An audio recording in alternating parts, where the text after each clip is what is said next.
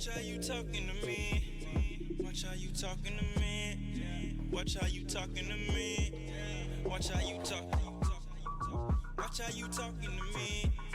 Watch how you talking to me. Watch how you talking to me. Watch how you talk. Have you ever seen snowfall in the six? Have you ever seen snowfall in the six? Have you ever seen a snowfall in the six? Fall in the six. Have you ever seen a snowfall in the six? Have you ever seen a snowfall in the six? Have you ever seen a snowfall in the six? Fall in the six. Have you ever seen a snowfall in the six? Have you ever seen a snowfall in the six? Have you ever seen a snowfall in the six? If I knew back then what I knew right now, I'd be here right now. I'm the nigga right now. I'm the nigga right now. Got your bitch right now. She said she want it right now. Getting litty right now. Wanna text me right now. Outside right now. Please do not get in my face. You know that I'm riding the whip. I just needed my space. I drink it straight with no chase. Love when you making that face. Living out a suitcase. Annie, are you okay? I fuck you good the long way. Watch how you talking to me. Watch how you talking to me. Watch how you talking to me. Watch how you talking to me. Have you ever seen a snowfall in the six? Have you ever seen a snowfall in the six? Have you ever seen a snowfall in the six? She's a keeper, legs like Serena, strong like Xena, turn into a screamer. She's a dancer, money from Atlanta. She's a cancer, phone ring, no answer. I'm getting litty, mixed dirty with the fenna. My life a movie, I always got a camera. I'm at Cabana, she sucking my banana. Ooh, na-na. If we never met, I'm there right now. Put a bullet in my head right now. Yeah, I'm living off of moonlight, moonlight. Talking but you don't fight. About a new life. Even when I'm wrong, you know I'm still right. On another level, reach a new height. I used to hit the block just to know why. No, I can't bless you, but my gun might. Have you ever seen a snowfall in the six? Have you ever seen a snowfall in the six? Have you ever seen a snowfall in the six? Fall in the six. Have you ever seen a snowfall in the six? Have you ever seen a snowfall in the six? Have you ever seen a snowfall in the six? Fall in the six. Yeah, I'm living off of moonlight, moonlight. Have you ever seen a snowfall in the six?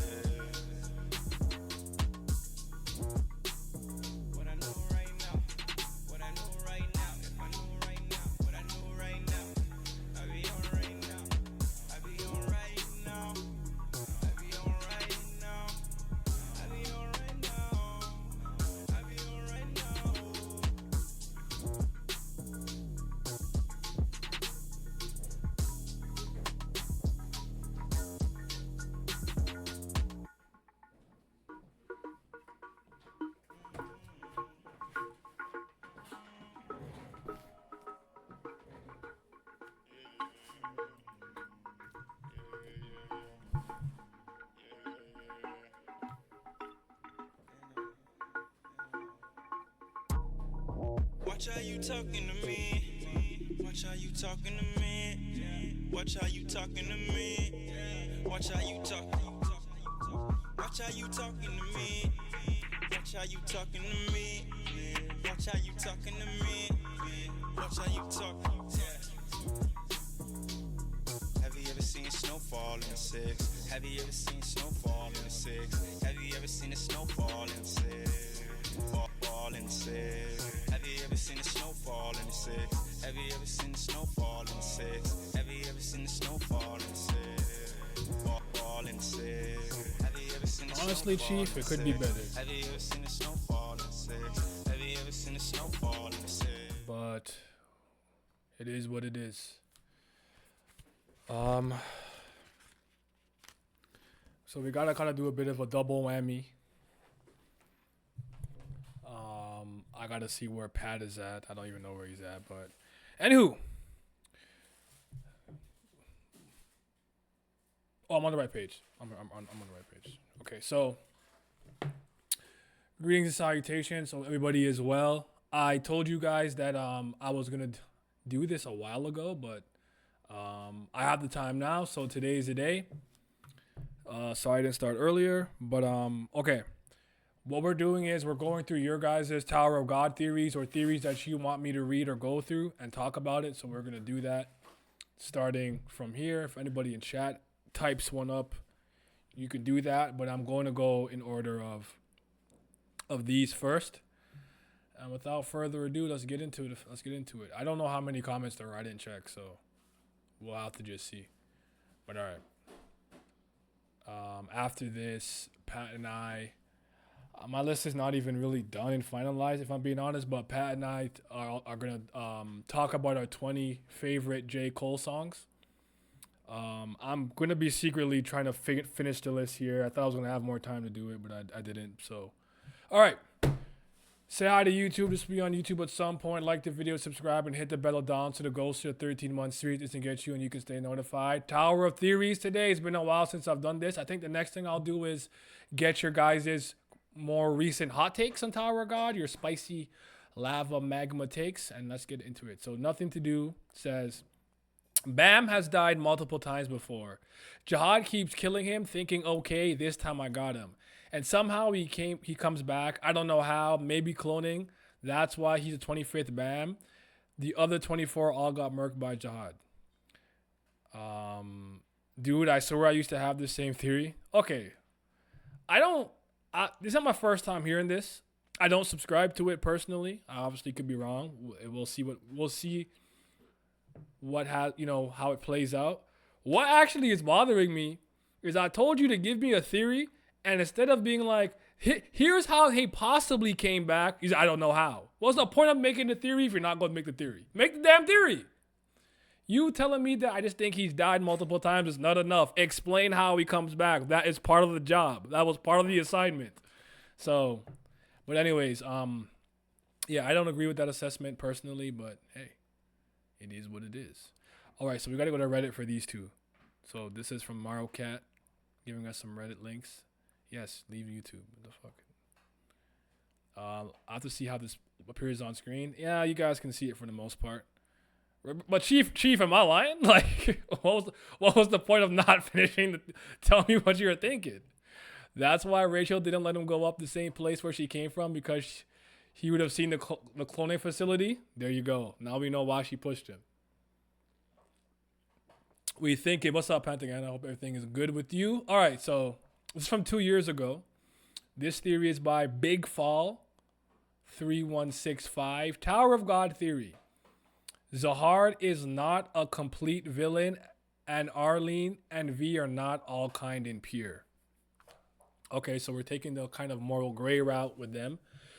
Zahard has the powers to see fate.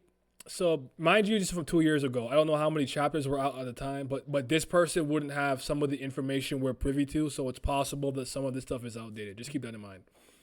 Zahard has the powers to see fate, so due to it, he may have seen the true purpose of Tower. Oh boy, it's going to be one of these. Oh my God. Quick tangent. Grammar, punctuation, spelling ability, reading comprehension. I need that back. I'm tired of having to decipher all of these damn sentences and comments, and there's missing commas and all kinds of things. I'm getting tired. I've gotten too good at this, where I will see a broken sentence and it makes sense to me. I don't like that. Okay? Anyways, I know. So, the true purpose of the tower was to create an axis. As soon as an axis is formed, every other life inside the tower may disappear because the purpose of tower was completed. And he tried to explain this stuff to V and Arlene, but V never got along with Zahard. So he thought he is making things up so that he can become king. And he also had a kind of hero complex, thinking he was the main character. And it is his duty to take inhabitants of tower to higher floors. Oh boy. He said, okay. So this is just the idea that Zahard had privy to knowledge that no one else had, and V wouldn't listen. So I don't really have any strong opinions yet. So let's keep going. When Oh my god. When Arlene and Zahard and them started fighting, and it was not to the point where Zahard will be willing to kill his friend's son, but he also had a vision that the one who was destined to become an Axis was not him or his friend, but their friend's son. And he will climb higher, become a god, and every other being inside him will simply disappear. So when he confronted Arlene and V and told them to stop thinking of climbing, they denied, and enraged, he killed Bam. What do you guys think of this theory so far? What's up, Star Destroyers?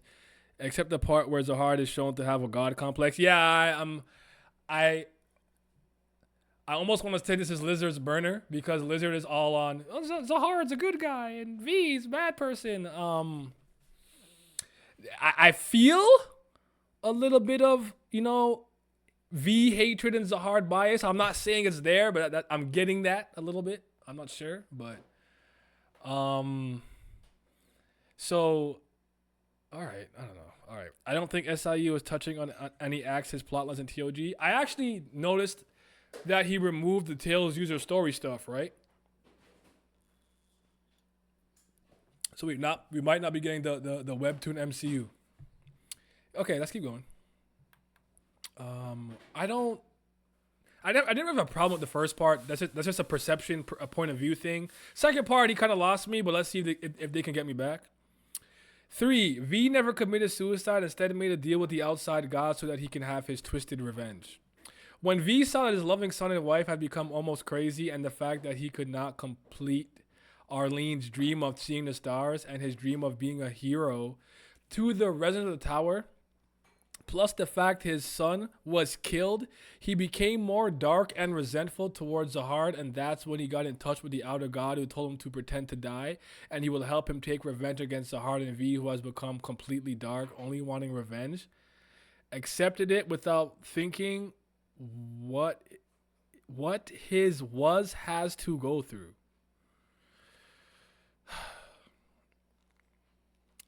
So you're gonna be dead by the time TOG ends. We ain't getting no extended universe unless a prototype or something continues it. I never liked the purpose of the tower is to create an Axis theories because the towers in Carnival were all built by an Axis and people can become an Axis on their own. I'm kind of with you there. I've never loved it, but I thought maybe there'd be something. I'm starting to understand. Like, here's the thing. This is part of the reason why I don't really do theories because I don't think I'm the greatest at it, but. When I do, I tend to let you know this is pure headcanon. I'm pulling this out the crease of my ass. Or like, this is what I believe based on some things that I've seen. So these scenes with Karaka and these scenes with Hajin Sung made me believe X, Y, and Z because in in this scene, Karaka does this. In B scene, Jin Sung does this. Therefore, I believe, X. Sometimes people just be like, so I think Rachel is actually Bam's mom, and just like, where the fuck did you get that from? You just decided to believe that out of nowhere. I don't really get theories like that. It's hard for me. So this kind of feels like one of them. Like, I'm not seeing anything really substantiated by, pictures and text through the webtoon. So yeah, okay. Arlene was quite pitiful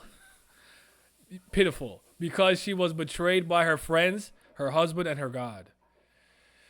When Arlene finally reached outside the tower and asked help from the outside god, then instead of reviving the original baby of Arlene and V, he put a part of himself inside the body. So when this body climbs the tower and becomes an Axis, he will become even stronger. Arlene realized this and saw that body did not have the soul of original son and was not the hero who will take revenge for her, but a monster who had endless gluttony who will swallow all life within tower. So she sealed him inside and cursed the outside god. I find the idea of V making a deal with the outside god interesting, but Arlene only went crazy after V's supposed death, so the substance he's basing the theory off is not concrete. I guess their best defense would be, we don't really know if V's alive, but based on what we know, I'm totally with you. Just weeks ago, people were on the Rachel's mom train with a certain flashback character. That's a good point. Never mind, I misremembered he killed himself because Arlene went crazy. Oh, shoot. Oh, wait. Bam is killed by Zahard. Arlene goes crazy. V self-deletes. Okay. Yeah. That is the order. I wasn't even thinking. I probably just corrected it in my head without, despite what you said there. But yeah, they lost me with this. And plus, I've heard this theory and these theories before.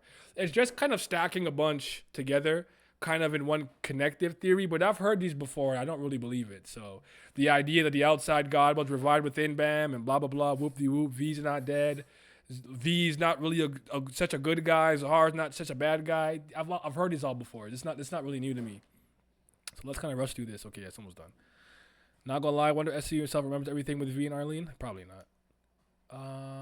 Outside God was revived by the original son of Arlene and V into the body of Rachel. Outside God had a body that contained a part of him had been sealed, so we revived the original baby of V and Arlene and Rachel. I think this explains why Rachel thinks that everything Bam has, all the talent and a body with monstrous talents that could have fulfilled Arlene's desire of seeing the stars, should belong to her. That's interesting. See, that is interesting. Rachel feels so entitled to what Bam has gotten because Rachel's supposed to be in Bam's body. Now, I don't agree with the theory, obviously, but that's it. That's actually an intriguing point. That I could be like, okay, you cooking a little. V is the worst of all because he started the war that killed billions, and when he lost the war, he abandoned his wife and pretended to be dead so that he can have his twisted revenge on Zahar. It's some Asher shit.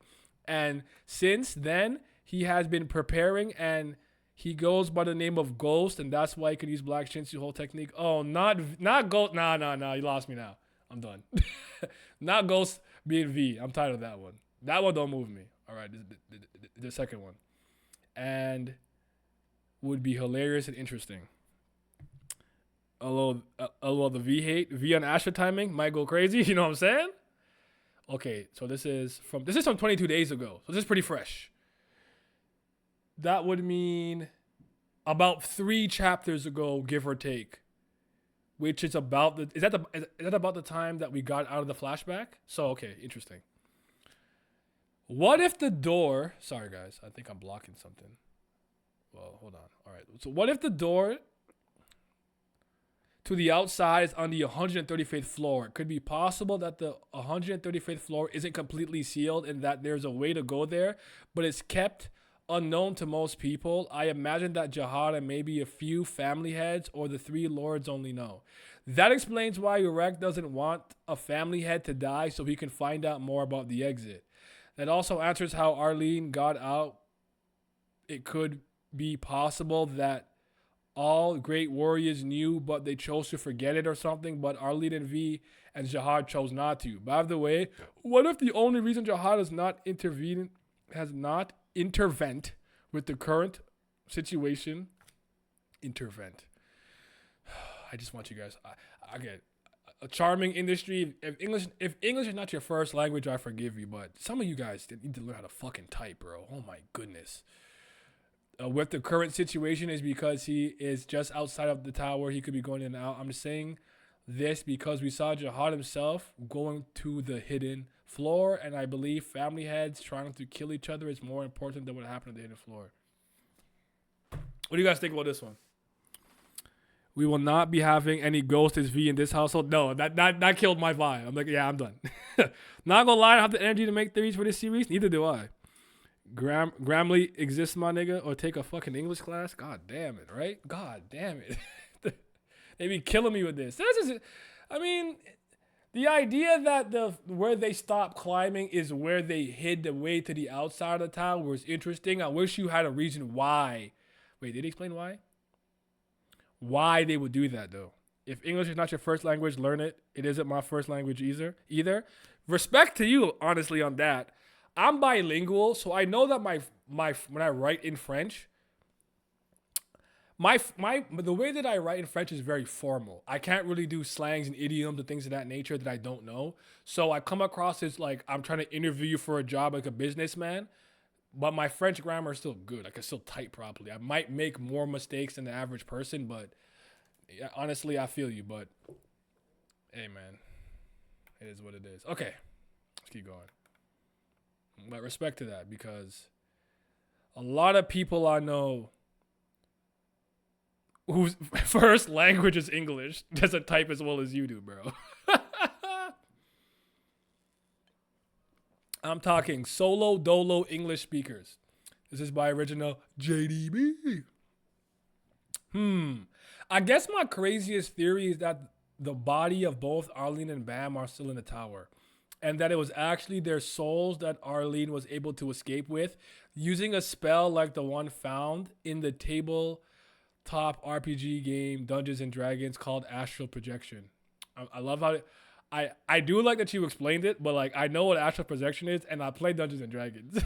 That spell from the game takes the soul of the caster up into 10 others to the astral sea, a separate realm, and from there one can actually travel to different planes of existence. I think Arlene used something like that and took Bam and her soul out the tower, and while in soul form, she met with the outside god to reincarnate or create bodies for themselves outside. I'm fine with being wrong, but until I know for sure or I find a theory I like better, this is my theory. Funny enough, all you need to know to make a solid sentence is good use of periods and commas. I do like a motherfucker who knows how to use commas and semicolons and colons and whatnot. I do. I think I find this interesting. So the original body of Arlene and Bam still exists somewhere in a tower, but she used some type of soul separating spell to get. That was how they got outside the tower. They couldn't physically do it, but with an astral projection they could. And then the outside god.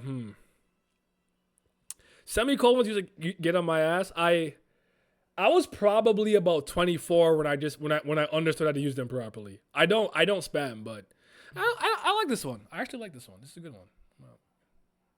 This is a good one. My wildest theory is SIU hasn't forgotten a single character or plot point.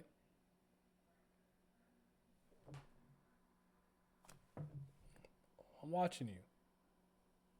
Watch out. Well, that would be interesting. Bam could then meet his original body, but I don't think it's likely. I don't either. I do think a lot of this is wishful thinking sometimes. Obviously, copium. I know, hot take. All right.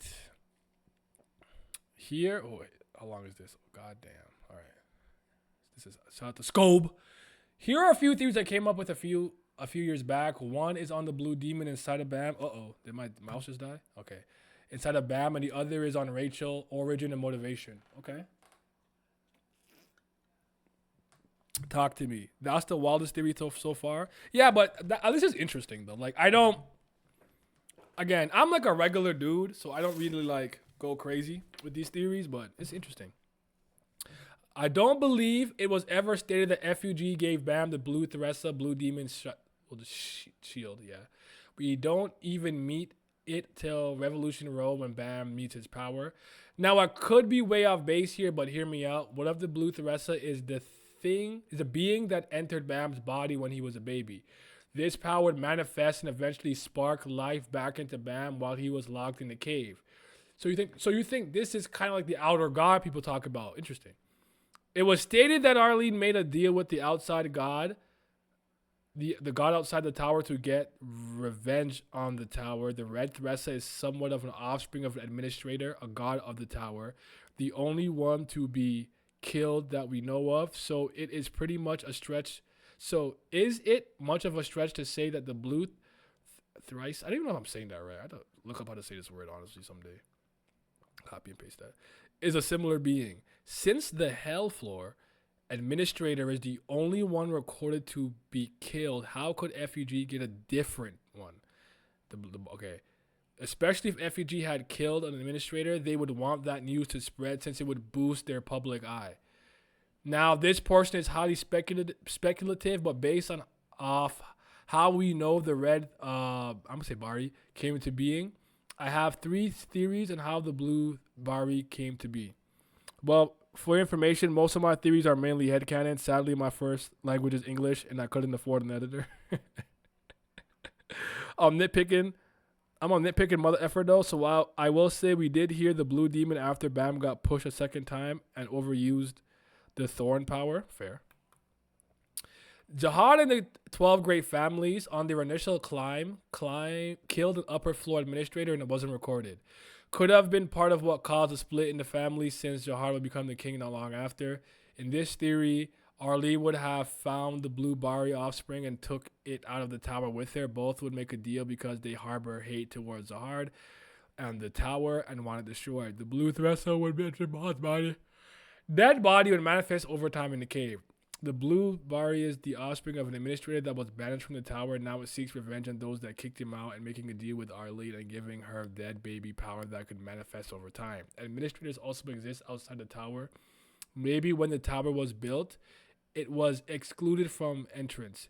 In spite of being shunned out, it seeks the tower's destruction, making the deal with Arlene, giving Bam's dead body power that would manifest over time.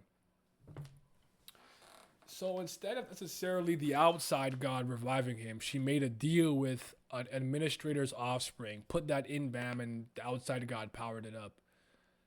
Okay, so this is still similar to like the outside god theory, but just with like more different details and whatnot. Okay. I actually don't remember if I ever said the FEG gave Bam the blue demon. I've heard people say that, but I don't remember reading in the story. One thing you'll learn about this series is people will just say stuff like it's a matter of fact, whether or not they know or not. It's really funny. I don't recall either. I really just want to do a reread of season 2. I just feel like it's a waste of time. Is anyone like? I feel like rereading Tower of God and retaining that information is not going to benefit me in the 3rd season. I don't think he cares to that degree. That's why I haven't bothered. Give me 1 second. Sorry. So yeah, I don't know, man. My throat's still hurting, y'all, so give me a sec. Ah! God damn it. I'm getting my ass beat.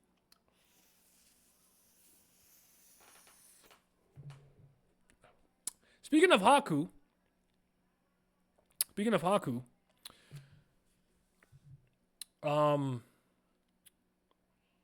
we're going to do a Kubera discussion soon because he just finished the 1st season. The blue demon first appeared in the rice pot. Anything else is false. Oof. Rachel might be the byproduct of via Zahard and Arlene after Zahard killed Bam and V. Arlene then escapes the tower and gives birth to Rachel. Arlene raises Rachel but shows her no love and affection, resulting in traumatizing Rachel, making her feel unwanted and not special. At the same time, Rachel sees her mother distraught and hurting over V, and Bam showing more emotion to a corpse of her dead son than her. Later, Arlene would then even put all her hope into Bam, the monster, to bring down the tower and all of what Zahard has built.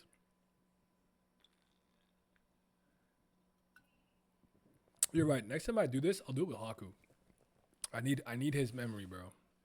Haku's special ability is memory retention. He don't forget anything he see or hear or experience. What's my ability? What would my ability be? I'll let y'all decide. If I like it, I'll stick with it. This leads to Rachel's jealous desire of wanting to be a star, chosen one. Because although she doesn't know her father yet, she is still seeking her mother's affection that she never got. Also would find it really beautiful that 2 of the strongest people in the tower gave birth to such a weak and useless child as a result of the conception being out of malevolence, what happened to my brain, and lust on Jahad's part. As a result of being raised by Arlene, Rachel always knew of Bam's destiny. This led to Rachel sticking around Bam in hopes to take his place. She constantly talked about the tower around him and seeing the stars in hopes that one day Bam would open the door to the tower. When Bam opens the door the first time, he was upset with Rachel about the tower and having an emotional outburst. Now, whether the tower grabbed Rachel to entice Bam or if Rachel's manipulation of Bam's emotion is what led to Bam opening the tower is unclear. I do believe, though, that this combination of things may have been the right condition that allowed Rachel to enter the tower, followed by another emotional outburst by Bam that allowed him to reopen the door and enter himself. Rachel became a fake irregular rather than the chosen one, but that she sought to become. Now, whether Rachel is a pawn to push Bam further along his journey, or she's a trump card to eventually stop him, is yet to be seen. Oh, man. Comprehension of broken English. It's also stated that whatever allowed Bam to use the first thorn was some type of creature that was implanted in Bam on the 2nd floor, which we see in a flashback. Based on the blue demon speaking after Bam's overuse of the thorn, people probably thought that it was indeed the same creature implanted in Bam. I think that makes sense. I like a lot of this. I like I don't know that I love the idea that Bam and Rachel are related, but I like the idea like the talk. Someone else said something similar that what did we read just now where someone said that they believe that Bam's body is still and Arlene's body is still in the tower somewhere dead, and then the outside god revived or something like that, and then Rachel was in Bam's original soul was in Rachel's body, and that's why she feels entitled to all the things Bam has. This has that hint of like knowing Bam's destiny and all that stuff, and her wanting to kind of usurp that. I like it. My ass finna be reading today, boy. All right. Excusez-moi. I think there are two people who are Icarus, but one is the real Icarus. I believe Arlene called herself Icarus for the book she wrote called The Story of Icarus, the one Traumare read in 589. I believe this is the same book Rachel read before season 1 and is the same book called Hate on a Fairy. Okay, I remember this. I think this book was meant for Bam to read to prepare him for his journey, but Rachel got her hands on it first, which explains why she knows so much. Rachel looks up to Arlene greatly, and the Icarus character for her hidden floor identity. The real Icarus is the name of the true prince of Zahard, Bam. So Icarus is Bam's real name? Wait, hold on. Sorry. The real Icarus is the name of the true prince of Zahard, Bam. Zahard Icarus Grace. Okay. I believe this is the name Bam was born with, not Juvial Grace. In chapter 551, the book of Aguero mentioned the Prince of Jihad, Icarus. Now, it could be interpreted as one or two separate people, but later in the chapter, Aguero was talking to Rachel about Zahard's prince, and she was being coy about the subject. I think the book Aguero read and the book Traumare read are completely different. The Forbidden Book is a historical book, chapter 555, and the story of Icarus is just a story.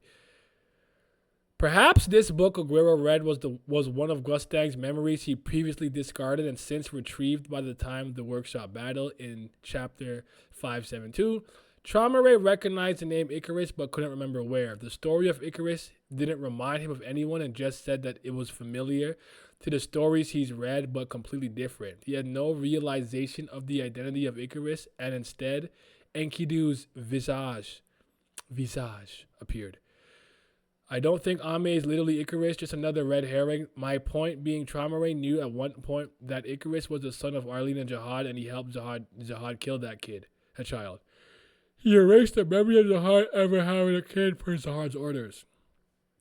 Honestly, the Blue Demon being in Bam due to anything outside of what the series has shown is far more unlikely, as it's 100% conjecture, while my theory, for example, has something to go off of, or I'm just glazing myself. Man, all Bam being like Zahard does not move me. To me, it heavily undermines the end of the data floor. I like theories with some type of series evidence as well. Makes me scratch my head less. I'm with you. The first arc of season 2 is Return of the Prince. Wagnine was in the tower the entire time failing his test. Meanwhile, Bam was born in the tower, left the tower, then returned to the tower. During the workshop battle, Gustang was speaking to someone on the radio, probably Maxeth, about the identity of Jihad's prince and that he has returned. Since then, Gustang has only ever had an interest in Bam and constantly testing him. Gustang doesn't care about Wagner at all.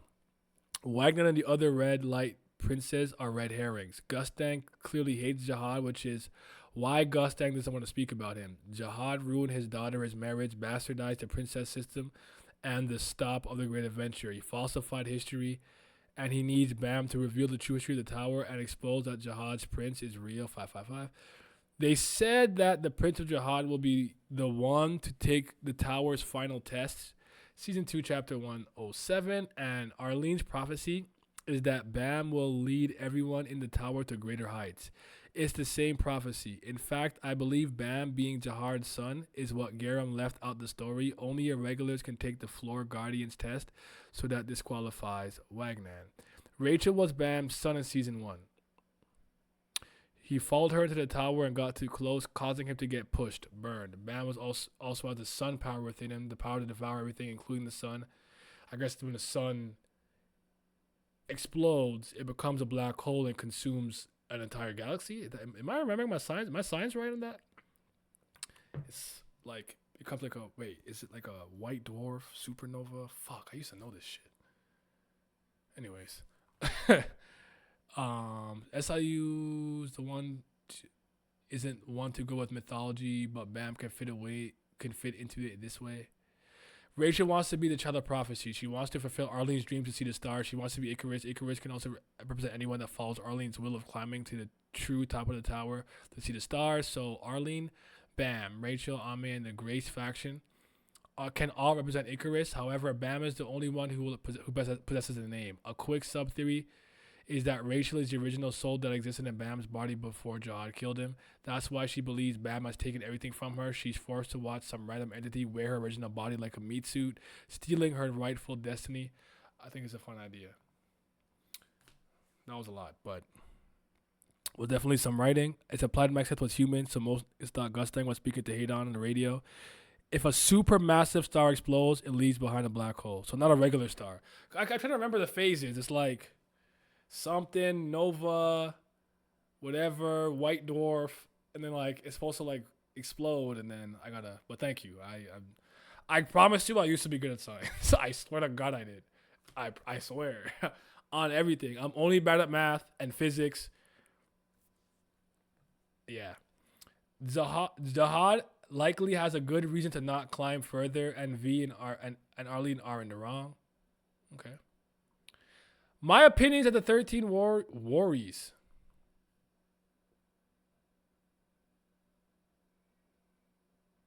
Warriors had to kill their own allies to gain favor with the tower administrators and acquire immortality. Therefore, they are despised by their allies and split it. Okay. I think the 10 family heads have a physical weakness akin to an Achilles heel. I do not see the main cast outside of Bam being comparable to a family head, and I doubt anyone in the tower outside of Urek, maybe Loose-Like and 1-2 others being comparable. So I believe either break the immortality contract and their power greatly decreases, which would be shit, or have a single weakness that the main cast try to find and use against them, or the family heads kill each other. I feel like the Fitbit kind of fits into that kind of thought process a little bit. When it comes to sealing past the 135th floor, I believe Jahad was in the right, but went the wrong way about it, and V was the exact opposite. So V was wrong, but he went the right way about it. Also, Jahad actions were initially not evil. 3 ads. Naya really is Hollywood now. Subscribe. I don't control the ads, bro. the 13 great warriors. 13 great warriors. Yep. Bam will destroy the tower and use it to reform it into a giant orb, aka a planet. This will break down the division in the tower. Everyone will be on the same level. Needless to say, this is a tinfoil hat.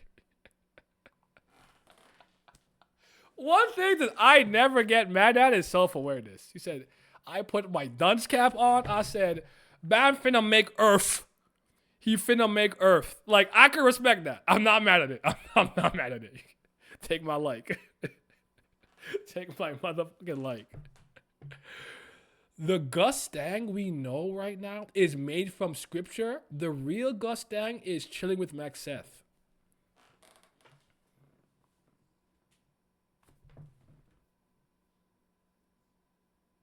Nah, I don't think so. Nah, I disagree. I feel like fake Gustang couldn't get the memories back of real Gustang. I'm going to say no. I'm going to go with no. Interesting thought, though. The idea that he could create a scripture of himself. I don't hate that idea.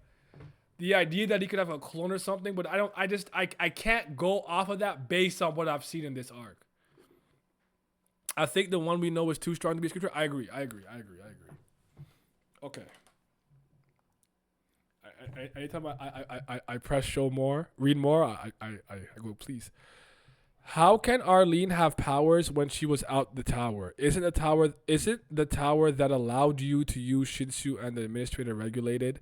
Rachel's dream is to see the stars, but didn't she come from the outside the tower? What is the point of entering the tower to then escape and see the stars unless the stars are something else that we don't know, which will make more sense? Excuse me, hey.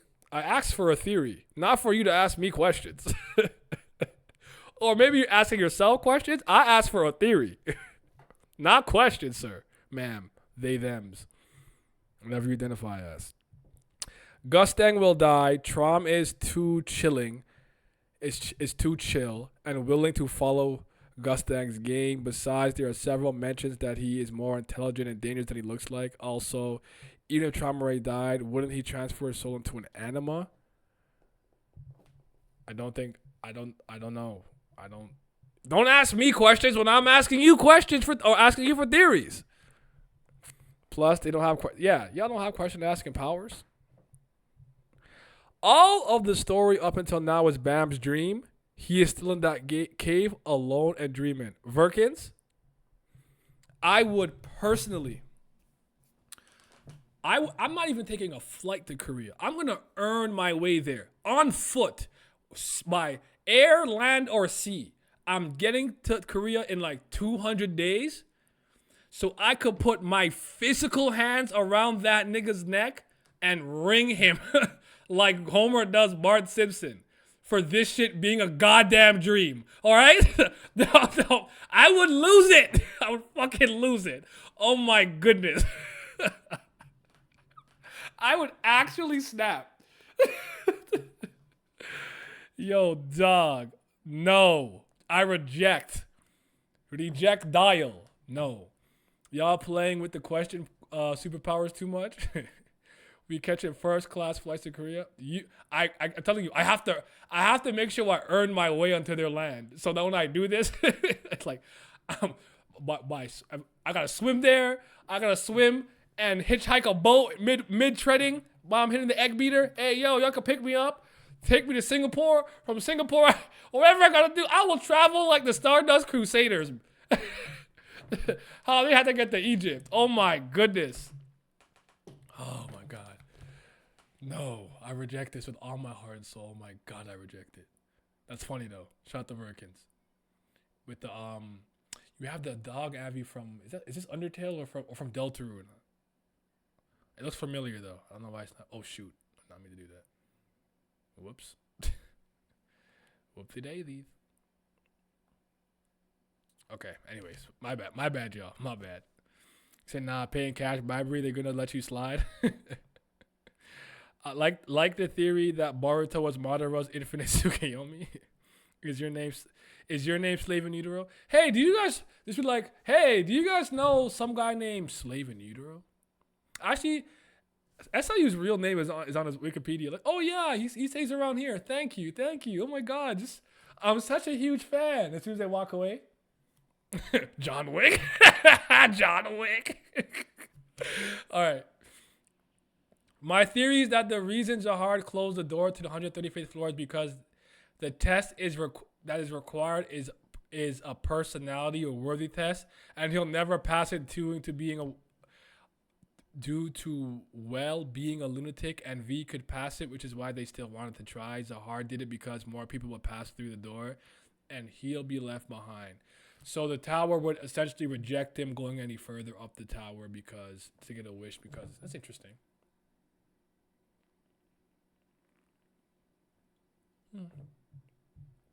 I don't agree, but interesting. I will learn Korean just to pull up SIU. They won't see me coming. Facts. Nim Sunbae. I don't know Korean, bro. I can't even speak fake Korean. Okay. Oh, you back. All right. This is my second and shorter theory. One I just thought of a few minutes ago and may be a bit of a reach and contains a lot of hopium. What if Dravi? I don't know what that is. The mysterious pink-haired girl from the hotel arc was Elaine in disguise. What do we know about Dravi? She's apparently a random member of F2G who just happens to be in direct contact with Hajin Sung and was able to communicate directly with him in order to inform Bam about the escape route. We never see her face, and the last time we saw her was in chapter 583, standing to Jin Sung. We know that Jin Sung was the one who sent Elaine to the last station so she could look after Bam. So what?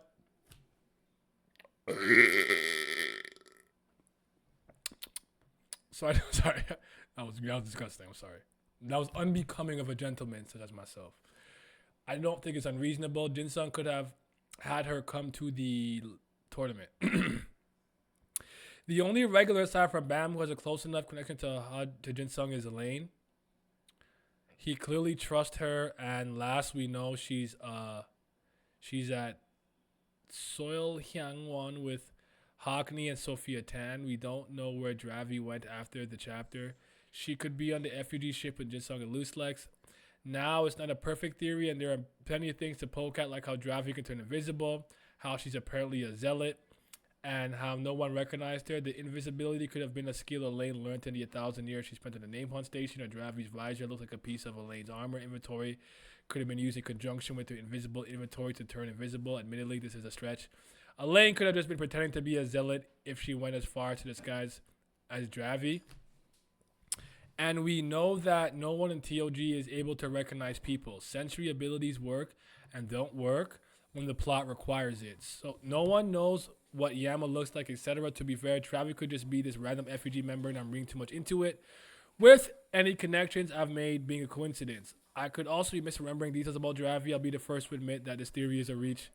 That being said, Elaine should be involved in the current events, and it puzzles me on why she isn't included. Elaine is my third favorite character. I feel that. That much I feel. And it saddens me she isn't here to shine in an arc she deserves to be in. Instead, we got El Bozo. I feel it. Were you starting to partially transform into your Sura form? Yes, I was. Shorter theory, as 10K words, no need to lie. Loud ass burp. Elena's not here. Sorry to burst her bubble. We don't know who Trauma Ray's 6th chess piece is. Wow, this is me fucking up now. Of the ones known, I can read, I promise. Holland, Lachute, oui, Dump. I forgot his name was Dump. Terrible ass name. Why would you name someone that? And Jew. So who's the 6th? When will they show up? Did SAE forget? Here's what I think. I think the 6th member could be a boy who tricked Elaine to be the branch head. We still don't know what happened to him, nor have we met every branch head. It definitely wasn't Holland. My friend thinks the 6th chess piece could be Elaine, but that's too much hopium even for me. I like the part where maybe we'll still see the person Elaine got engaged to when she failed the test to become a princess of Zahard. That moves me. The reason that I'm going to reject the whole Dravi thing and it's just your hopium, and remember, I'm an Elaine guy too. I miss Kaiser. It's because I believe that FUG, just like the Zahard Empire, has regulars that they employ that can go into certain areas so that they can complete missions and do things. I want you to remember the last station. Levi and his gang of people, they were regulars who kind of stopped climbing to serve under the king, because rankers, upper rankers, and high rankers are literally not allowed to interfere and to go into certain spaces and certain areas. I believe FUG also has a pack of regulars that they use in a similar fashion. So that's my pushback. I don't think it's Elaine. Isn't Elaine in the tree with Karaka and Useless? Karaka is not by the tree. Karaka was with us, and he got packed up by Dumas last time we saw Karaka. I do believe Elaine should be by the Snow Garden, but I don't recall 100%. Okay, we got 2 more left and we're done. Unless somebody add one while I was here? No, okay.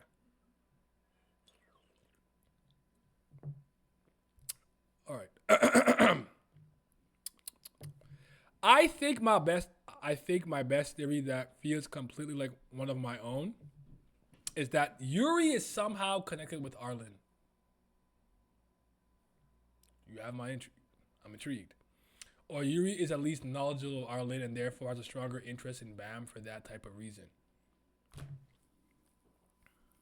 Okay.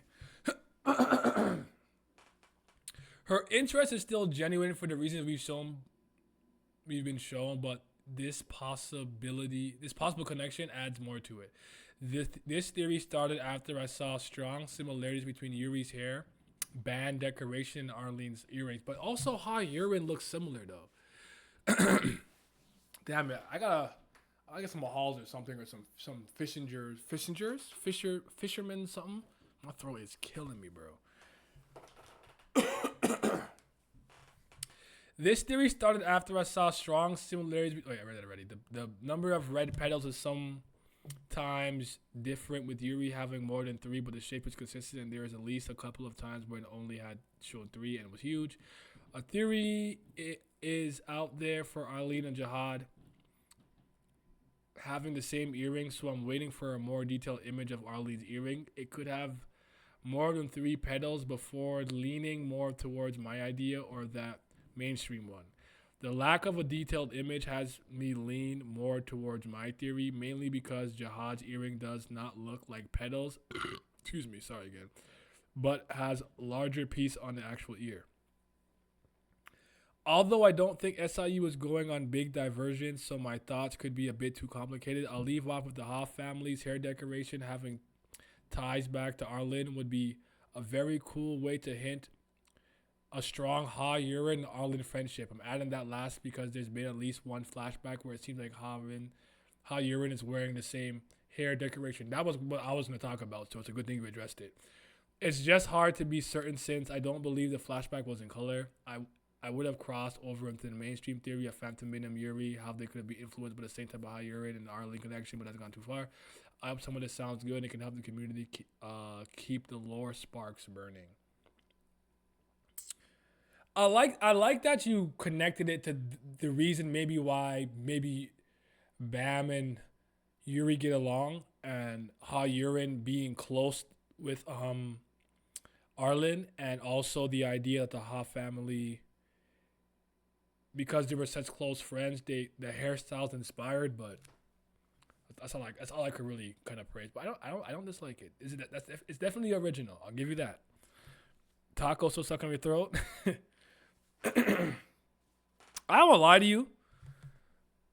I secretly think I have mononucleosis, bro. I really do. Cause now when I self-diagnose, I'm always dying, but I think I have mono B. I've been French kissing too many bitches. Number one, I had a theory about Rachel being a doll or homunculus, an artificial human servant that created by Arlene using magic and Shinsen to not only watch over and raised, but to make sure Bam fulfills her self-made prophecy by any means. Rachel, is his white rabbit, making sure he follows her, leading him up the tower, even though she wants nothing to do with him. And he will give her that chance. She defaults to just throwing a little care or just a little bit of truth to make him chase her again. Like in the Hill Train arch, she even said, "Too bad, Bam, now you have to chase." Then when she making Kun again, first question why she asks, "Where is Bam?" Bam. But that why she seems obsessed to know so much about Arlene. She was either made with built-in memories when a time comes, or she was made and raised by Arlene. I can even see her rage crazy state make her resemble the person she hates, which is why she looks like Jihad. But that's why Rachel wants Bam's destiny. She thinks she's more worthy of. Oh, Arlene. I'm like, New Orleans. In love with Bam, and she's more Arlene's daughter than he is her son. I think she does not care about any of them. They are tools. Rachel is a plastic spoon trying to be a knife.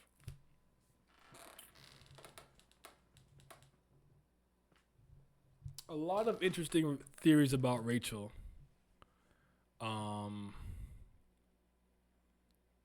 He said, spit 20 bitches, probably worth it. I'll see the doctor on. I'm seeing the doctor on the 30th anyway, so I'll make sure. I don't dislike it honestly, but a homunculus or a fake human with a spell, I don't see why if Henry you can create life, I wouldn't put it past it, but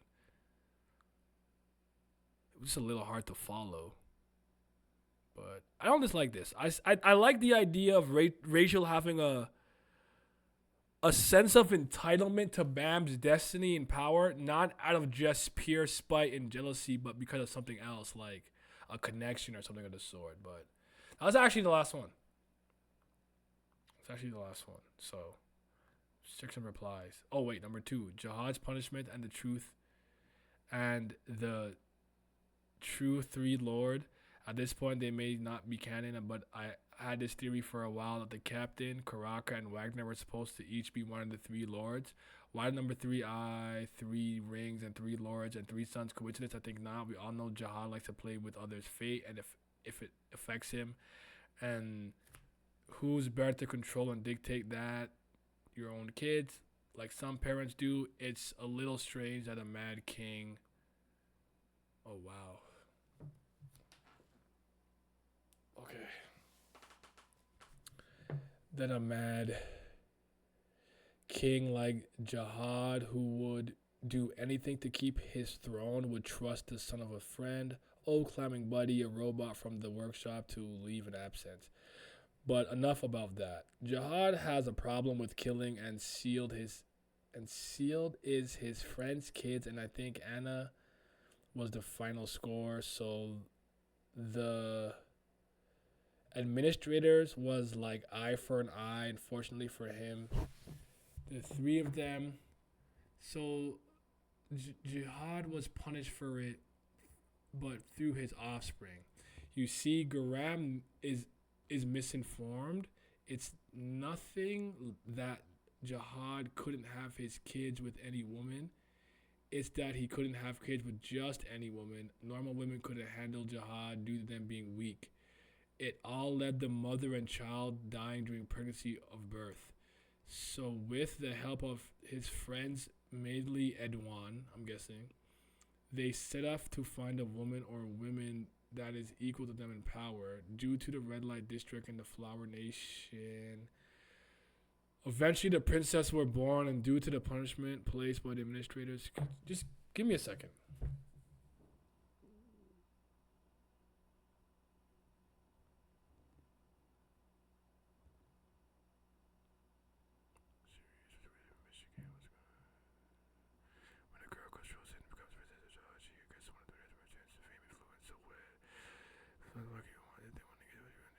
Imagine if this blood child, if the princess eye position, princesses like Valkyries and enforcers, and that would make all 3 princesses his eyes. That watch installed. But regardless of them being a prince, they're just living keychains with pieces of a broken key. Half of perfect is hidden in plain sight. The other discarded. All right, man. I'm sorry. I don't feel like deciphering that one. All right. If anyone in chat has a theory or something they want to share, I don't. Sorry, I can't decipher that one. I'm tired. Something I think the idea that the princes, the princesses and whatever, all like the eye and the 3 eyes something. That was unfortunately the English is too broken. I can't understand it. Rachel probably the worst homunculus ever seen, but I feel like the theory can also work with the sons of God as well. They're made in the king's image, like how God supposedly made man in his image. He's making secret messages with these theories. I think Sleepy had told me something about. I think there's a reason with them in particular, but I couldn't. Unfortunately, I just couldn't understand that second part. It was too much for me. But I really don't have any theories. I just have things that I would like to see or want to see. But aside from that, I don't really got nothing. So, okay. I'm here. Ready to go. Ready to go whenever. But yeah, these were some. I like some of these. Not all of them. I like some of them. I thought some were interesting. I thought trying to find a reason for Rachel's, again, wanting to usurp Bam's fate and destiny and things of that nature. I think that all made sense to me. I didn't hate that. What the fudge is going on here? What's going on? Oh my God. Don't do this.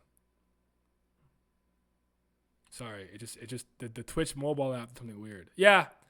I'm not a theory man myself. It's not my specialty, so I don't really have any major theories to share. So we can just chill for a little bit and talk. How y'all doing? Y'all enjoying y'all Tuesday? Y'all having a better Tuesday than me? I was stuck in traffic for 4 hours. I am miserable. I hate traffic so goddamn much. Like I can't stand it. Oh God. Allergies kicking my ass. My throat is kicking mine, bro. Like I don't even see it. Every time I swallow, I kind of like grimace, like it hurts. Jihad really on his Hashirama gimmick. His DNA too strong for the baddies. 4 hours. That is miserable. Yeah. Just Toronto, man. I don't listen. I think I put in the Discord that I had to I've been going through Lizard's list. I'm done with everything else from Fly Union to D12 and Bruno Mars and Anderson .Paak. I've done all that already. I'm going through Lizard's list. I've been listening to Blue Under the Heaven. But on my car ride, I won't lie to you, I was mostly listening to my on the road playlist. I have a playlist for when I'm driving. So I was listening to that in the car. Plus my sister was in there. I had to pick my sister up. So yeah. Your sex takes me to paradise. Shout out my guy. Yeah. So anywho, I dropped the short. Go run that up for me. I usually drop the short last in the week, but I forgot to drop the video earlier. I didn't schedule it, so that was my fault. So I had to just drop the short because I streamed right after. So it probably take you just a minute to go through. So run it up for me. Drop a like on that if you don't mind. Am I watching the game today? Game. Champions League is on Saturday, so you're not talking about Champions League. Oh, the Mavs and the Timberwolves. I haven't watched a basketball game since the last series, bro. I could turn it on because I'll be streaming, I guess, so I'll turn it on. But I haven't watched any of the games. I lost interest. I have no more interest in the playoffs. I don't care at all. We feel good this Tuesday. Summer heat coming in like a truck. No surprise there. I like summer. I'm happy that the weather is nicer. I like when it's warmer, but man, got me jogging at effing midnight. I like that. I'm not a late night jogger. I'm an early morning jogger, but that's what's up, though. That's what's up. I'm an early morning person, getting out the way early, and it gives me energy for the whole day, you know? So that's how I like to do it, get up and run before I do anything else. I will be playing Paper Mario at some point later this month or probably maybe beginning of July. I'm gonna just be honest with you guys right here, right now. It's nice outside. I'm gonna be outside with the hose. I'm gonna be out there, slinging dick. So I'm here when I'm here. I'll do my best. I'm trying to have a schedule. Yes, 1,000-year door. My best friend got the game for me. Cause I wasn't really gonna. I honestly never planned on buying it. I have the game. I literally know where it is. I could just play it. So, but I heard they added some secret bosses and stuff. But apparently this is locked at 30 FPS. Even though the original is 60 FPS, this is just some Nintendo ass fucking shit. I goddamn hate Nintendo. But. Hey man, I actually haven't played it since like 2019, and I used to play it like 6 times a year, and at one point at least twice a year. So it'll be fun to go through it again, even though I probably won't forget anything. I don't think I forgot anything, but yeah. Somebody wants me to do a 10 HP run. I'm not gonna do that. I don't know. I when it comes to gaming, I do not feel my need to prove anything to anybody. I don't care if you think I'm the best gamer, the worst gamer, or average as fuck. I don't care. You better be playing on hard mode. How about I put that shit on normal as fuck mode and enjoy myself? I am not you masochist. I play. This is no shade to Soulsborne game. Elden Ring on the hardest difficulty. I love when I lose to the same boss 100 times. I don't. I don't. Again, that's if you like that, you like that. I do not enjoy that shit. If I lose to a boss 100 times and beat him once, we are 101. I have to win 100 more times before I feel better. And I'm not going to fight 100 more times. So yeah, you know. He said, y'all can walk outside in America. I genuinely thought you couldn't. First of all, I'm not American. Well, I'm North American, but I'm not from America. I'm not American. I'm Canadian. So, but yeah. If Nintendo might make such a good effing games, I would enjoy burning the whole company down. See, with me, I don't even think they maintain the same level of quality. It's every once in a while they drop a banger, in my opinion. I'll give credit where credit is due. I'll always be here for Zelda. Obviously. I'm a Zelda guy. I actually think Mario Wonder is the third best 3D Mario game I've played behind Super Mario World and Mario 3. What else? I don't even want to give them. I'll give credit for Ultimate, but I don't really play it. But like, I've been playing Mario Kart 8 since 2014. This is Mario Kart 8 Deluxe. Shut the fuck up. It's the same fucking game. Just do shit like I just can't respect. The Wii U era was a dud. The Switch era started off strong, didn't end well. I would say I'm not buying the next system. I'm not buying. I'm done with system. I'm a PC man and Steam Deck man now. So I'm probably mostly done with consoles because I sold the PS5 that I got as a gift. I sold it. I sold that whole for $400. I didn't even keep it. So I don't want this. I'm not gonna play it. I don't give a fuck. I'm just a crazy nigga the first time playing Danganronpa 2, shut that to the highest difficulty. That's completely different though. First of all, Danganronpa is not a hard game at all, even on the hard difficulty. It's just that the reticle is smaller, you have less bullets and stuff like that. Like that's a reading comprehension game with small mini games. That's not the same thing to me. Because I like extremely hard platformers like Super Meat Boy, Celeste, the levels in Cuphead where you have to platform and whatnot, running gun stages. What else can I think of? A very hard platformer. Like I like those, but I find that like you jump, you die, you respawn immediately and you try again. Like I'm in the action. I'm constantly in the action. It's not like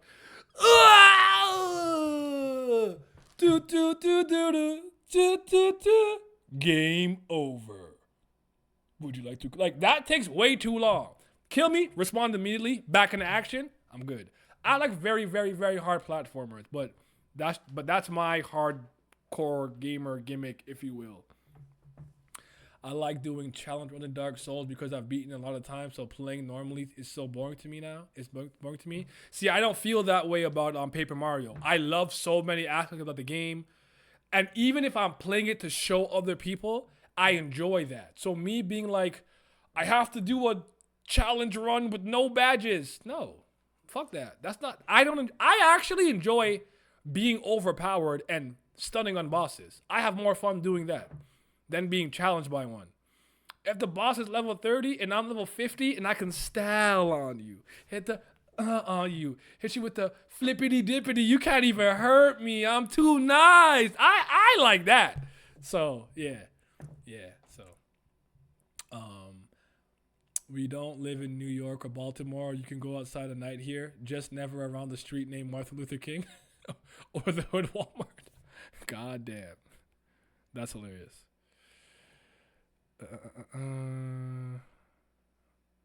Alrighty. Whenever you are prepared. What's up, Omar? I can't believe someone tried to impersonate you and get me to do some bullshit. They not slick. I don't know, man. Some of these eroge vision novels on hard mode are intense. What you playing on hard mode, bro? Bible Black, Space Pirate Sarah. Not gonna lie, if they had two different difficulties Super Mario, I'd definitely play the hardest one for fun. I wouldn't do a challenge run though. See, I do that. That's different though. That's different. I definitely do a challenge run, or I'm sorry, a challenge run. Like hard difficulty. But okay. I guess I somewhat misspoke. I don't enjoy doing self-induced challenges in the game. Do a Nuzlocke. No. Naya, you said that Shantae was easy, but you had the infinite shield. I took the time to find every item and do every side quest, and my reward was an infinite shield. I'm not taking it off. I earned this shit. If you didn't want me to have it, you shouldn't have given it to me. I don't give a damn. That's just how my brain works and how I operate. I played Kingdom Hearts my entire life, so yes, anytime a new Kingdom Hearts game comes out, I will play it on the hardest available difficulty, which is usually Proud Mode. But that's because I'm so familiar with it. The Proud Mode has become my normal mode. The same way for like Fire Emblem maybe, Hard Mode has become my normal mode because I've been playing it since I was a kid. So that's different. I want to throw God of War in there, but I've kind of played God of War mostly in one like lump sum. But that's a fair point. I've played Paper Mario so much into a T. Yes, if there was a super hard mode, I'd play it on that. I played Bug Fables the first time I played it with the hard mode badge on, because I'm like, I'm a Paper Mario veteran. I don't need no fucking help. So yeah, well said.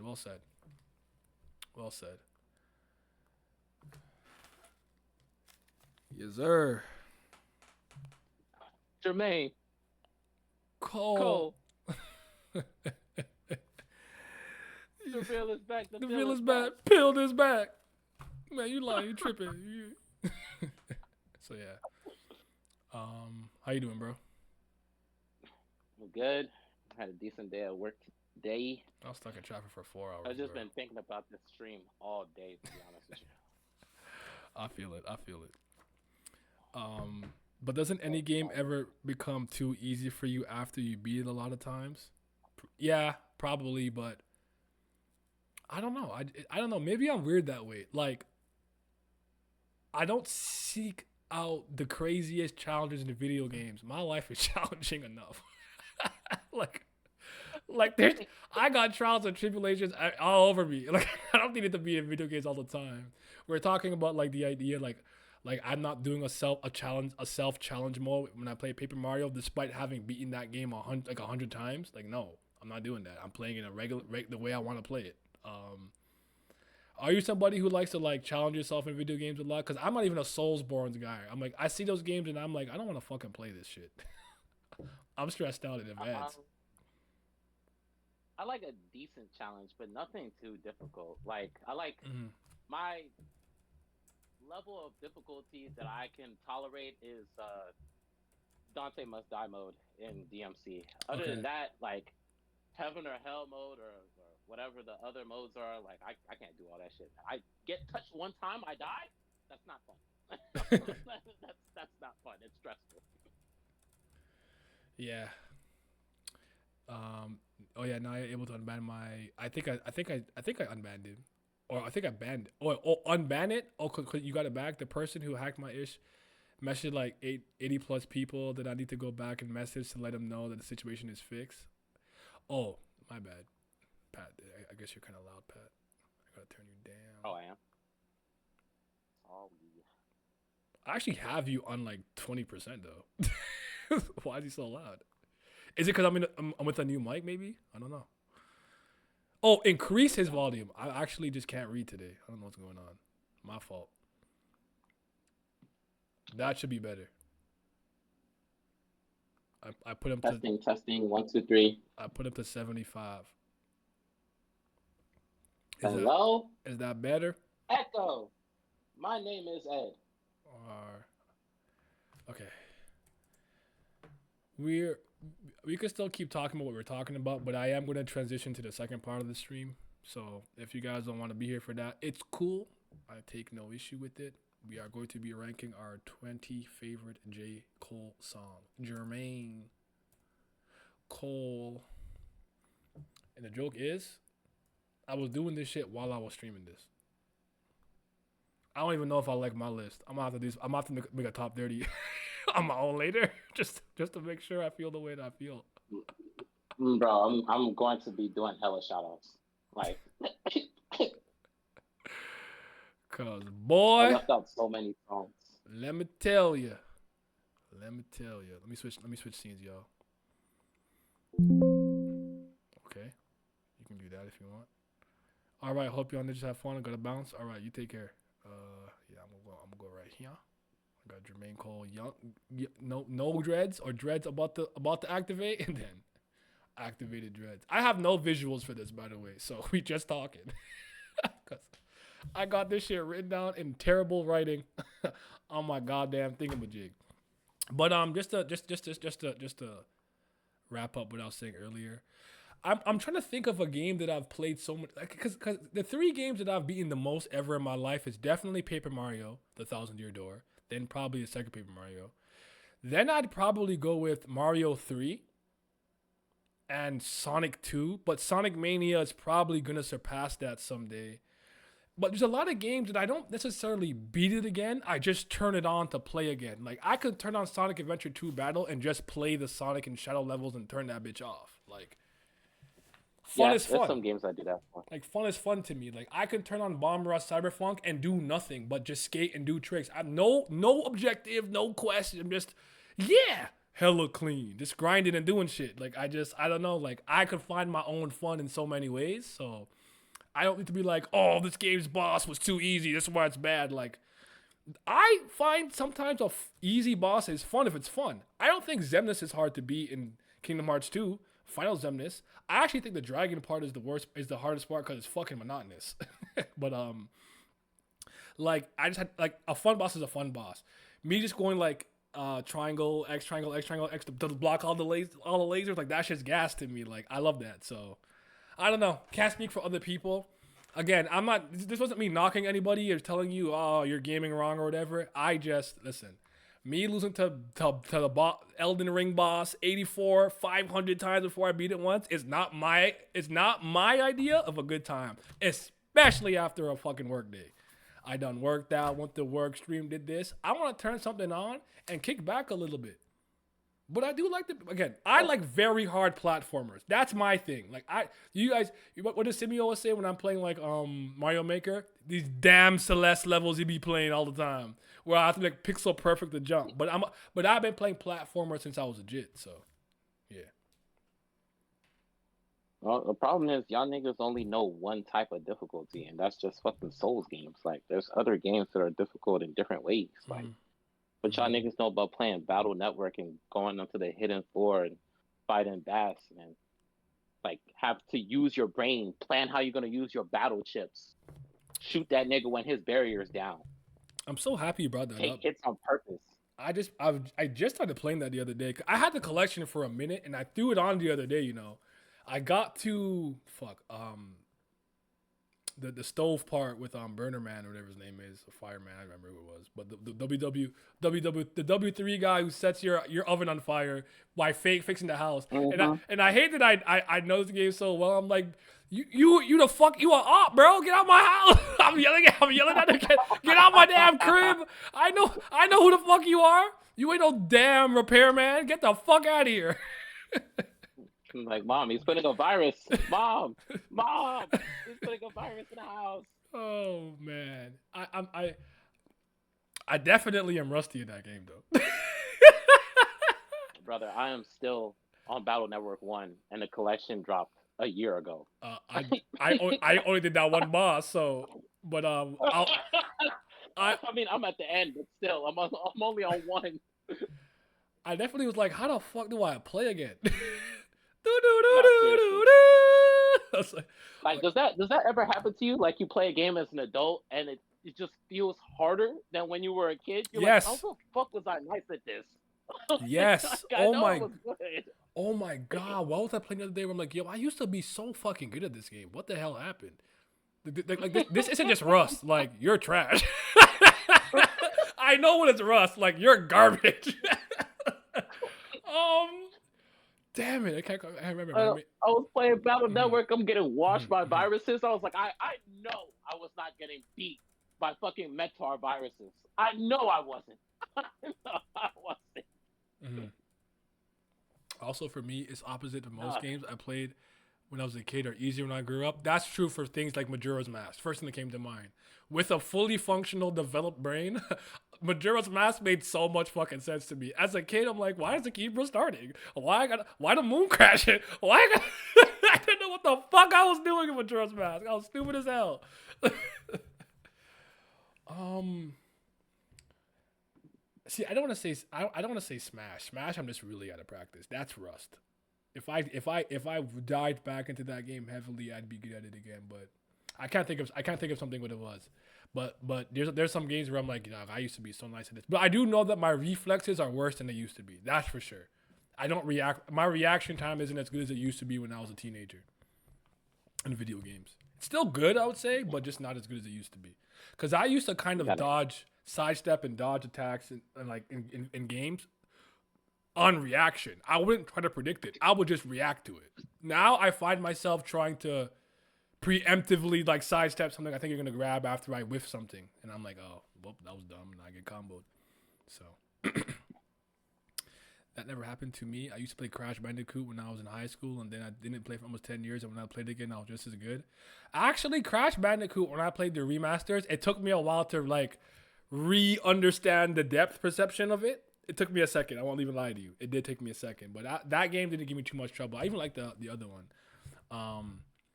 For me, Pokemon was the case of extreme degree. I sucked when I first played it. Now none of those mainline games sending me to the Pokemon Center. Well, Pokemon was actually never hard. I just didn't know what I was doing. I still play like an idiot. So I tell people like I win matches because people overthink. They're like, okay, I threw out a Venusaur. He threw out a Blastoise. Okay, so he's probably gonna switch to this and do this. Nigga, I'm clicking Hydro Pump. I don't give a fuck. I don't give a damn. You done overthought it, switched it to something so you can set up Stealth Rocks, and he got super effective damage. I do not give a fuck. I play Pokemon like the dumbest nigga alive. What's that? You're a Vulpix and I'm a Charizard? Fire Blast. I don't care. No, I know that mon has Flash Fire. For that, I might think about it. Like it will like heal or attack will go up, but like I really don't give a damn. I'm not smart at that game. So, all right, you ready to get into this, my friend? Jermaine, Cole. All The right. real is back. The real is back. So my shout out is, and I read like 60 songs. My nigga, I have to go from 66 to 50. And then today I had my God. today I had 40, and I was trying. I'm like, damn it, I didn't get to get the third. So just, hey man, it is what it is. You lost me because you lost me because you used your brain. That'd be a crazy thing to say. Do you know why you lost me? Why? Because you was using your fucking mind. Nigga, I just click shit. You over there trying to think shit. All right. Yeah. That's an eyes and ass quote. That's kind of funny. Okay, I'm gonna start with my honorable mention. So essentially, this would have been my 21. But again, I'm not gonna stream this, but I'm gonna make a dedicated list and put it on my blog just so I know that I'm thinking right. But I had False Prophets in 1985 there, kind of like hovering around the 20 False spot. Prophets. Yeah. Okay. 1985, I arrived. I think the song is about Kanye. Well, you could apply the Kanye and you could apply it to Wale. Wale. Sorry, I like saying his name wrong on purpose. But I love that song. Be like this. And this is when his dreads were in like in ascended Super Saiyan. It wasn't even Super Saiyan 2 yet. You know, he was still trying to break the barrier to the next level. It's so funny that he reminds me of Koyomi Araragi from Monogatari, that literally, depending on his hair length, I know what like phase of life he's in, or like how old he is. Like, oh, he got the fade? This is sideline story. This is warm up, come up. Okay, he got the little taper with the mini fro. All right, this is Forest Hill Drives. All right, the dreads are starting to come out a little bit. This is like 2015 to 2017, and then by the time Middle Child dropped, he had his dreads were like whatever. Then they get longer and longer and longer. I'm like, this is hilarious to me. I could really tell. I could watch the interview and be like, he's like yeah. What's that the character in Legend? I can't remember which mythology it is, but like the longer their hair grows, the stronger they become. Like all their powers in their hair. Fuck. Is it Leonidas? No, it's not Leonidas. What the hell is wrong with me? I should know this. No! Oh, well, it's not coming to me. It's going to come to me when I'm not thinking about it. So, yeah. J.Cole be officially telling us his character arc through his hairstyle. Samson. Samson. There we go. I am fraud. And I talk about Samson all the time. I need to read the Bible. I'm sorry, God. Jesus, forgive me. I keep my head high. Start singing some hymns for him. Yeah. So yeah, better visual style than Togashi for real. Facts. Talk about it. Okay. All right, give us your honorable mention and some shout outs. I have more shout outs honestly, but I'll see what you got to say first. I'm secretly gonna move. I'm secretly gonna move to the front of the TV. But actually, the game starts at what? Because you guys reminded me there was a game. I wasn't even gonna watch it, but since I'll be streaming, I'll just do it. I think it starts at 8:30. I don't know. This didn't help me. Let me go on Google. See, the Brave browser search is not that good. Let me go on Google browser. It says 8:30 p.m. Yeah, 8:30. Okay, so I'll move in like an hour then. I haven't watched any game since the last round. I haven't watched shit. I do not. You haven't watched any of the games? No, I've heard they've been good. Well, I believe you guys. Actually, I actually do believe you. I'm not saying they were good, but you think I'm gonna watch fucking Boston win? No, not Boston. That you think I'm gonna watch Indiana play? The Western Conference Finals. The Western Conference Finals has been good. The only person only person who is in the NBA right now that's playing that I like is Kyrie Irving. I don't like anybody else. And he's cooking. As I expected him to. I don't doubt that. I know about him. I don't like fucking Ant. I do not like Luka, so I'm not gonna watch that shit. I'm not gonna hold you, Naya. Luka playing defense. Like legit. Like that nigga's making an effort. He's playing defense. I've seen it, I know. But some of those numbers are they're lying. He's playing more help and stuff, but he's not locking no one on the perimeter. But I feel you. He's putting the effort. No, he's not clapping. He's putting the effort. Yeah. He's putting the effort. I give credit where credit is due. Honestly, if I'm with you. If Dallas won and Kyrie got Finals MVP, I might start twerking. I might bust a twerk. Like, give me that. But I doubt it. Nah, see, I was gonna put my bias aside and like root for Minnesota. Like when I saw the writing was on the wall and we were about to lose to them, but they did two things that really pissed me off at the end of Game 7. And one of them I was gonna forgive, but the second one came in quick succession. So I was like, I want to see these niggas in the fucking mud. So the first was Ant waving to the fans. I was like, okay, he's young, he's arrogant. That's just who he is. Like I can expect something like that from Ant. So I was like, whatever. Like niggas won, it's whatever. But when that nigga Jaden McDaniels tried to do that fucking self alley-oop dunk when the game was already decided, I was like, okay. Yo, I actually would have heard him. Yeah, I was like, I would have heard that nigga so badly. Okay. That was very, very disrespectful. Extremely uncalled for. We did not do anything to warrant that kind of disrespect. Yeah.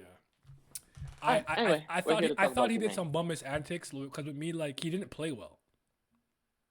He didn't. Right? He got fucking cooked. So Jamal cooked him. I had him in handcuffs.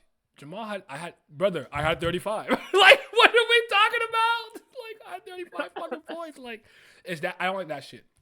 Because even I seen that someone said that Tyrese Halliburton in New York wore the Reggie Miller choke sweater. Wear that coming into the game. Don't wear that after you win, bro. I don't rate that. Don't talk shit after like that, man. That's front running. Yeah. All right. I don't respect it. Your honorable mention first. Okay. Let me just grab. Uh, I'm listening. I'm just grabbing the beer. I'll just do the shout outs later then. So there'll be songs that didn't make the list. But honorable mention is Pricey. I might delete later. So I'm gonna preface this by saying there are no songs from Might Delete Later on my top 20 list, and only because it's too new. I won't Like lie. I love I won't lie to you. I might delete later song made it, but it's in the low 20s. The lower. Well, it's the first. It's like my 20. I've been listening to it more and more lately, and like dissecting more of the bars, and I'm like, okay, yeah. Like it's really good. It's a great project, but it still needs to stand the test of time. Like all these songs in my top 20, I must have listened to them at least like 100 times. That's fair. But remember, I had might delete later on loop for like 4 days before the thing happened, and then I was mad for like 3 days, and I got over it. Then I went right back. So I've actually heard might delete later, a lot. And I actually did re-listen to his whole discography. But you're right, like a lot. I honestly had to stop myself from just pretty much putting all of Friday Night Lights on this list. I at one point I'm like, I have 8 Friday Night Light songs on here. All right. Let me think Yeah, harder. but I put honorable mention Pricey because I love the Ari Lennox vocals, Yep, like her bridge and then like her background vocals. she's It's just super very dope. soothing. Mm. Yeah, Young Dro on the hook, it's great. Um, Gucci Man at the end to close it out was really good. That nigga J.Cole said, "Breaking news: I have officially entered my prime," which is real interesting. This is the point where a rapper would typically start to decline. I'm like, nigga, Mm-hmm. hold on, bro, hold on. Talk to them. They don't know. He just keep getting better. What is going on? Because it's like you It's almost true. forget. Yeah, you almost forget this nigga is 39. Like he been rapping since he was 18, and he's getting better and better and Better and better and better.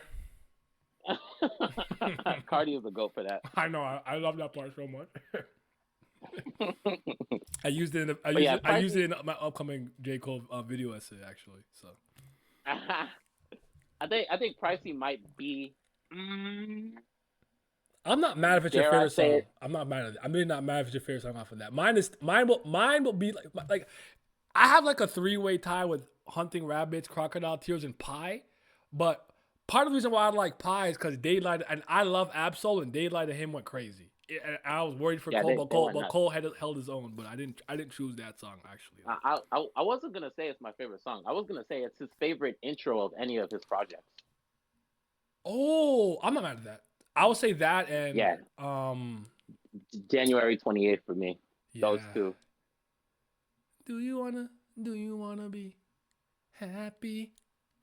Do you wanna be free from pain, free from scars? Nah, I won't lie. When you start to get, I like melody. Cole. The much as like a rapping Cole, I don't mind it. I don't mind it. You, But yeah, uh, Pricey is honorable mention. It's also my favorite song on Might Delete Later. Like I don't even think it's mm, close. Like I don't think any of the songs are as good as this. mm. But I love that body of work though. It's like it's really good. Like it's just nonstop lyrical, miracle, spiritual. I'm like, bro, what the fuck? Yep. It's like, when is he gonna calm down? What the I fuck? need you to relax. Yeah. He keeps killing us, Father, You and just take taking. and take. I'm cool with these dudes. I ain't cool with these dudes. I love that song. I It's use growing on me. I use it in my chopper Honestly, it's growing on me. video. my chopper hoodie. That hoodie's fire. I don't care what Yeah, song. Respect Chopper. it's top 3 on the album. He doctored. Yeah, I love Chopper. I love Yeah. that little nigga, man. But shout out to my doctor. Mm-hmm. Chopper hate is corny. Facts. One I had here that would be my top 30, but not this was She Knows. She knows. I know she You know? knows. I know she, trying to get up so high, trying to get a piece of that apple pie. Oh, I love that song. Also, is she the girl of my dreams? Is she as real as what she's? That'll be in my top 30, like 22, 23, but I didn't make the top 20. I kid you not, I probably remade this list like 45 Oh, times. I'm a fraud. I forgot to put Dreams in my honorable my shout out list. Wait, hold on. Do I have?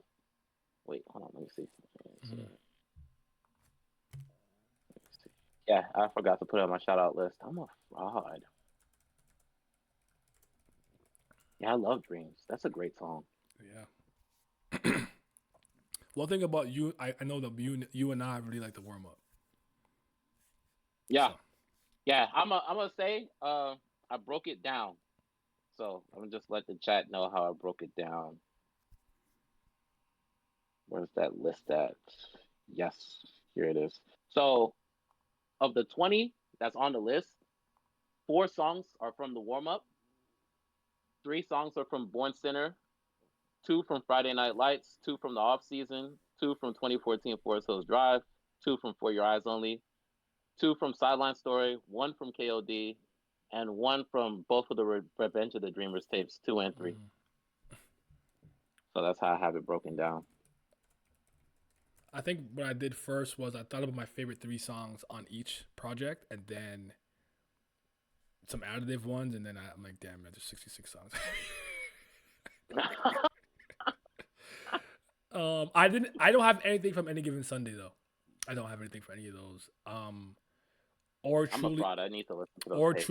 or the Truly Yours tapes. I almost had wait, I have to remember which is from. Let me check my phone real quick. I don't know if I put it in my phone properly, but I can't remember if I used to like that Louis Vuitton song. Louis, all she ever talk about is Louis Vuitton. And nigga, I can't fuck with her no more. Ayo. Yeah, his verse on that is crazy. Yeah. Check about Me Too. Like the Me Too part, that's what that moves me a lot. That part was fire. Like he was spitting. So yeah. LA on my next flight. Guess what? You talk about Me Too. like shit, goddamn bitch, be you.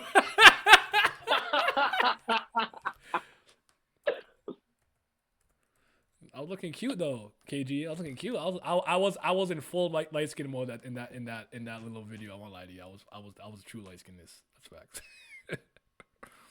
I even squinted my eyes and shit. Light skinned it. Yeah. Another one that would probably be high up for me that this is one of those songs where it's like I feel like a lot of it is it's the Aaliyah and Missy Elliott sample, but I love Best Friend. My best friend said, My I'll best be friend there say, for you. You'll be there for me. Come on. in time of need, come on. I'll be there. I love that shit. I'm just a Friday Night merchant. I won't lie to you. When I do my top 30, don't judge my top 3. They're all J. Cole projects. My favorite 3 projects are from J. Cole. One's a mixtape, 2 are studio albums. I don't feel bad about it. It is what it is. I respect it, honestly. That's how I am with Kanye. And I'm gonna tell you right now, Forest Hills Drive is at 3. It's not 1. So Can I make $1 million off a rap tune? oh man. I'm trying to make $1 million off a rap tune. Yep. I think that's the most wait, did I put this on my list? Hold on, let me just check something real quick. No, I do have it already. So this is not a shout out. I actually ended up putting this on my list. Everybody dies. I can't. Everybody dies. Paul rappers standing for 6 fall rappers. Yeah, I like that song because he was talking. He's like, y'all cannot rap. This is just whack. I like that he's come full circle on it. Him and Lil Pump had the conversation and stuff. But he was like, what the fuck is this shit? Initially, his entire being rejected that shit. He was like, no, I reject fucking Orihime. So keep going though. Oh, go on to. We still doing shout outs? If you're done, you can go to your honorable mention. Essentially, what I didn't say a single shout out yet. Then keep going. Okay, well, like I said, I like January 28th.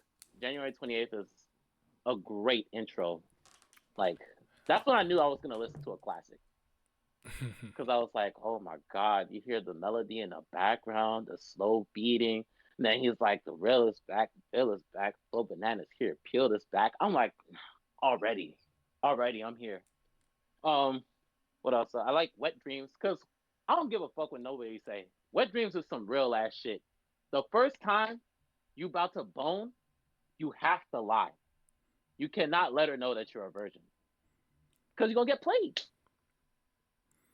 I relate. I love Wet Dreams. I relate to the song. I like it. Yeah, I relate to it too. I didn't do exactly what he did, but like there was so many things where like I can like yeah where like we like you trying to talking cool sound like I'm the man, like I don't know what the fuck I'm talking about. I'm 13. Bro, I'm talking like it's just I'm good, baby. You know what I'm saying? Like I'm talking so much shit to my girlfriend. She's like, yeah, okay, so you ready? You ready? I wasn't even ready. I was so nervous. And what the part where he's like, I gotta pull the condom out, all cool and slide it.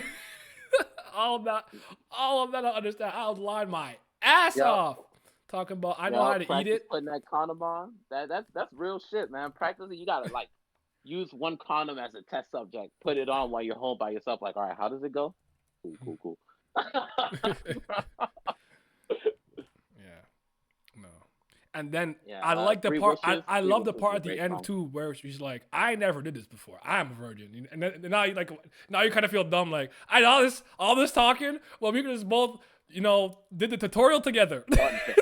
Yep, both of y'all don't know what the fuck y'all doing. That's a great fucking song. Everyone can suck my ass. Yeah, Three Wishes I think is also a great song because Mhm. like I don't 110% relate to it, but like I relate to it. Like I'm cool with a couple niggas. Not saying I'm proud of it, but I'm cool with a couple niggas that like be doing nefarious shit on the side, and then like when it comes to light that they did something they got arrested for, I'm just like, damn. Mm-hmm. They say that he's a killer, but he Grew up my nigga. grew up with Sad killers. shit. Ain't know there was killers. We were just together, Mm-hmm. man, playing Mega Man on Sega, man. On Sega, man. That's what I'm saying, bro. No, I mean, even to The this niggas day, say that he's a killer. the number has gone to like very it's very low, and I don't speak to them nearly as much. But I like some of my friends went down the wrong path as they grew up and things of that nature. Where it's like, dog, well, you should be Yep.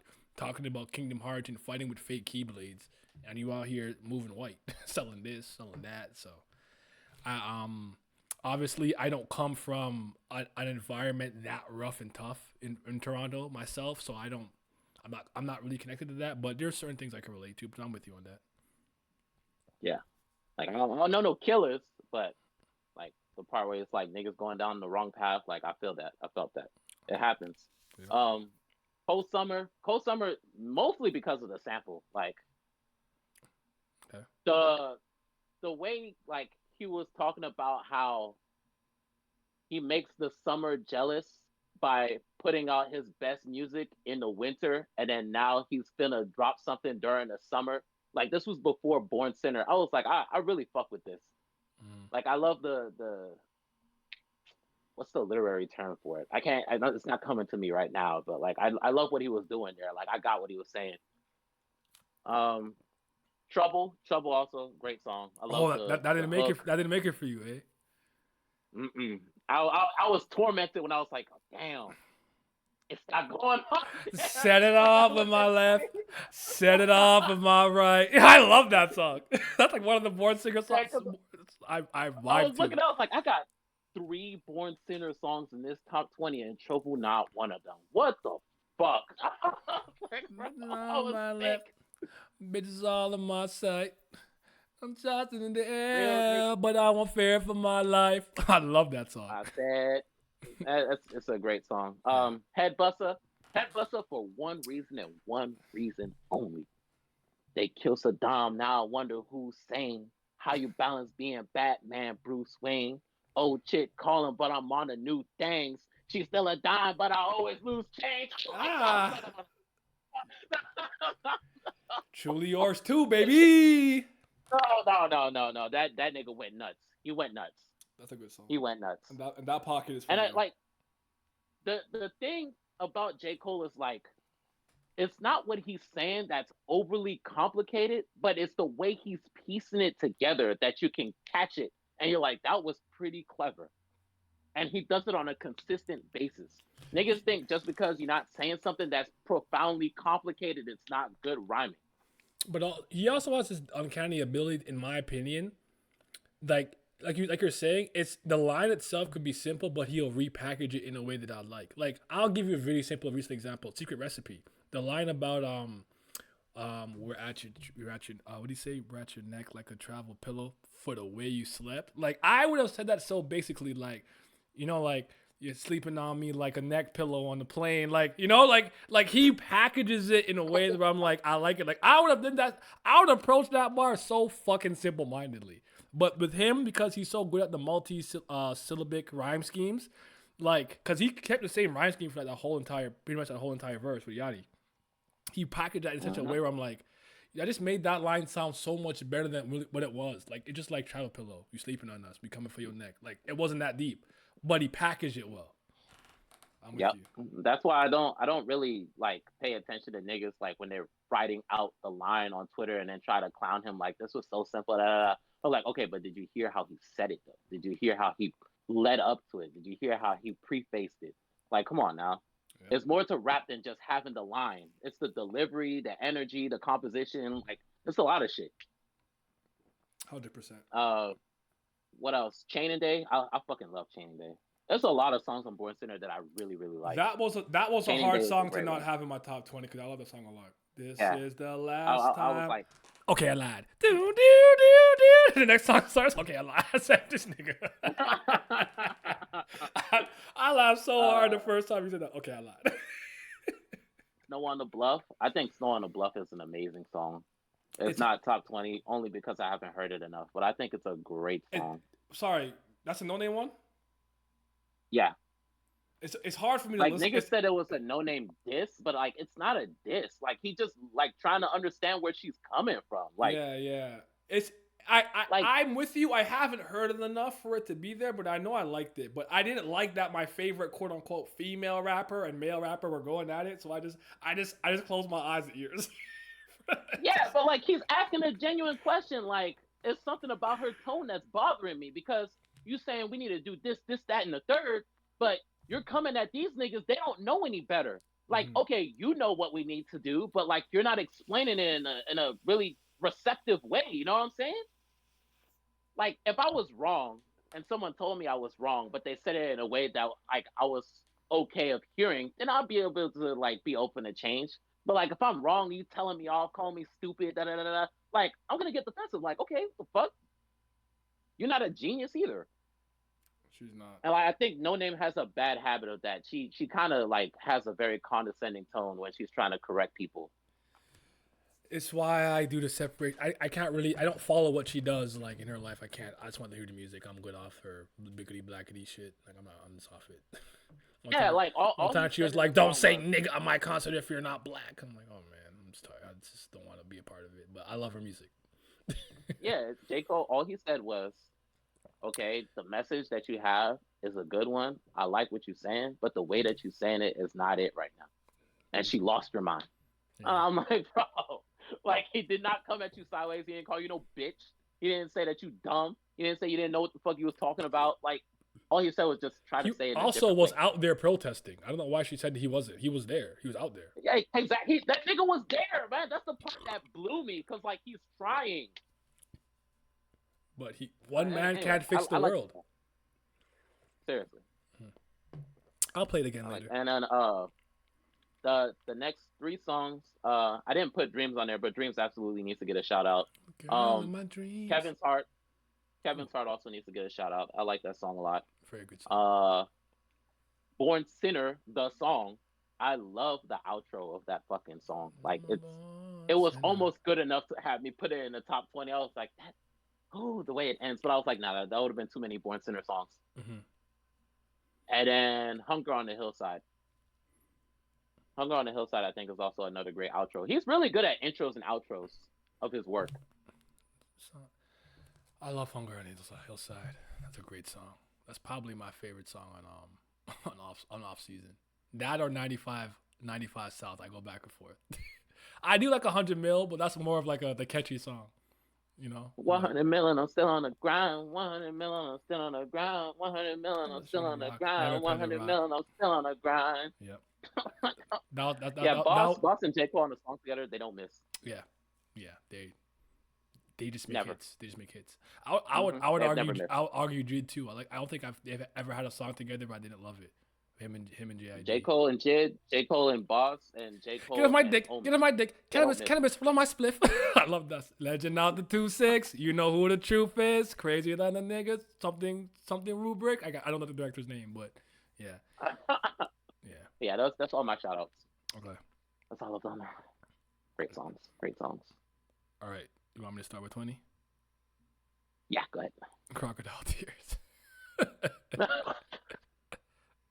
Said that was finished, but I won another 2 summers. Hall of Famer hungrier than all the newcomers. I needed that. I needed that, bro. I'm sorry, but because that was when you had the might delete later like little showcase. What's up, Blizzard? And when he said whole click getting slid on your mouse pad, I just stopped. I just hit space. That shit was and wild. my head went back like, wild. I'm the one that niggas fear on the low ski. I'm like, yeah, talk to them niggas. They scared, bro. So that nigga said the fall off is like Ho dropping the reasonable doubt doubt last. last. Oh my god. God damn. Jeez. Jermaine, please relax. Yeah. I'm begging you. Yeah. All right, talk to me. Number 20 for me is I want to fold clothes for you. I want to make it feel good. Baby, I want to do the right thing. That's his most misunderstood song for no reason. For no reason. The very first time I heard it, I was like, this is fire. Like, this is some shit that I would throw on when I'm cleaning around the house on a Sunday. Mm-hmm. It's always gonna have a place in a rotation, like no matter what. It doesn't get skipped. And like even the last verse on the song, like that's some real ass shit. Niggas from the hood is the best actors. Like just keeping up your guard 24/7 to the point where these niggas forget how to smile because niggas gonna try you and act like you soft. I'm like, bro, it's really how it be. I grew up with niggas like that. Yep. Nah, yeah. I never understood people clowning that song. It's because they're probably listening to out of context, or they just know the joke, so they make fun of it. But they're not thinking about, like, one of the weirdest things that I always found with the J. Cole, the Big Three comparison, especially when it comes to Kendrick and Cole. People always accuse Cole of kind of copying what Kendrick did with his album concepts, and I find that extremely strange from this standpoint. Wow, he been doing it. He been doing it like his whole career. He's been doing it. It's just very weird to me. So like people say Good Kid, Mad City and Forest Hill Drives are similar because one tells the story of Kendrick, one tells the story of Cole. So other people have albums where they've kind of told their journey in their rap career of where they started and where they ended, and then him coming back to who he was, Love Yours, not trying to find gratification or meaning in like Grammys and awards and things like that. Like he talked about, he's on his way to Hollywood Cole. Like he talked about, I was Hollywood for a minute. Like I was like, I'm here, blah blah blah. And he's like, wait, this I don't feel right. Like I don't know, very weird. But you know, they always compare a Pimp a Butterfly to For Your Eyes Only, and I'm like, that makes no sense to me. These are not similar albums. They're not. Yeah. Cole was in a point of his life where he just had the birth of his first child. He realized that he actually really loves the mother of his child. He married her. Like that's not what To Pimp a Butterfly is talking about. Yeah, but they try to To Pimp a Butterfly is talking about like the flaws of Kendrick as a character, like the flaws of man, like the. I would argue Mr. Morale, the Big Stepper, because it's a more personalized Kendrick album, has the most commonality and overlap with For Your Eyes Only. But even still, they're not the same thing at all. Like I just never really understood those comparisons personally. That's just me though. But and I think For Your Eyes Only has, well, I mean, I'm biased, so I would say like it's easier for me to listen to. Mm-hmm. Like I like To Pimp a Butterfly a lot. I think it's a great project. But I have to be in the mood. Do I go and listen to it all the time? No. For Your Eyes Only, I could just throw it on. Yeah, I'm with you on that. And with The Pimp a Butterfly, there's only 3 songs I'd probably just spin. King Kunta, I Love Myself, and All Right. And All Right. Otherwise, I have to be in the mood for all that shit. I do.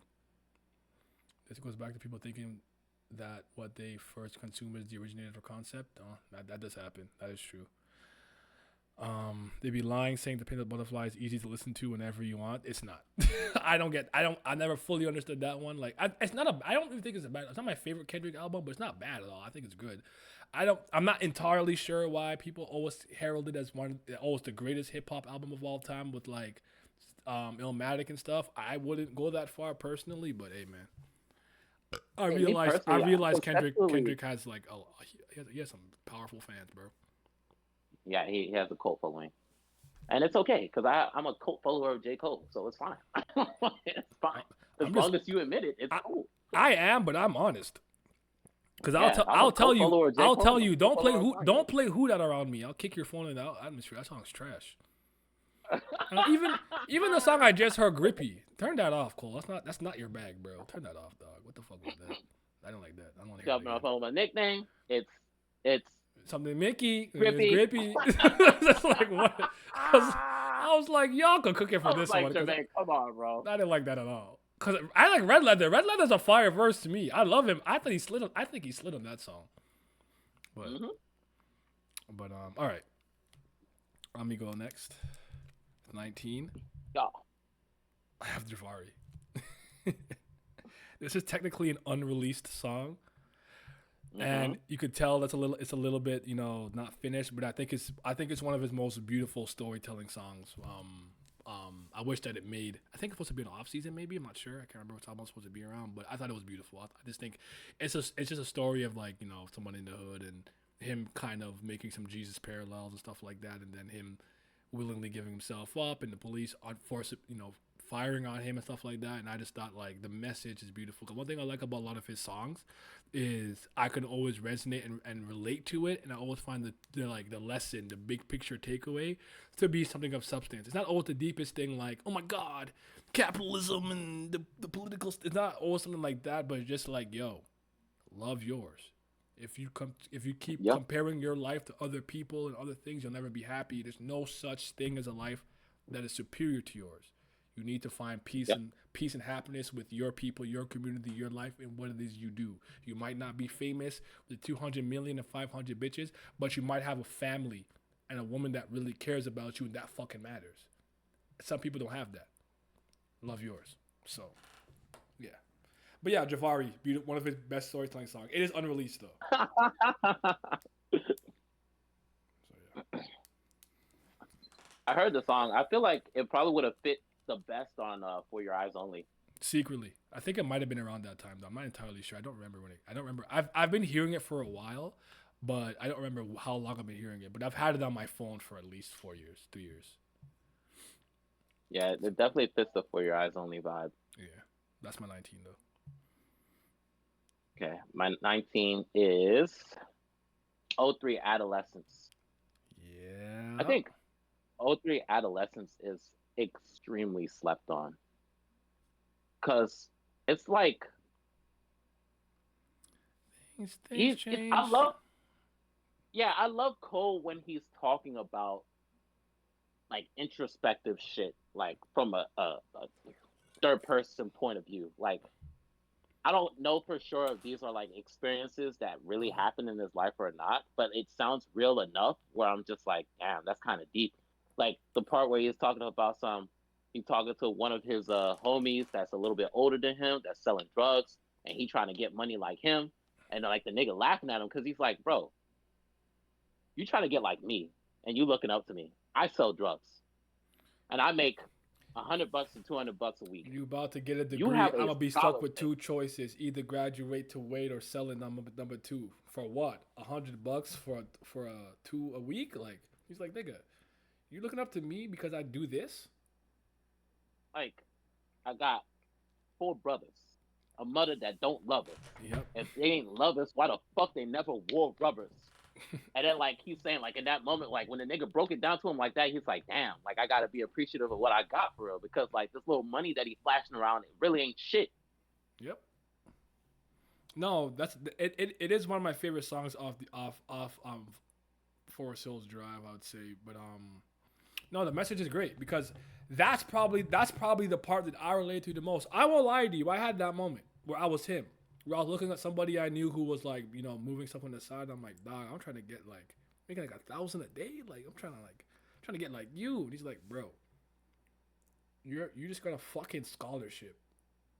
Like I literally had that moment as a dumb 19-year-old. Like not dumb 19-year-old. I was never dumb, but like misguided. Where I'm like, cause I'm just thinking like I gotta get my bread up. Like I was thinking about this money. Like college, you this that. And he's like, bro, I'd rather be in your position. I don't have the skills to do what you're doing. Like yo, go on your path. And mind you, that nigga's in jail. So Yeah, yep, yeah. It'd be like that, man. It'd be like that. he's been in the bin for I think 3 years now. So yeah. All right.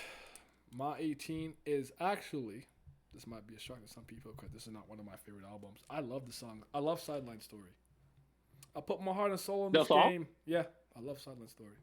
It's on my list. I'll tell you that now. Uh, Not that low, but it's definitely on my list. yeah.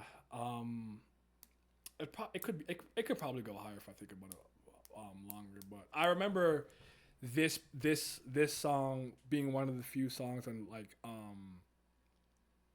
I'm said Born Sinner. I was wrong. Sideline Story because the song's called Sideline Story. That really resonated with me. Like I love everything about it. The hook, the verse, the fact that it's the title song of the album. Piano, bro. Yep. The piano. I'ma Like put that us shit all on the is map. godly. Gone and I ain't looking back. I know you gon' feel it like the tank on me. I promise, baby, you can bet I the promise, bank baby, on you can me. bet the bank on me. Yep. I know they play feel like I ain't gonna Gonna see be no no more. more. Thinking I'm a fraud, don't be Be so so sure. sure.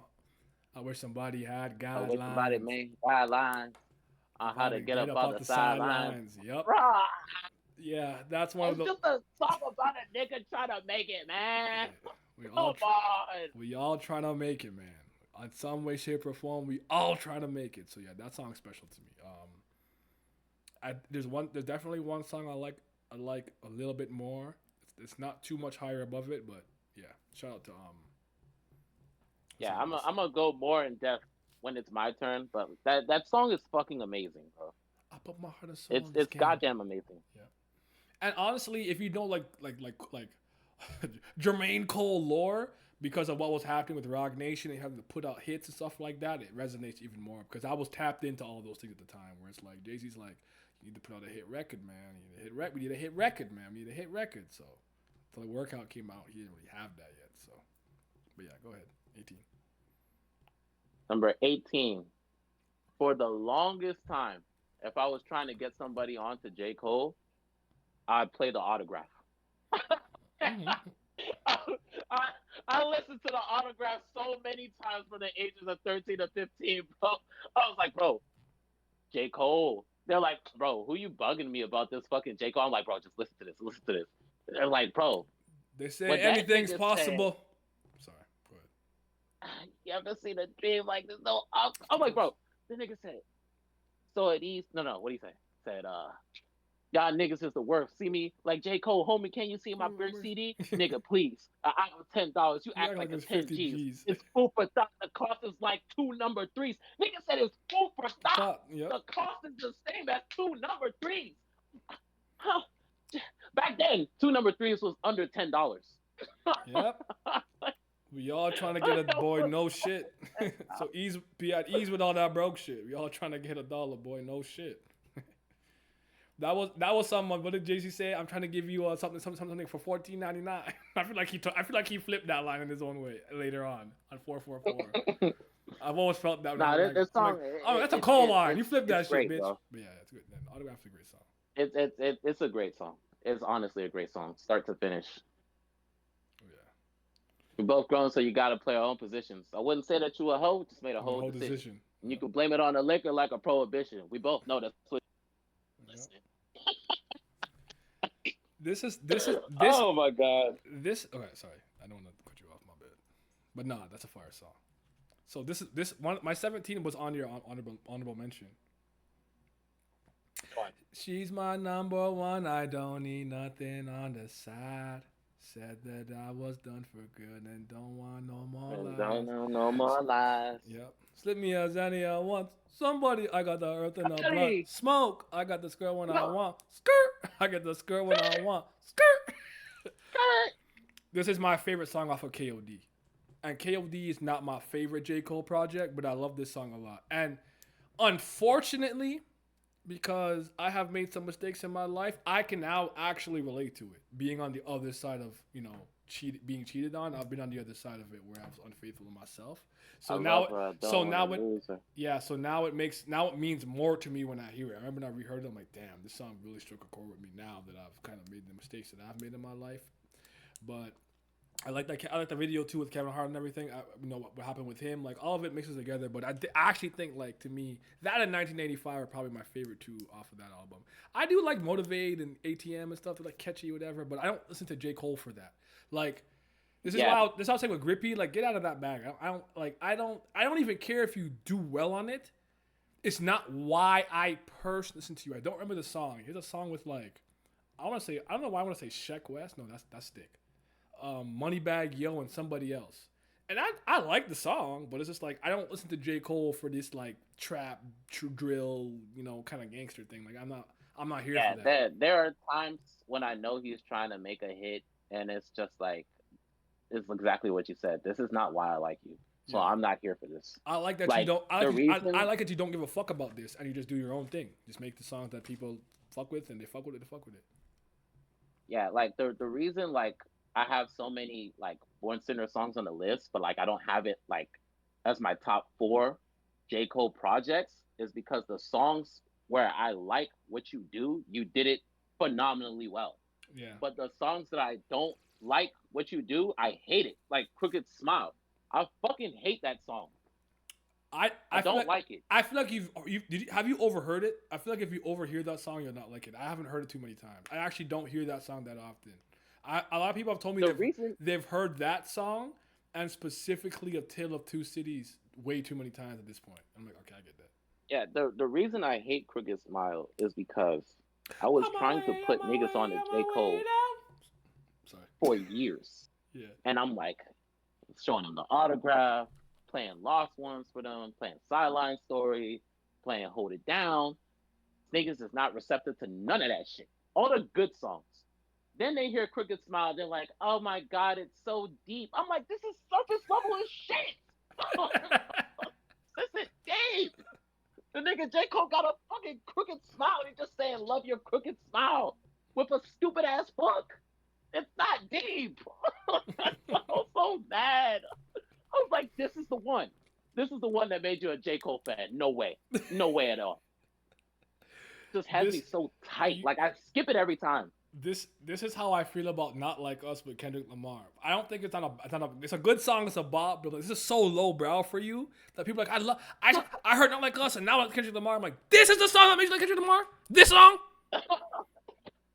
Oh my God, you do not understand that nigga. Like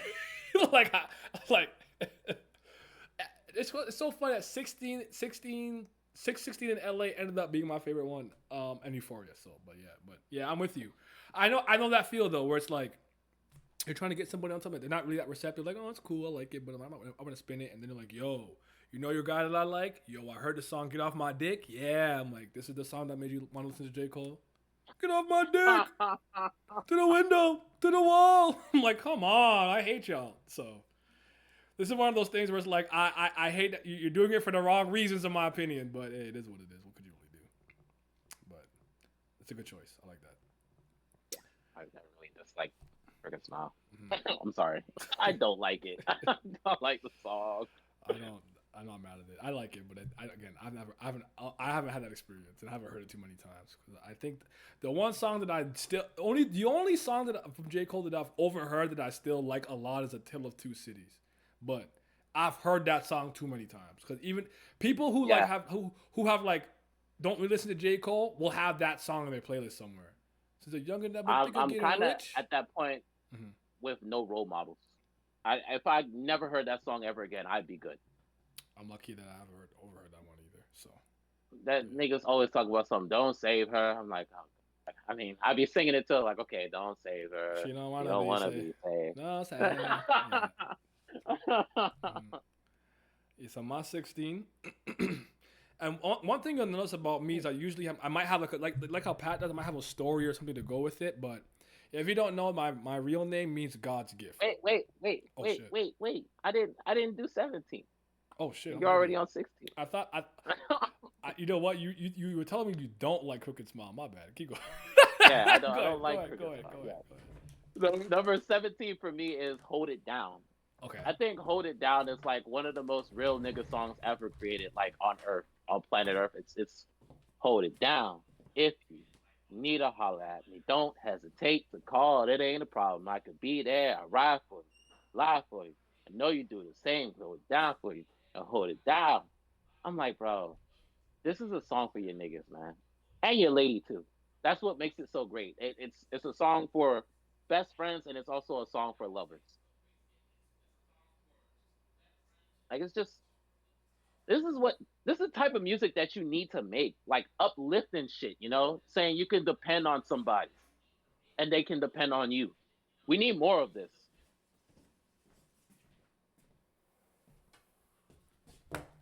My bad. I'm here. No, Hold It Down I is one thought of I my. cut out. No. I had to tinkle. I just ran quickly, but I was hearing you on my thing. But no, that's a great song. No, that project is so fucking good. Oh, I think the game is probably switch positions, but oh man, The he be warm up talking. The and warm up. Friday Night Lights. I love the come up. I really do love it. But the warm up made me go like, oh yeah, I'm rocking with him. And then when Friday Night Lights, I'm like, he's the GOAT. That's why he's the GOAT. The GOAT. That's what I was on. So yeah. The warm up and Friday Night Lights have no skip. Like genuinely. Friday Night Lights is one of those albums where I just want to hear Best Friends, and I'm like, I listened to the whole album again. Even if I start with God's Gift and let it play back to God's Gift, Best Friend, back to Best Friend, like I could play one song and I just get the I have to listen to the whole thing. So it's just I love that shit, man. But yeah, my 16 is God's Gift. That's what my name means. God's gift to the world. And so it's like he made a song just for you. Right. But like I just kind of like the way it started. Like, worldwide stunner. Oh man, I'ma rain on a game, make it storm and thunder. Make it storm and thunder. Grab an umbrella, bitch, and go stand under. And And bundle up, it's gonna be a goal last summer. Yep. Yeah. You niggas sold last summer. On to the new shit. Jigga wouldn't take my CD when he seen me. 2 years later, bitch, we made it on to the blueprint. I said, talk to that nigga. Talk. For persistence. Yes, yep. Oh, I'm man. like, bro, yeah, that nigga. When he's in his bag, he stays in his bag. Like if that nigga open up the song just straight killing it, it's gonna be that way for the whole song. Yep. It's gonna be that way for the whole song.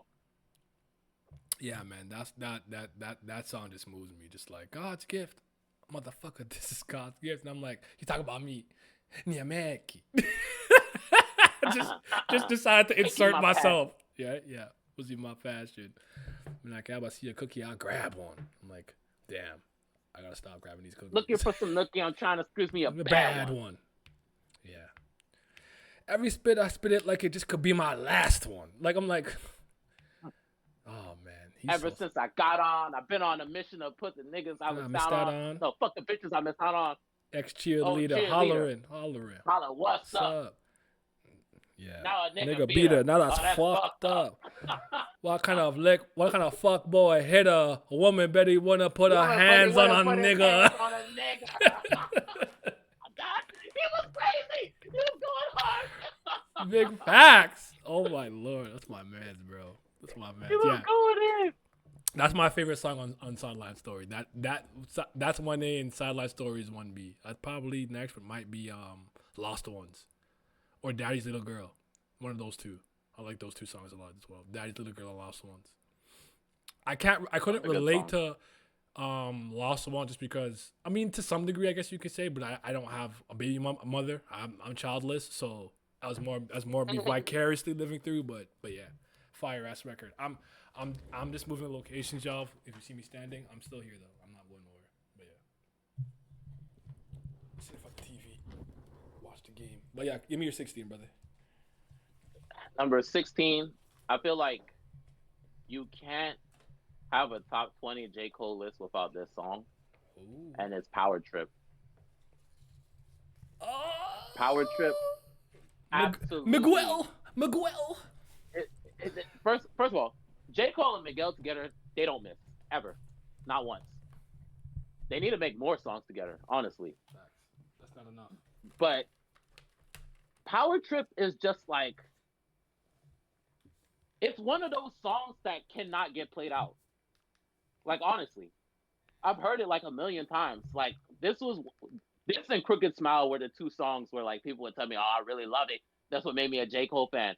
Power Trip, I understood. Crooked Smile, I do not. Mm-hmm. But like he said, what do you say? Well, this has got to be the longest crush ever. If I ever get the fuck, it'll be the Be the longest longest fucks bust ever. ever. Love is the drug of the strongest stuff ever, and fucking on Fucking mom on one. one. You feel me? She got me on a power trip. She got me where she wanted, nigga. Wifing in the club like the homies gonna zone a nigga. Like, give me $20. $20.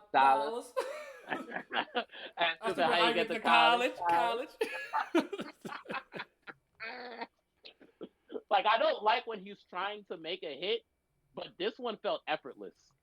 Like he was just in the studio flowing. Sometimes it's organic, or sometimes like you could tell he's trying to do it, but it's still a J. Cole song with a J. Cole message and a J. Cole feel. But just like I'm trying to make a hit, it doesn't come. Even if it's a good song or a hit song, it doesn't. I feel like maybe with his core fan base, it won't always resonate the same. If that makes sense.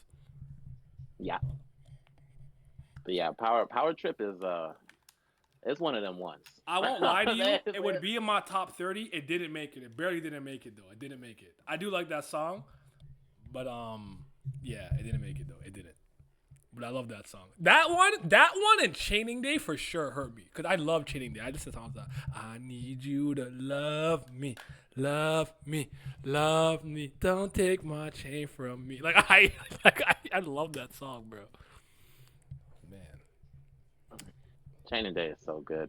yeah, let me just grab my. Like it hits even harder when you know that niggas who join Dreamville get a chain. So like that's why he made the song. Because it's like he understands that black people have an unhealthy obsession with like wearing chains as a symbol of status, but he's still gonna do it anyway. He's still gonna do it anyway. Like sometimes, fuck it. You just gotta play it to the stereotype. I'm with you. I think that's what I appreciate about him. He's just very honest. Yeah. Like, yeah, I know it's bad. I'm still doing it.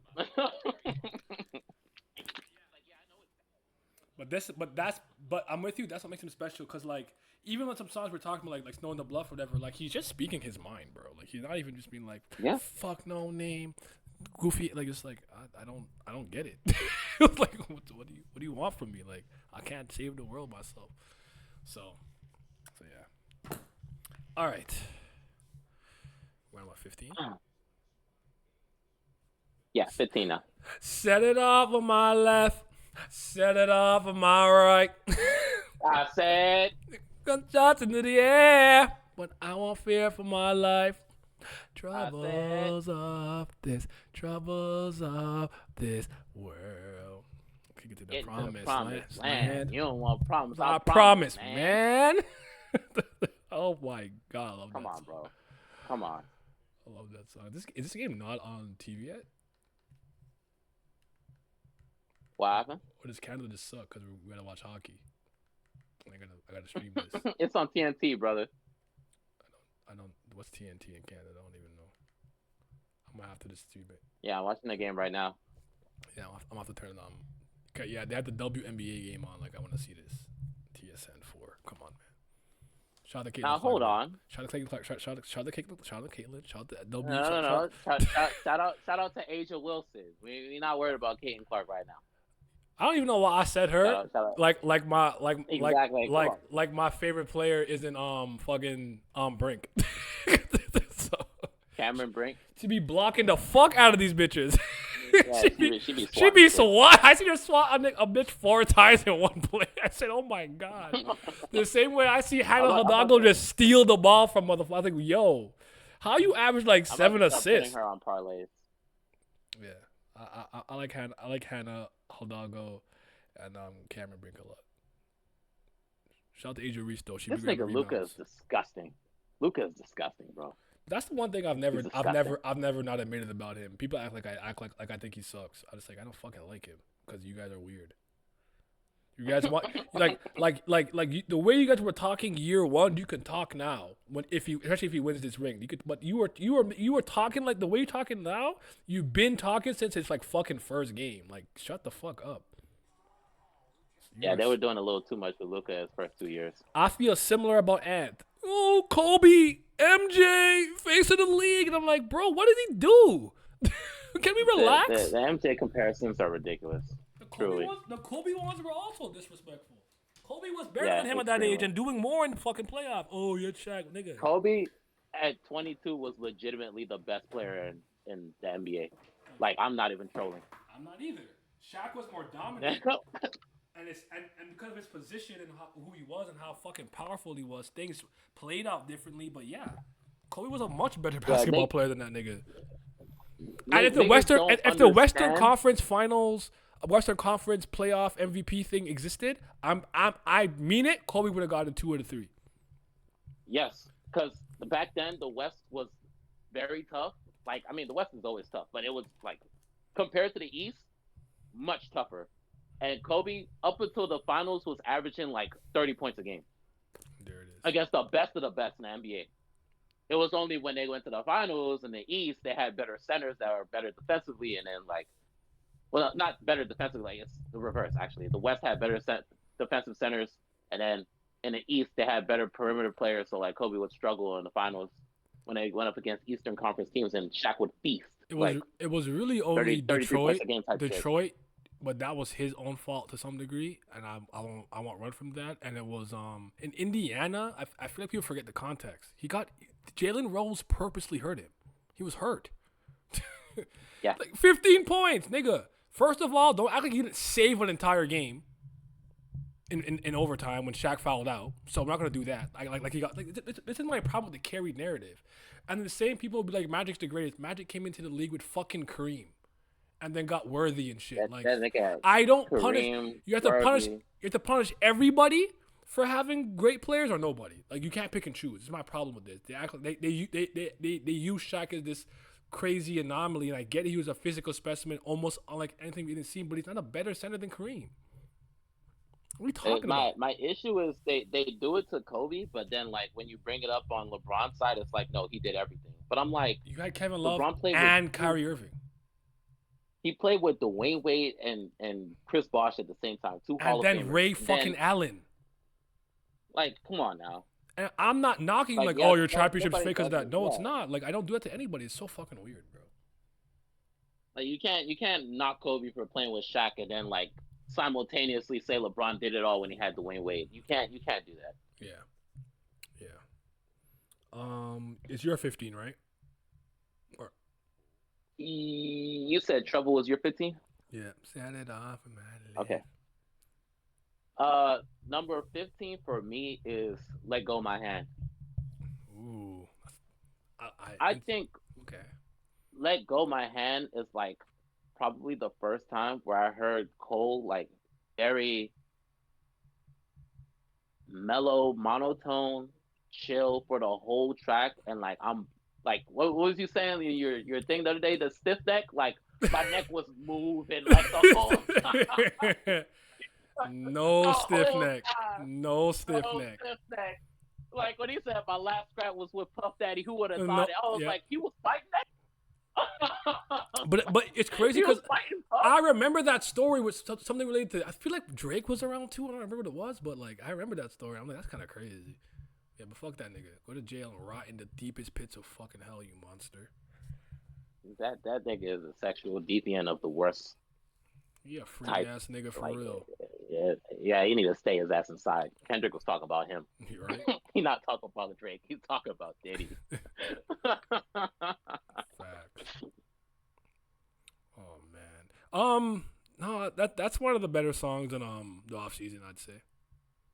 I like it because it's like the first half of the song he's talking about like when he raises a son. Well, as he's raising his son, he has to teach him like to not let a man try him, understand what it's like to like handle certain situations, keep your cool, and know when to choose your battles. You know, Mhm. I just really appreciate like that aspect of it because it's like something that I'm kind of like I'm getting to that age now where I'm about to have a kid soon. So thinking about the way I'm gonna like raise him if he's a son, like all these little things, intricacies. I really appreciate him doing that. Yep. Okay. My 14, Lion King on Ice. Okay. Now, I like the Simba series and stuff, and I really struggled to, but like Lion King on Ice is when I ended up choosing because I found that this one was probably maybe had the best lyrical display in it and everything. This was on Lewis Street. I think it came out with what I think the song was a song called Lewis Street and Lion King on Ice. There were like two songs on there, like a two thing EP. But I remember when I heard this and I'm like, yo, he's still in this bag. Like this is when I'm starting to be like, bro, he's rapping better and better and better and better and better. Like I'm not really used to like rappers kind of staying like hungry like this. Like you're rapping like, bro, you didn't make it out of Fayetteville. Like you still in Not there. for Like real. like That's what's killing me. Like, bro, you're 39 and you're getting better. What is going on? What is going and on? that's partially why I love when what the crocodile tear starts with Hall of Famer hungrier than all the newcomers. It does feel that way. Like Yep.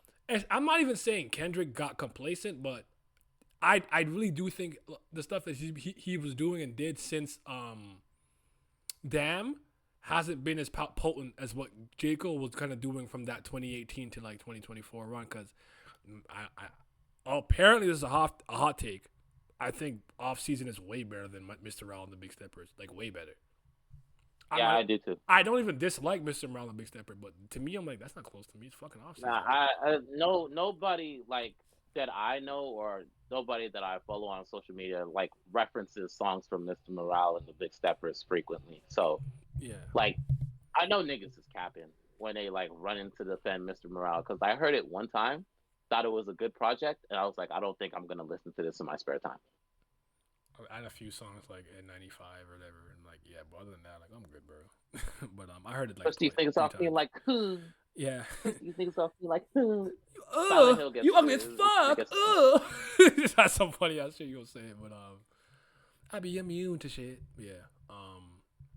Now Lion King and Ice, man. This is when like I started to feel like yo, J. Cole really like I know he's my favorite, but I'm starting to be like he really might be the GOAT now, like or like the best kind of like kind of it's always weird with him because he like fucks off and then I have an album to drop, I'll do a little tour here and then whatever like he's like mainstream but he isn't but he is but nah, Lion King and Ice, man, this song's special to me. I like it. I think out of anything he does with like the Simba or Lion King whatever, this is probably the Yeah, best one. yeah, yeah. Shout out to all them songs. I Simba, love Grown Simba, Simba. Grown Simba. I'm feel like I'm missing one before Lion King and Ice. Return of Simba. I love all those songs.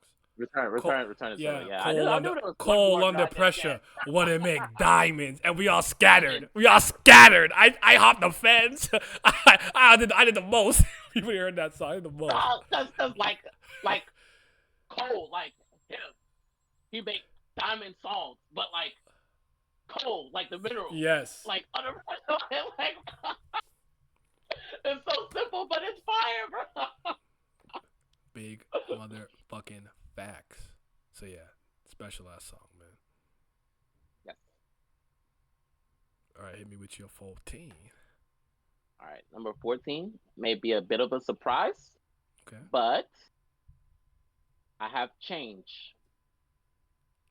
I don't know. I'm just a sucker for like when he makes songs talking about like niggas being in the streets Mm-hmm. and then like they end up passing away like before the end of the song and he's talking about like how it affects like the people close to them and stuff like that. Cause I just be like, damn, like it was deep. Like it's like it was like my nigga James that they killed. He was 22, and then like on the song you can hear like the mother like crying in the funeral procession in the background and then like having like the whole service and then like he's talking about like how the violence has to stop.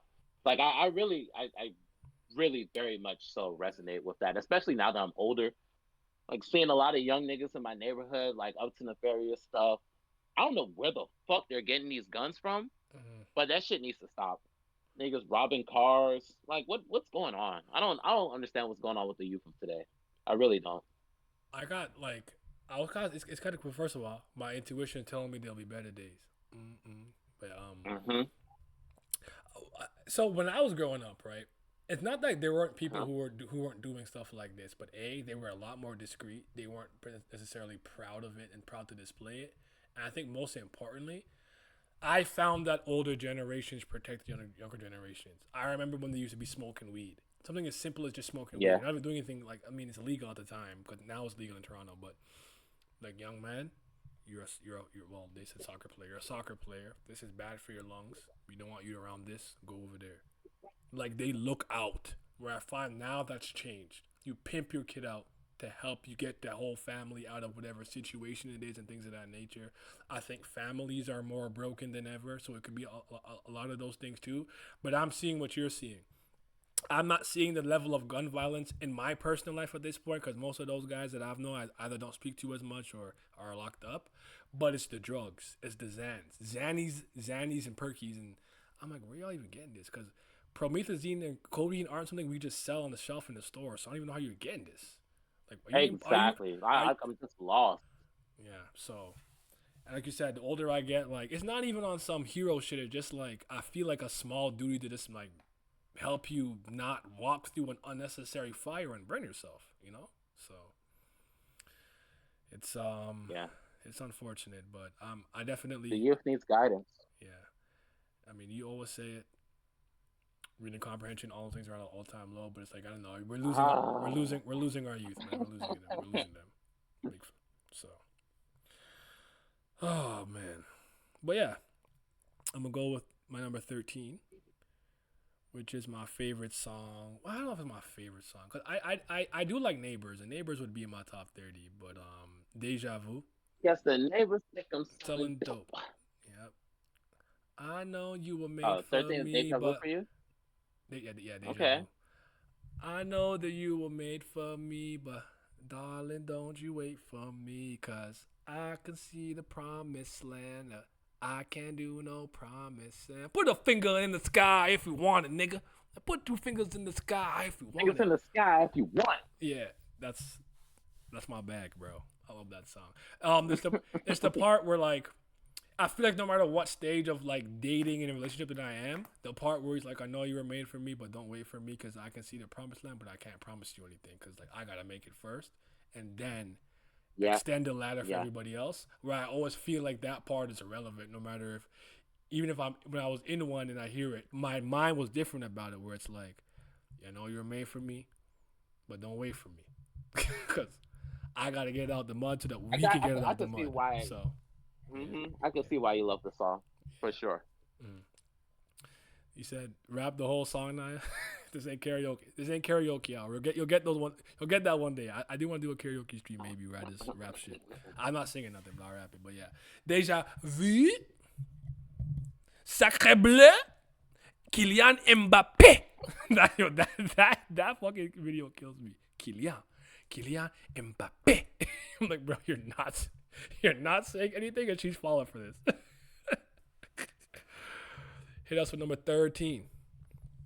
Number I'm just gonna run and 13. grab my phone charger, but I'm listening on my phone. Okay. So number 13 for me is more of the same uh from the previous one. So like I like change and I like brackets for almost the same reason. Like the end of the song, like when he's talking about her the mom, like on the morning of the funeral, like her young child just got hit and he died from like a stray bullet, really, because his older brother was up in the streets acting stupid, and then like the younger one wasn't really a part of none of that shit. He got killed anyway. Then at the end of the song, the mom has to go to the funeral, whatever and stuff, and then she remembers even through all this shit, she still gotta file her taxes. And then like throughout the song, he talking about like where the fuck does my tax money go? Like it's supposed to be helping kids in the communities and stuff like that, and like the Democrats, the politicians, like saying they're supposed to do this, they're supposed to do that. Like you ain't seen none of that shit. And then older niggas like, oh, you gotta vote. I feel it now, especially now with the election coming up. These niggas talking about some older niggas like, go vote, go vote, go vote. Yep. Niggas, democracy is too fucking slow. It's too slow. We need another alternative. Cause I'm not liking this shit. I don't like how they gaslight the younger generation for not wanting to vote for Biden when he's funding a genocide. And like the way the current infrastructure in America is, like things are falling apart left and right. And you complain about it and they're like, oh, so you want to vote for Trump? Did I say that? Did I say anything about Trump? I said I don't want to vote for Biden because of these reasons. If Trump ends up getting elected, so fucking be it. That's the failure on the party for not putting a better candidate forward. That's where I'm at with it right now. I Because like. yeah, I know Trump is a clown. But I feel the Oh, exact oh, same about Pierre Polivier, whatever the fuck his name is, and goddamn, I need Trudeau out of there. I cannot take him anymore. But you think I'm happy about Pierre? Like, nigga, I'm gonna fucking vote for this nigga either. But Jesus Christ, like, what do you want from me? You keep giving me bad versus evil. I don't have a good choice. yeah, And yeah. I've lived through the Trudeau era. I don't like it. So at the very least, if I get something different, something different. And maybe it's worse, but I don't fucking know what you want me to do. He has to fucking go. I'm tired of being in this fucking war too. I'm over it. I'm not trying to be a part of this shit. Yeah. And let me go ahead and say that America under Trump was a fucking nightmare. Like the rest of the world viewed the country as a laughing stock, deservingly so. And a lot of policies got peeled back that were progressive, that were helping us. So he is actually a nightmare for America. But my conscience cannot see all these dead children every fucking week and know that this nigga Biden is sending Israel hundreds of millions of dollars to fund this genocide. And I put him down for a ballot with my name behind it. I'm not doing that. I don't care. And there If it we have to is. suffer a little bit for 4 more years, I do not care. I will suffer. Because at the end of the day, I'm still living, I'm still breathing. My parents are still alive. My family is still good. I'm also not The a. I'm scale of also. what's I'm, happening, yeah, I'm also a believer that community and people are more important than politicians. Like, it's up to us to change things. They will never fix anything. They never will yeah, under any circumstance. So I'm not even like, oh, if only we get Trudeau out of office. Like, bro, things are not gonna get any better. Or if they would, maybe marginally. But I understand the power of community more and more.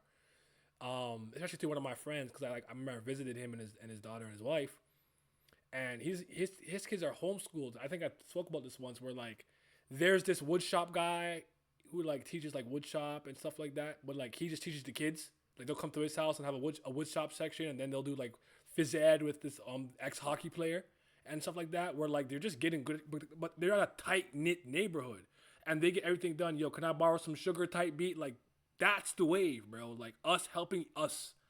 Fuck them.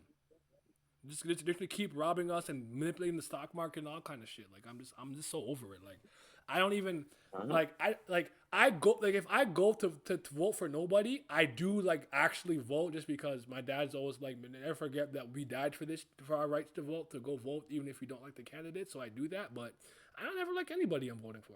I'll never once check the box and go like, man, this person I believe in. I don't fucking believe in them. I fucking hate every politician. And some of them probably start with good intentions, but the way that the world is set up, they have to lie. They have to. They have to lie. So I just can't with it. So I'm with you on that. Yeah, man. But I do I think I do thought I for do a think, long I do time, I think Trump's thought gonna win though. I don't think he's gonna win. he's probably gonna win. Yeah, because there's a massive like decrease in support from young voters in the Democratic Party, and like people, they're not fucking getting it. Like they're not getting it. They're like, we don't like that Biden's doing this, this, and that. Okay, so you want to vote for Trump? That I didn't fucking say that. Like they're not getting it, bro. It's so annoying. They're gaslighting every young voter. Yep. It's stupid, but hopefully we can fix it. I do my best, because I'm even a part of my like board here in my co-op. Like, I'm on the board now. Like, I do what I can. Like, I try to help where I can. So if everyone does a little, maybe it amounts to a lot. So That's what I got for now. But all right, dudes. Pussy my passion. Never been a fan of flashing. Can I live, motherfucker? Breathe, nigga. His partner screaming, "Don't you fucking leave, nigga!" Oh my god, that shit moved me. I'm like, nah. These type of stories like Oh, always can I make me. live? But Mm. it's life fading slow. Do I tell my mama love her? Do she know? Do I tell my baby sorry from before? Won't let won't live to see my Don't even son get to see grow. my son grow. Lord, I ain't Lord, ready to I ain't go. ready to go. Can I live? Oh my God. Hey, I tell you right now. Mm. I tell you right now.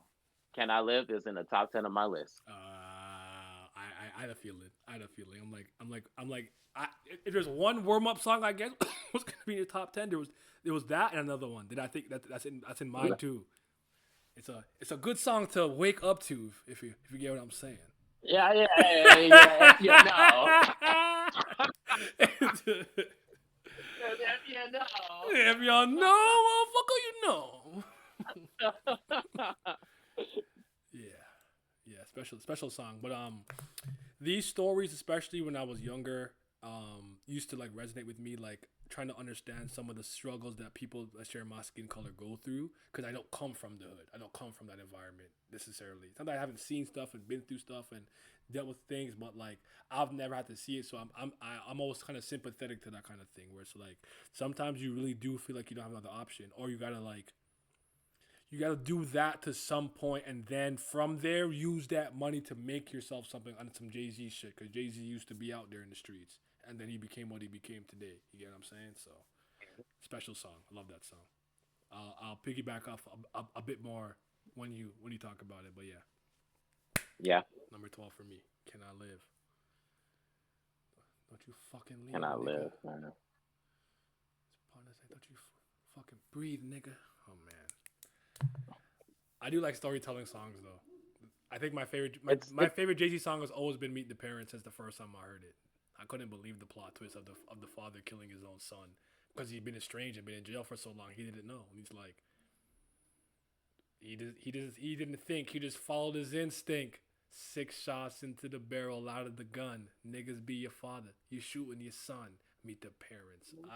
My like 12-year-old mind was fucking plot twist. Like I couldn't believe it.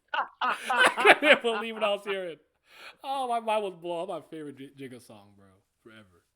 So that and the Marcy's "Cop Off Along" where I'm from, Marcy, son, ain't nothing nice. That's another one I like a lot.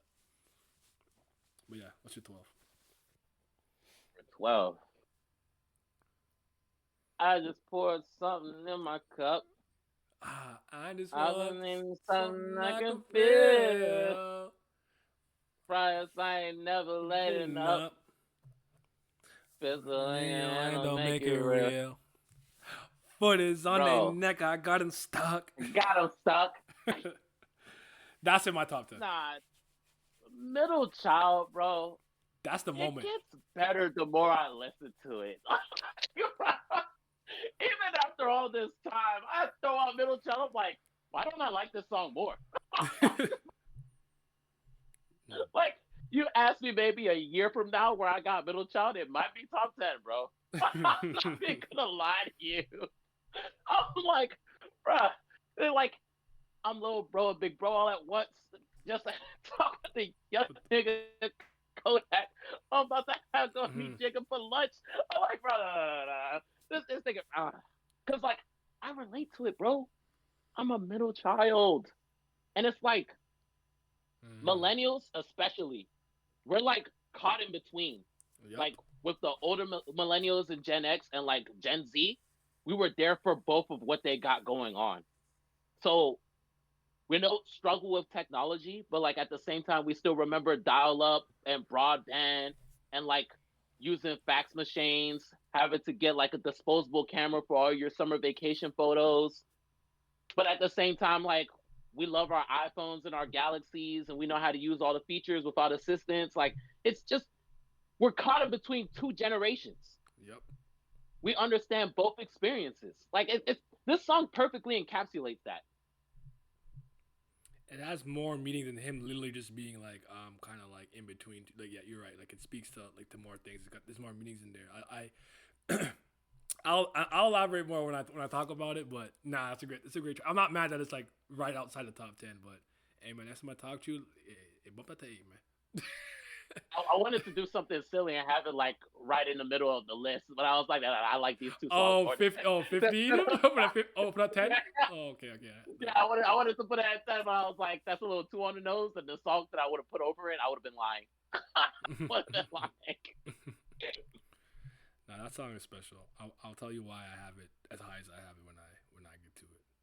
But let me get to my number 11. So you could flip these at any given time because these are my two favorite songs off of the off season for me. But I did put 95 South at 11. So this shit too Okay. easy for me now. Nigga Cole been going plat since back when CDs was around. What Oh my god, that when I nigga sold that said, chickle that I can't believe these fucking clowns. Look how everyone clapping when your when 30 your 30 song song album album do do a a measly measly 100 hundred thou. thou. When that man said, If I'm betting on myself, then I completely "Completely double doubled down. down. I'm like, God, this If you hated on a nigga. nigga, please don't greet me with a Please don't pound. treat me with a pound. I could be staying out the way, but if the beef do come around, I could put an M right Put on an your head. emerald You on your knew head. wages, brother. Now, don't shut the fuck up talking to me. He nice. I just paused the song, but I just leaned back in my chair like, pull it back, pull it back, pull Nah, it back. I said, pull it back, pull it back, pull it back, pull it back. it's crazy because the first time I heard the off season, right? Yeah. He dropped the album one of the summers, like, back when I was in the military, I had to go away for 2 weeks during the summer to go to like designated locations and stuff. Mm-hmm. So the last day, we're on the bus about to get back to base to go home. And he dropped the album. I'm like, all right, I gotta listen to this shit. I'm playing 9-5 South while I'm sitting in the bus. That nigga said, put an M right on your head, you Luigi brother now. Screamed. All my higher ups were looking at me like, what the fuck is wrong with you? I'm like, no. I'm sorry, Staff Sergeant. But J.Cole, he the one. J.Cole, Mm-hmm. he the one, bro. Yeah. That bar was crazy. He's so nice. Oh my god. Yeah, that song. He was rapping, man. I got you, Lizard. I'm gonna drop my own 95 South. I'm gonna call it 93 North. I'm born in 93. I'm from the north side, 93 North. I got you, bro. I got you. 2025, the EP coming. But yeah, man, he was rapping. I love that song. I just the whole energy, the whole flow, everything. Amari's a song I like a lot too, but Amari would probably be my top 30 instead of my top 20. But yeah. The next song is probably my favorite song off the off-season album, but again, I go back and forth in between. Like you might ask me tomorrow, and I might have what's at 10 and 11, and what's 11 at 10. What's your number 11? What's hovering right outside the top 10? Talk to me. It's so funny that you just said Amari.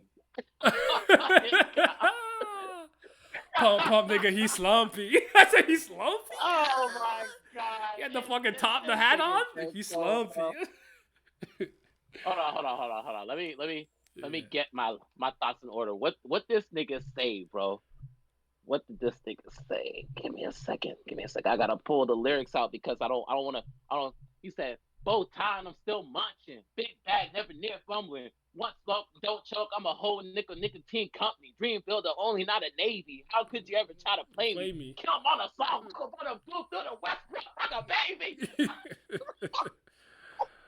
he was fucking spitting, bro. I said, "Oh my god." he he said he doing you niggas like Westbrook in his MVP year, bro. Yep. Oh my god. Oh, Rock the baby. I, I I collapsed. I collapsed. I'm not gonna lie to you. The first time I heard that, I collapsed. I was like, "It's no way, no way," because Westbrook didn't start doing a rock a baby until his MVP year, man. Ah, Yep. Nah, man. Nah, no, no, that song's it, like it, third, probably. Like third. it, the off season, that for me, that's the best song of the off season. I'm not mad at it. I keep pulling it back. I know there's deeper songs on the album, but like I keep pulling it back. Like Amari, the way it opened up, ba da ba ba da ba Da, da, da, ba da ba. da. Hey, off season, Yep. let's work. I'm like, and then he goes in, and then he goes Then in. it goes to work. Nah, the Amari is a special song. Yeah, that's a great one. Well, all right, people. We're in the top 10 now, so this is where it gets serious. And again, we're not remake this list just to post it. It might be rearranged, but I started with Hunger on Hillside. Ah, God has a plan for you, and all you've got to do is believe, believe, believe. This shit gonna hard keep your head strong. If I quit now, then I'm dead wrong. Fighting off this hunger for hours. I'm going for Big hours. stepper nigga don't get Except stepped a on. nigga don't get stepped on. The money by fate, but respect don't. Respect don't. Still gonna be me when success gone. I don't Respect speak on. the language of Don't speak the cowards. language of the cowards. I walk I through the walk through the flame like I'm Teflon. I sucked up the pain and I kept going. Whole world know my name, bitch, my rep strong. We sold out in less than an hour. Less than an hour. These words I still sang like I'm slept on. And then like he was spitting. I love the call. What you talk about outros? Yes, outros go crazy. This is why I knew 7 minute drill was an outro. Trade the truth and the bees of what. This is the other great outro, but just Yeah. can't Seven be. seven minute drill should have been put in higher in the track list, like somewhere in the middle of the album. Yeah, It didn't need to be the last song. Trade the Truth and the Visa is the outro. And it's a absolutely. damn good one. Facts. But that when this ends and it goes like, can't be afraid of sunlight, spotlight when it Lights glows. where it glows. All the pain you All the hold pain makes you you worth hold your makes weight you in worth your gold. weight in gold. Can't be afraid of sunlight, I spotlight feel bad for when not it having it in top grows. 20, bro. All It's too the pain good. you hold makes you wait. Right? Like I said, yo, we faded the fuck out. This shit's beautiful. I love it. Yeah, man. That I just maybe because it's the last song, that's such a strong impression on me. But man, yeah, those two, man, 95 South and Hunger on Hillside. Yeah. There's no more off season on my album though. That was the last song. What's number 10? It's funny how like we had the last songs of the off season in our top 20 is at 11 and 10 respectively. Yeah. like that's how you know, and it's like one of his most recent works.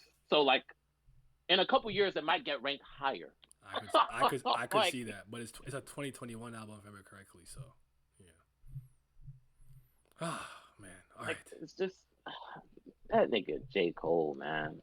Like, how do niggas not hear what we hearing? I don't get it. I don't know if they're looking for it. I'm trying to, I don't know.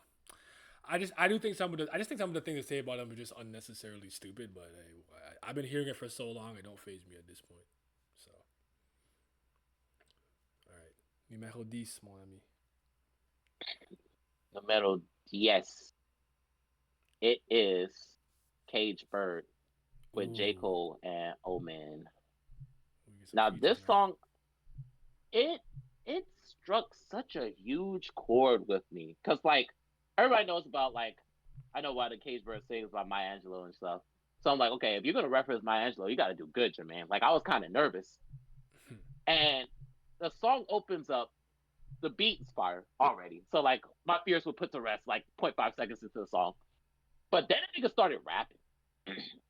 And I'm just like nodding like you know the little Jay-Z meme where you nodding your head back and forth Yeah, because it's kind of fire, but like you're like, okay, but you're not how's it gonna sure. end it? Like that's how it's cool. Yeah. Yeah. And then he was like, You ain't a man till you without a start second chasing your thought in friends, my every nigga. lesson. Yeah. Yeah, well, about a second thought in every lesson taught by OGs, we full of real nigga wisdom, so we proceed like real niggas who've been stripped of our humanity. I see the judge's eyes, I know that he ain't understanding me. I'm like, nah. I was like, nah.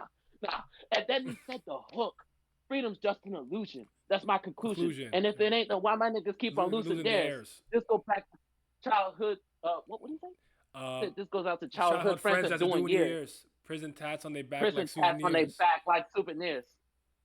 We wish that you was here. A mother's tears spilled on this page. A brother's tears spilled on this page. How How many many days days left? left? And can you find peace when you release? Still filled up with rage. Back on the streets, just a peep that you still in a cage. He was talking to us, man. He was talking. Like Absolutely. niggas be prisoners before they even go to jail. That's what he's trying to tell you, niggas. You're trapped by the system. You're already a prisoner, bro. They're not listening. They're not. They're not hearing him. They're hearing what they want to hear. No, that's not. It's, it's, it's too That deep. was one of the That was one of the songs that would be the top 30. It was one of the ones that was hard to cut. That was hard to cut.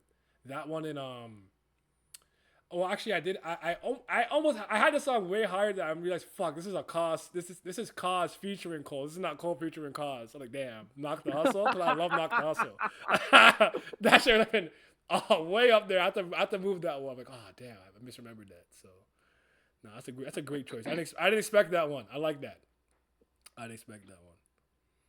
Okay. The J. Cole and Omen together, I think, is the most potent Dreamville duo. I'm sorry.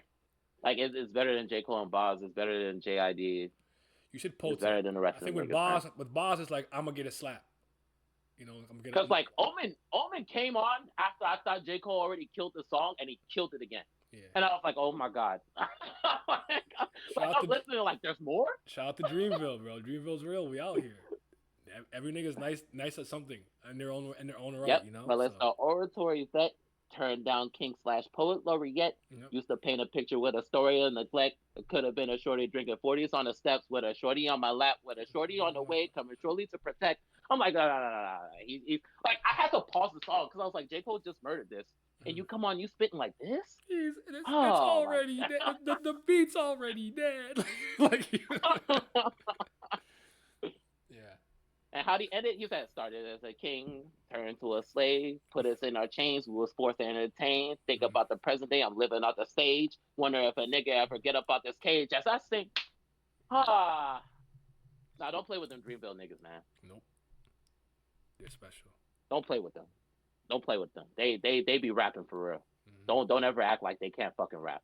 Cause, Boz, Omen, JID, like don't fucking play with them. Loot, Earth Gang, Jid. Mm-hmm. You said JID already. Arline's the singer, but still, she's fire. Number 9.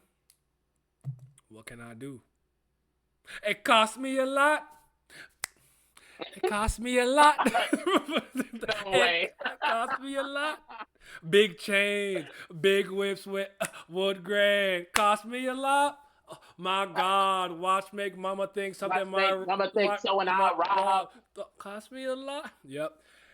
I in love with material things, but I'm in love with the feelings they bring. It got me like, damn. How you do that? I just vibed to the song. It's one of those songs where like it's on my on road playlist. So when I'm driving in the whip to it, I just start jigging. Like this is one of my ride songs. Like I just have it on in the whip always. Cost me a lot, man. 2010, bro. 2010, I've been listening to this fucking song. I never left the rotation. This is one of my favorite songs.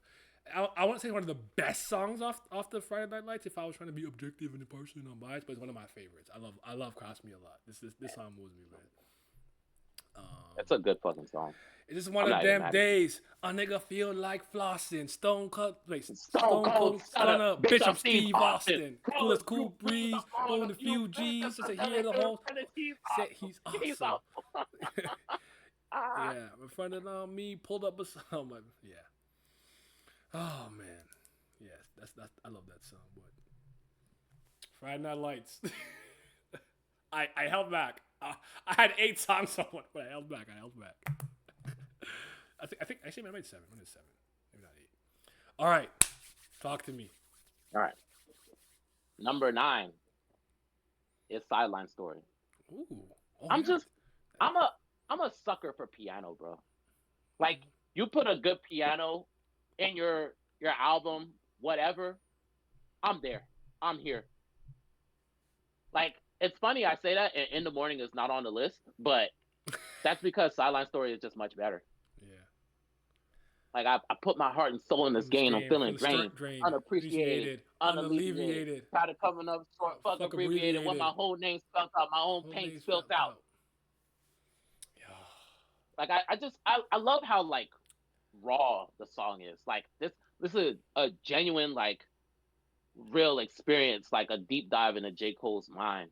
Like how he's putting in so much work, but he doesn't feel like he's getting the type of spotlight and attention that he has. Because remember, like this is Hungry Cole. Mm-hmm. They've been pushing him to put out this fucking album, and he don't got no hits yet. And he feel like his mixtapes are enough, but like the label telling him that it's not. And then like he's talking about like how he in first class, seeing all these white people he ain't never seen before. They Mm-hmm. giving him funny looks, but like he's showing manners. Like yeah, nigga, like I'm educated, college educated, Yep. but I rap though. Like oh come on now. Look at me like I'm not supposed to be here. I'm here though. What's up? I'm not even gonna act like a nigga. Just hey man. Yep, Greetings, opportunities that I greetings. would kill for. Yeah. Looking at him like, what the fuck you Looking at got a, rappers like what what the the fuck fuck you I got a kill deal for. for? When I was asked out with my funds, so it's nice to know I I had had the the whole whole world at world my on my front front door. row. I'm gonna put this all on the map. Ah, Gone and I ain't looking back. I know they gon' feel it like the tank on me. I promise, baby, you can I bet that promise, baby, bank. you can bet the The bank bank on on me, me. cause Cause ain't ain't nobody nobody gonna tell me tell me what I ain't ain't gonna gonna be be no no more. more. Yeah, man. Thinking I'ma fall, don't Don't be be so so sure. I sure. think that might be the best I song wish off the somebody album. make The guidelines. sidelines. It's To get up off the sidelines. I don't know. I don't know. It's up there though. it's Top three. it's Top three. dope Top three. Top three. Top three. Top three. Top three. Cause I said like God's gift and because it's like Dies Little Girl and Lost Ones a lot. yeah So. yeah I don't as a whole project it's not cohesive. I don't like it that much, Mm-hmm. but the songs like I've told you this before. The songs that he nailed, Mm-hmm. he knocked that shit out the fucking park. That's a fact. Yeah. Oh man. Okay. I really wish I could have this higher, but this is just some of this was just Friday Night Light Tax. But sometimes it was sometimes when it was morning and my ringtone would go off to wake me up. I get up, I see the clouds from my What's that window. I pray the window? sun goes Okay, the shine sun this goes way. shine this way. And where And where I I go go, is where the the wind wind blow. blow, Mama, mama, your your sun sun goes go shine find this this way. way. And if I gotta crawl, I'm gonna And if make I it gotta to crawl, the I'm end gonna make though. it to the end though. And to the The top, top, I'm I'ma gonna find find my my way. way and tell them I'ma And rise tell on. them I'm a ride Cause I'm some. On on my my headed for the for the sky. sky. I'm I'm on on my my way. way. Yep. That's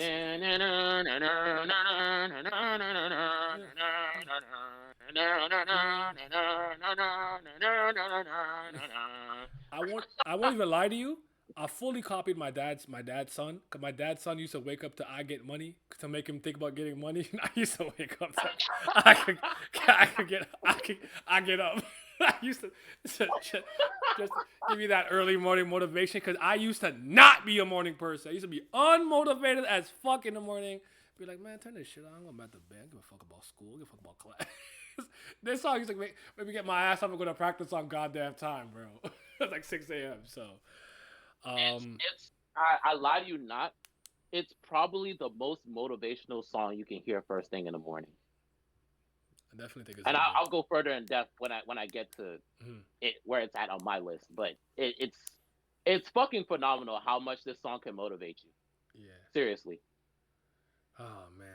And you did bring up in the morning. I didn't notice this until someone pointed it out to me. Just as a side note, the remix. I think the remix has Drake on it, right? Or is it? I think there's a. I think there's one without Drake, No, right? the original has Drake on it. No, Oh, the okay. original has Drake on it. I didn't realize he was rapping like he just woke up, like raspy. I didn't notice that. When I heard it, Yeah. I actually didn't pick it up. Like the many times I heard it, I just maybe because I'm not a Drake guy. It's not how he sounded or how he used to sound, but I didn't realize that. Like now I could tell for sure. Like oh wait, he is like he just woke up. Like maybe you win the time fine. I'm like oh shit, good catch. I don't know. This is a side note I wanted to point out. That I didn't notice before. But yeah, I get up. That's my that's my girlfriend's favorite J. Cole song in the morning. I was like, it's a good song. Yeah, I get it. I'm not mad at it. All right, talk to me. All right. Numero ocho. Sally, I know I ain't been answering your calls, but shit, let me explain. It's Mm-hmm. because times been hard, but running around trying to find a job. I hear my phone ringing in the morning, 9 o'clock, and it's you. God damn. Damn it. Can't even front up, press ignore. I still got your letter sitting on my dresser drawer. Nah, Dollar in a Dream 2 is 100% far and away the best Dollar in a Dream that he has. Yes. That nigga said, I only got $1.50. Can I get on a bus? I don't got a $2 bill. Fuck you and your bus, nigga. Oh, no, Like, the intro I to that didn't song is realize. amazing. Yeah, the intro to that song is funny. So. Yeah, I didn't realize until I want to say like maybe 5 years after I heard the warm up. Mm-hmm. Like I was listening to the song like with my brain like kind of turned off, and then one day I was like, let me actually think about the lyrics, and he was like, Sally, why would he bother to say her name? And I was like, oh shit, Sally Mae. Yes. The whole verse is a double entendre for Yes. college fun. I was like, I knew it was official when my mama co-signed. You need to have your parents co-sign if you're gonna get financial aid. Oh, like, the song just became 30 times better after I put two and two together. Because it's like Sometimes you need that girl. though. Sometimes you need that, like, Yeah. oh, and it just elevates. It's like, oh, I get it now. I get it. I got it, but now I get it. There was 3 layers. I only went 2 deep, but there's a third one I didn't know about. So yeah. I'm not mad at that at all. Once I put everything together, I was like, yeah, this song is fucking astounding. And we definitely agree that's his best Dollar in the Dream song. It's easy. Yeah, that's the best one. Yeah. Easily. That's a great one. When I was broke, you sent me dough, and that was big for me. You was there every year when I needed you, and you were so quick to give. I had to be with you. Remember when I used to call you on your phone line? I knew it was official when my mama co-signed. But in no time, a nigga graduated. I hit the real world, baby girl. I'm sad to say it. But I was using you. You gave a nigga major stacks. And I know in my heart one day that I'm going to pay you back. That's a good one. Man, come on. Warm up, man. All right, number 7. It's time for some more Friday Night Lights. Ask Pac what he thinks is the best J. Cole feature. We're going to do a ranking for that. We're going to do J. Cole features. But we'll do the features. If you have one, I could give you some on top of my head. Beautiful Bliss, Wale. Oh yeah, Beautiful Bliss is great. Looking for Trouble. Fuck the world, bust my nut and let my semen sprout. Oh my goodness, he was going crazy. He went nuts. He blacked out. Secret Recipe, I don't like the beat, but that was for me. Especially we talked about the racial stress part and people profiting off of our niggas fake progressive and woke. I started saying less.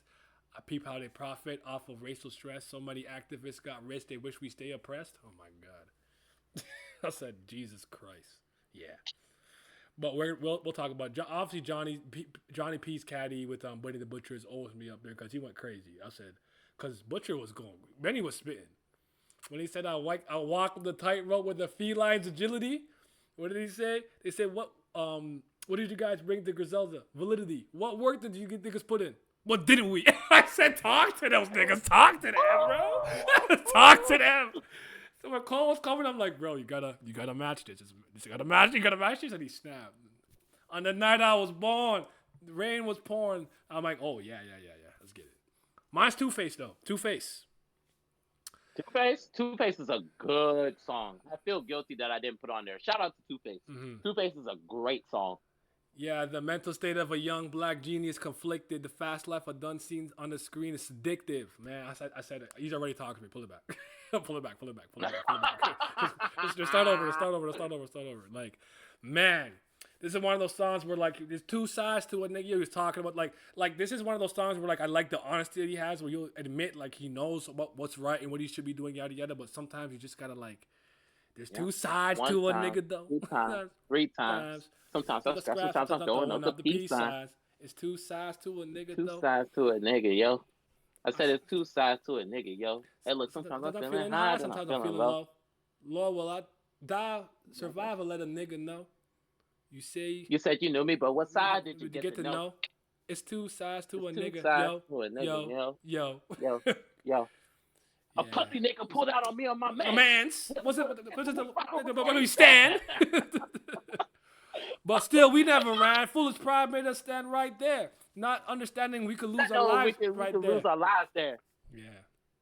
And when he That said, hit us. Think about the close calls from long distance. yeah, little niggas in the field was tripping. Type of nosy ass niggas to watch till the fight was over. They ran when the gas came out. I moved closer. Foolish. What was I thinking? Wasn't trying to be cool. Just the thrill of the danger. Yeah, man, he was talking. He was talking. I love this. This is probably my second or third favorite song. No, Yeah. second song off. Now that I think about it, that's the best song that's not on this list for me. Yeah. Why didn't I put that in the shout outs? What's wrong with me? What's wrong with me? Shout out to that song. Yeah. Really fucking good. Yeah, that's the number 7 though. Two Face. I love that song. I like the what they call the dichotomy of man. Yeah, my top 6 is kind of generic. I would say. I think there's only probably maybe 1 or 2 songs in there you wouldn't expect. The rest are kind of what you might expect from maybe a lot of J.Cole fans. I'm not sure. We'll see. We'll see. But yeah, numéro 7. No set. It is. We're back to Can I Live? We're just back to it because it's like it's just too good of a fucking song. Somebody tell me that it's only one shot, so I'll be goddamn if I'm ever gonna stop. Promise to my mama make it to the top, so I'ma keep climbing till my heartbeat drops. Like the phone when she heard the news, her sister on the other line talking to her shoes, and when he says that, in the song, you can hear like the mom wailing in the background. Yep. Like, come on, son. The only son, what a thing to lose. More black, singing more blues. More niggas, more bruise. Poor dude, he was young, like 21. Straight up out that city that I'm from. A real smart nigga, but his niggas, they was dumb. He didn't even get a chance to run before it landed in his lung. And you hear the gunshot. Oh, God. Breathe, nigga. His partner screaming, don't you fucking leave, nigga. Took off his shirt trying to stop the bleeding, nigga. Don't you down. But his life fading slow. Did I tell my mom I love her? Do she know? Did I tell my baby sorry from before? Oh my God. Won't get to see my son grow. Lord, I ain't ready to go. And I live. And then he flatlines. Like you get, like if a song doesn't move you, like this song does, you need to reevaluate yourself. Cause like it's just, there's just no way, man. Like you need your soul cleansed. There's no way. Yeah, your soul is just putrid. Yeah, it's no way. Like you hear all the special effects in the background, you hear what he's saying. Like the nigga wasn't even a part of this life, bro. He died from a stray bullet. Yes. Oh. And he had a kid. Like this literally, this song is like, in a way, kind of like how it was when Ricky died in Boys in the Hood. Ooh. That's practically what it is. Yeah. I was a football player, man. Fuck. I haven't seen that movie in a long time. I don't seen it once, but yeah. Nah, man, Can I Live? Definitely one of his best songs in my opinion. I would be interested in ranking every single J. Cole song. One of them ones. But yeah. All right. So here for a generic one for 6. For 6.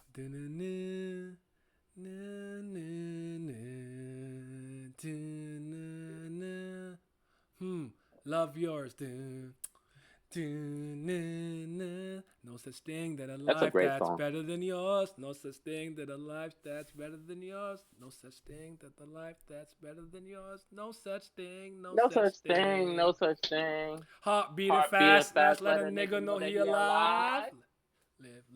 Fake niggas mad. Snakes in the grass. Let a nigga know that he arrived. Sleeping on your level. Don't be sleeping on your level because there's beauty in the struggle, nigga. Beauty. Yeah. It's beauty in the struggle, beauty. Beauty. It's beauty in the struggle, ugliness in the success. Hear my words and listen to my signal of distress. Oh my God, bro. That was just one of those songs where like he just, again, beautiful way to end it. And then just like, I agree, like he's right. Like, you know, this song is kind of the embodiment of like, you know, what do they say? Comparisons is thief of joy.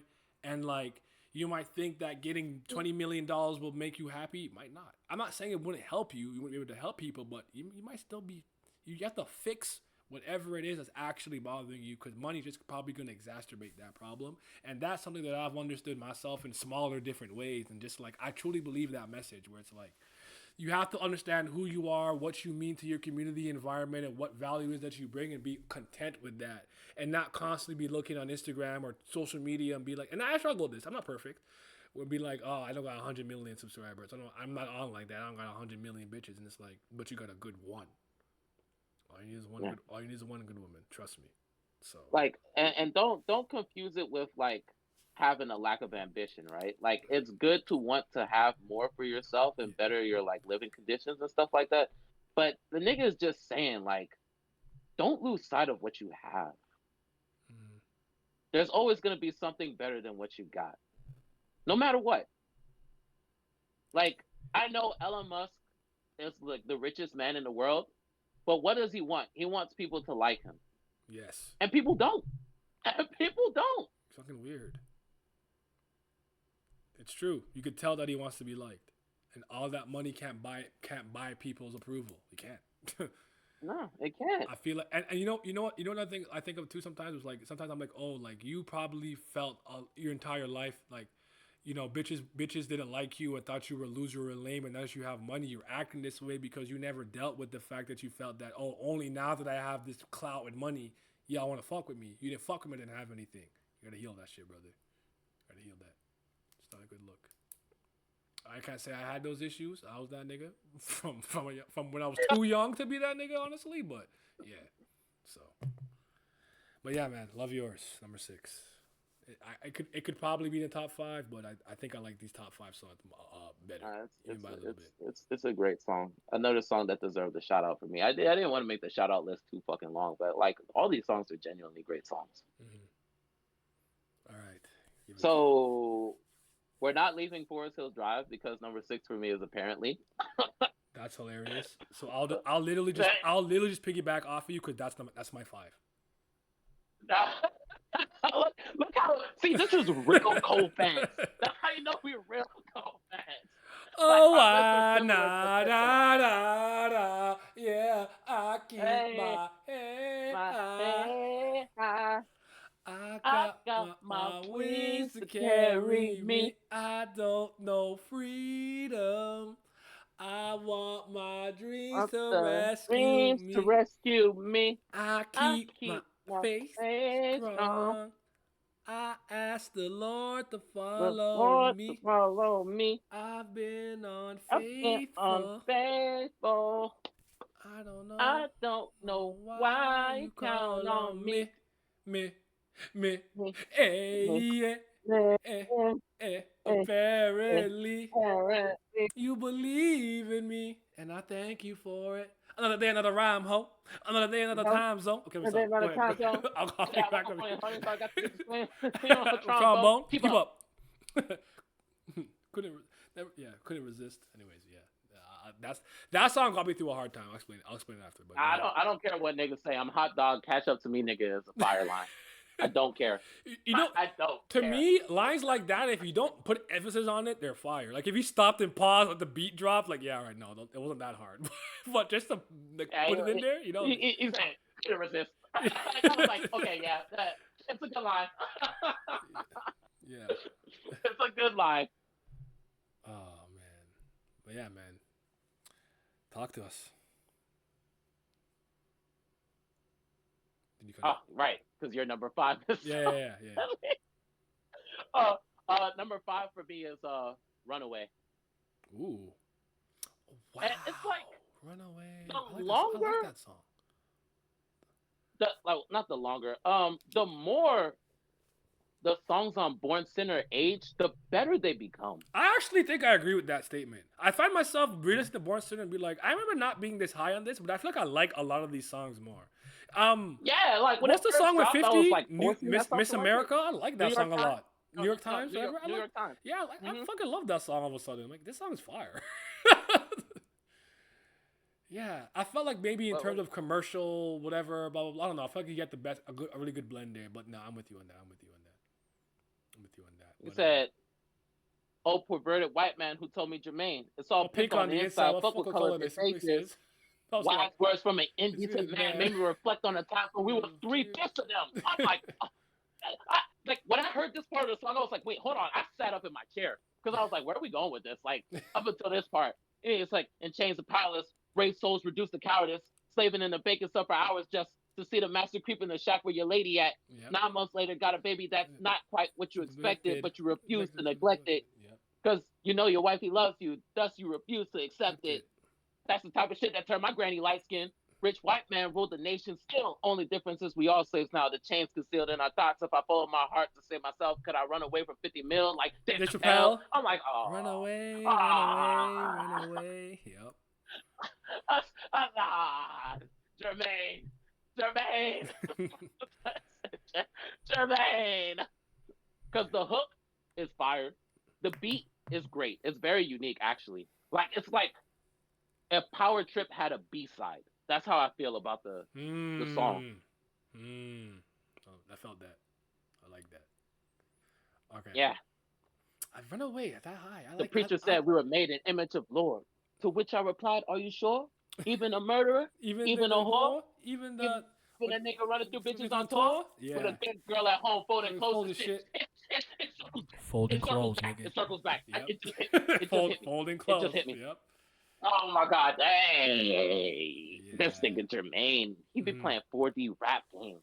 Ah. Mm.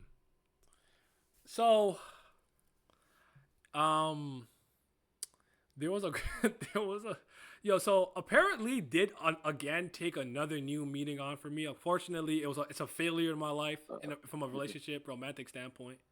That I want you to piggyback off apparently too. So I'm just get my personal story off. But this song Okay. was a song that got me through a rough patch where I was like, just like, you know, aligning myself with God and fate and everything. And I remember the part where he was talking about I was up in New York City getting chasing Patty, getting bone. I can't believe I left you there to deal with that shit all alone. How could I be so selfish? And it's just like I in that moment I reflected on how selfish I can be when I'm in pain specifically. Where I'm all woe is me, the world's crashing, everybody feel bad that and like I remember just hearing this song over and over and over and getting better at dealing with that and getting over it. Again, not perfect, humans are infallible, but just like and the end of that part, that first like, and I almost said stanza, I don't know why, but like verse where he goes, I need to treat you better.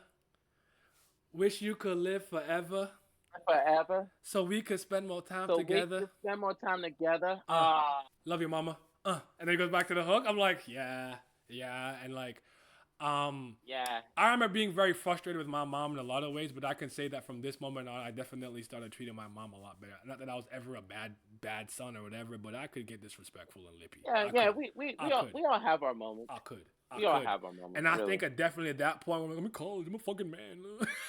like, like, like, like I was on that type of a wave, and I just stopped doing it. Like, I have nothing but love and respect for my mother.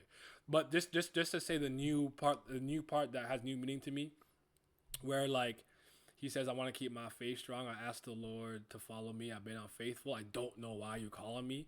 Where sometimes I feel like just to keep it vague with my previous thing, I felt like somebody put me on a pedestal I never deserved to be on, and I couldn't live up to it. Where it's like, why would you do that? Why would you call on me to do something? I'm not your strongest soldier. Give me easier tasks. Type me. So, and then the part where it goes like, but apparently you believe in me, and I thank you for it. And I resonate with all of that, especially as I become more spiritual. So. That song means a lot to me. So number 5 for me is apparently. So why do you like it so much? Apparently. Yeah. I feel like it's one of those songs, right, where you have to take a step back and like reevaluate the shortcomings in your life. Yes. So I I didn't do well like in high school, and I kind of regret that because like I was going through a phase where like if shit wasn't interesting to me, I was like, I'm not doing this shit. Like I was like, Cause like I was always good in school, but like something in high school was just like different to me. Like I was just like, why do I need this?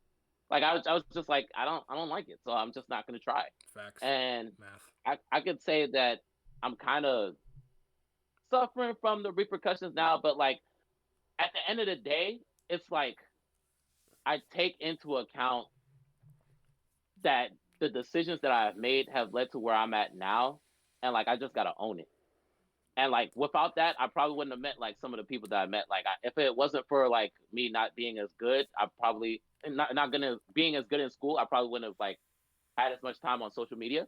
So then like I probably wouldn't have met you. I would have met Simi. Like there's just different things. Like you just take a step back and think about it. Like I tried, I failed, but at the end of the day, like This is my this is path. where I'm at now. You just gotta make the most of it. I 100% resonate with the portion of like looking back and been like, yo, in high school, I stopped taking school seriously at all. Whatever I didn't care about, I just didn't fucking care. I was very apathetic and unmotivated at that point in my life, and and as a result of that, like I look back in it and like again, I know I'm dealing with some of the repercussions of my earlier actions in my later years to some degree, but I wouldn't change anything because I think that every lesson that I learned was extremely valuable, and I wouldn't be where I am today, the man that I am today, the person that I am today, and I have changed a lot of lives, and I'm very proud of that, and I wouldn't be there if I was here. Is Grippy in the top 20? Shut Yeah. up, Mook. Shut the fuck up. I heard that song. I heard his first once and said I'll never listen to this song again. For my That's not nickname, it's Mickey, it's Grippy. And like, Grippy. no, It's no, Grippy. no, no. That's not his. Mm, That's just, mm, that's not his Grippy. bag. Even if it was fire, I probably would have listened to it. Cause again, I don't listen to J. Cole for that. So, yeah. But yeah. Apparently, it's my number 5. That was your 6. You said your 5 was I just I'm not, what the fuck? Runaway, right? Runaway. Yeah, Yeah. that's a good one. Hmm. I feel like I feel like like you speaking about it. I'm thinking about it. I feel like I slept on it. But that's like Trouble. Trouble's talking about set it off on my left, set it off on my right. I just love the gunshots in I the air, said, but I don't run for my life. I love the hook to I Trouble. scared. Yeah. Rich niggas was also something I consider. I love rich niggas. I hate rich niggas. God damn it, cause I never had a lot. Damn it, I like that song. God damn it. So I like rich niggas, and Mo Money interlude but is I think the Mo Money slow money. I like that little interlude. I won't lie to you. I like I like Mo Money interlude, but I like Ain't That Some Shit more. Ain't Ain't that that some shit? shit? We don't pay for That's this the practice shit. shit. We don't pay to the max The this shit. shit. Yeah. I was like, But Cheating Day hurt me. I got that work. From Say Born. what? Yeah. From Born Sinner. It was Cheating Day that hurt me the most. 'Cause I love that song. I need you to love me, love me, love me. Don't take my chain from me. What was the song? How do you feel about Forbidden Fruit? Just out of curiosity. Me and my Forbidden bitch Fruit? took a little trip down to the garden. Took I a mean, little sip. it's a song that you could play in the whip, but like he's not talking about nothing on there. Yeah. I wish Kendrick just had a verse though. I don't know. I just wish I had a verse. Yeah, that's what I'm saying. Like it's just Kendrick singing the hook, Yeah. and it's just like what was that one line that he said? Cole is the king, most definite. My little black book thicker than the Old Testament. Niggas paper hood, but the pussy so separate. Yeah. I was like, okay, yeah. That pocket, that's fire. that was a fire pocket. The pocket was fire. Yeah. We're on 4 now, right? Yes. Well, Liquid words don't hate me, son. What you eat don't make me shit. Who you fuck don't make me come. All right, let me stop. Because I was like, wait, why do I like the song? Now I'll think about it. I was like, okay, yeah, that's why. yeah. It's funny that I have this song on number 4 because the title of this song starts with the number 4, and the album has the same name. Mm-hmm. And it's For Your Eyes Only. All right. It's a good song. It's a good song. It's long. It's a long story, but he was in his bag. And again, I think I was. You know what? J. Cole might be like Oda. He don't end arcs bad. He don't end albums bad. His outros always be fired. I'm thinking about, is he missing an outro? No, yeah. Has he missing an outro? Hold on.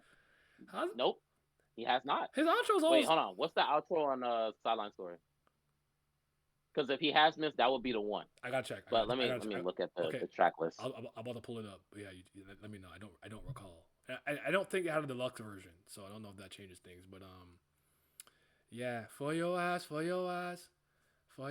only. What Because was? the last song on Sideline Story is Breakdown, which is a great song. Oh yeah. Oh, and the breakdown. That's a good song too. What the fuck? I forgot about that. Wait, no, I looked wrong. No, it's Workout. No, That's the so he was 9 from 10 from the free throw line. He missed a free throw. He missed a free throw. why? He missed the free throw. I don't even hate that song, but don't end it with that. Don't end it with that. End it with breakdown. No, Damn. I'm about to break the rules. What's the deluxe version? I know We Born can't Sinner have had this. one. I don't remember if Silent Story did. I don't remember. But so this is the story about him talking about the song for his deceased friend's Yes, daughter. yes, he hasn't missed. Daddy's Little Girl. Yes. That's the last song on Sideline Daddy's Story little deluxe edition. girl, daddy's little girl. Yes, I could yes, throw it he back hasn't missed. without even throwing up. I could even take it straight without even throwing up. Yeah, okay, we won. I don't care, we won. I suck my dick. 100% from the field, suck my dick. Ah, I remember when this song first came on, I had to pull it back so many times. I listened to it probably like 8 times before I just got through it entirely, just because I wanted to pick up on everything. And I just love the last part, like one of the last parts where he was just talking about why your daddy was a real nigga, and it wasn't because he was the first nigga to get pussy, 12 years old, not because of this and that. He was a real nigga because he loved you, and I'm just like, that just touched my heart, my kokodo, touched me right in the kokodo. I'm like, yeah, this album is fucking. This is why I think this is his best album, studio album, whatever you want to call it. I think this is the best one. I have it over Forest Hills Drive, honestly.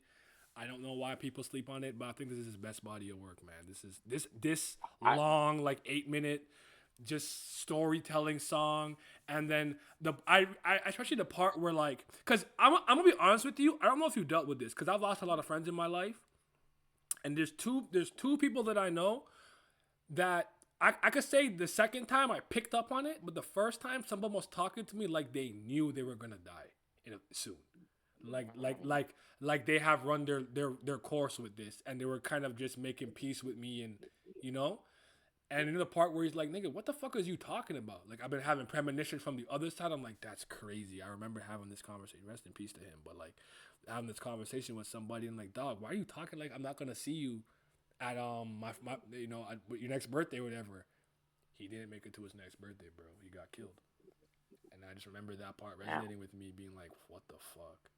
Some people who are in this type of life and whatever, they see it, they see their writing on the walls, and and he did something similar. All that money he had been hustling, gave all of that to his baby mother for his daughter. Like every single dollar he fucking had. Everything to his baby mother for his daughter.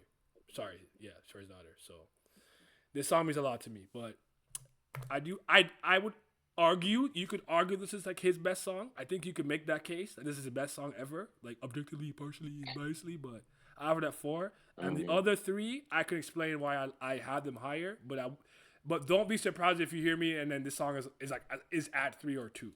But for your eyes only. yeah. The album, honestly, the first time I heard it, like I wasn't too high on it, but I was like, it was a me thing, because I was like, up until this point, every time J. Cole made songs or albums, it was like, for the most part, the body of work was something I could relate to. Like I could pick out like 6, 7 songs. Like, okay, I relate to that. This is why I fuck with you. I like this. Da da da. But For Your Eyes Only was when he was at a very specific time in his life, Mm-hmm.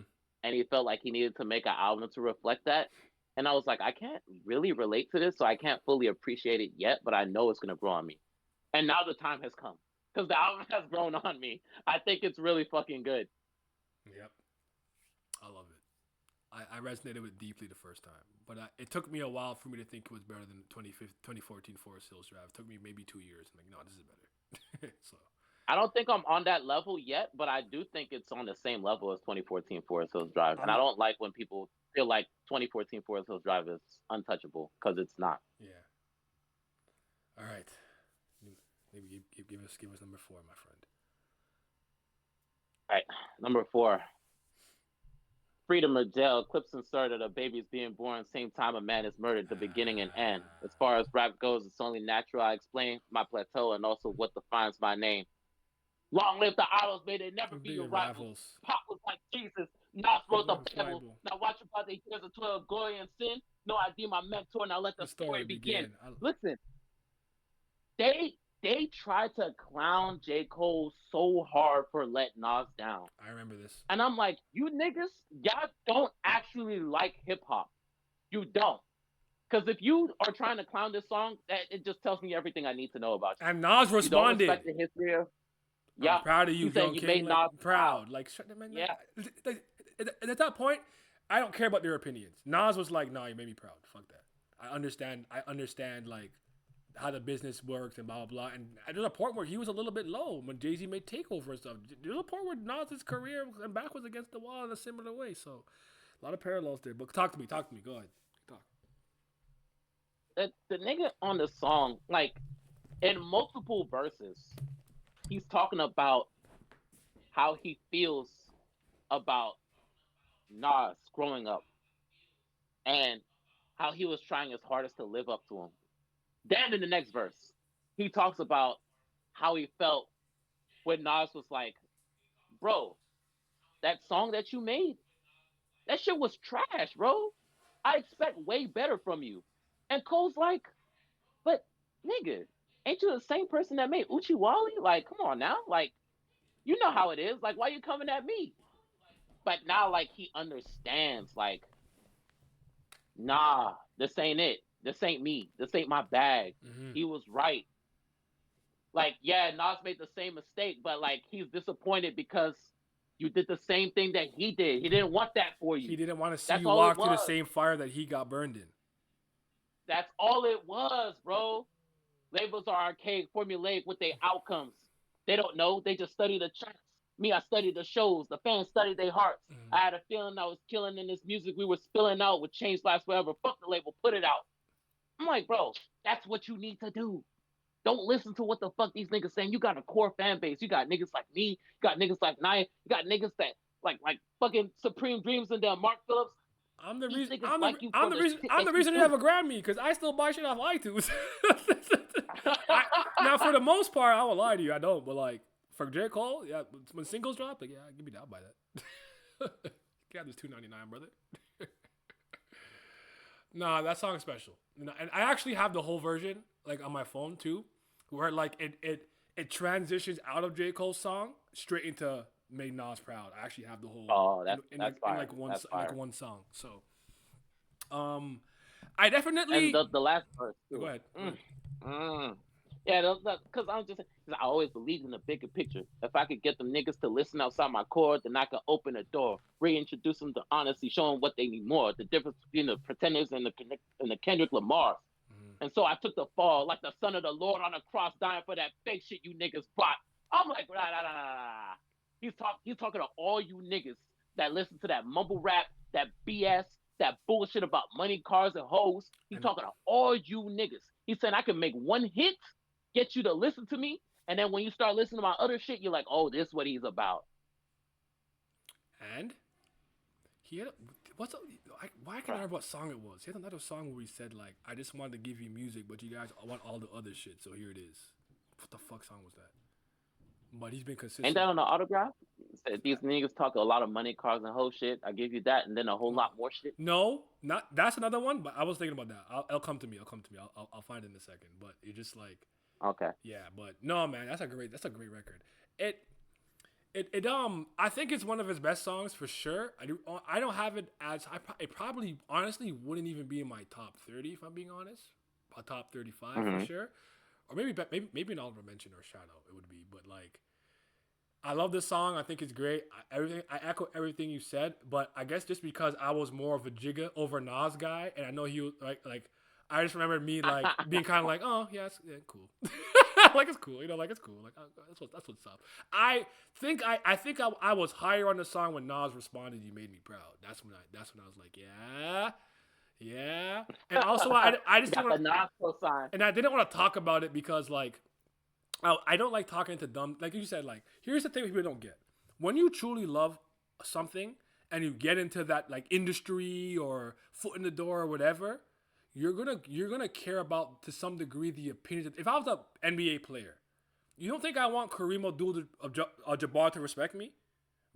Rest in peace, Yep. Bill. Like I want those legendary greats, even from Dr. J's era, the '70s, to be like, I like that kid. He's nice because I'm a historian of the game.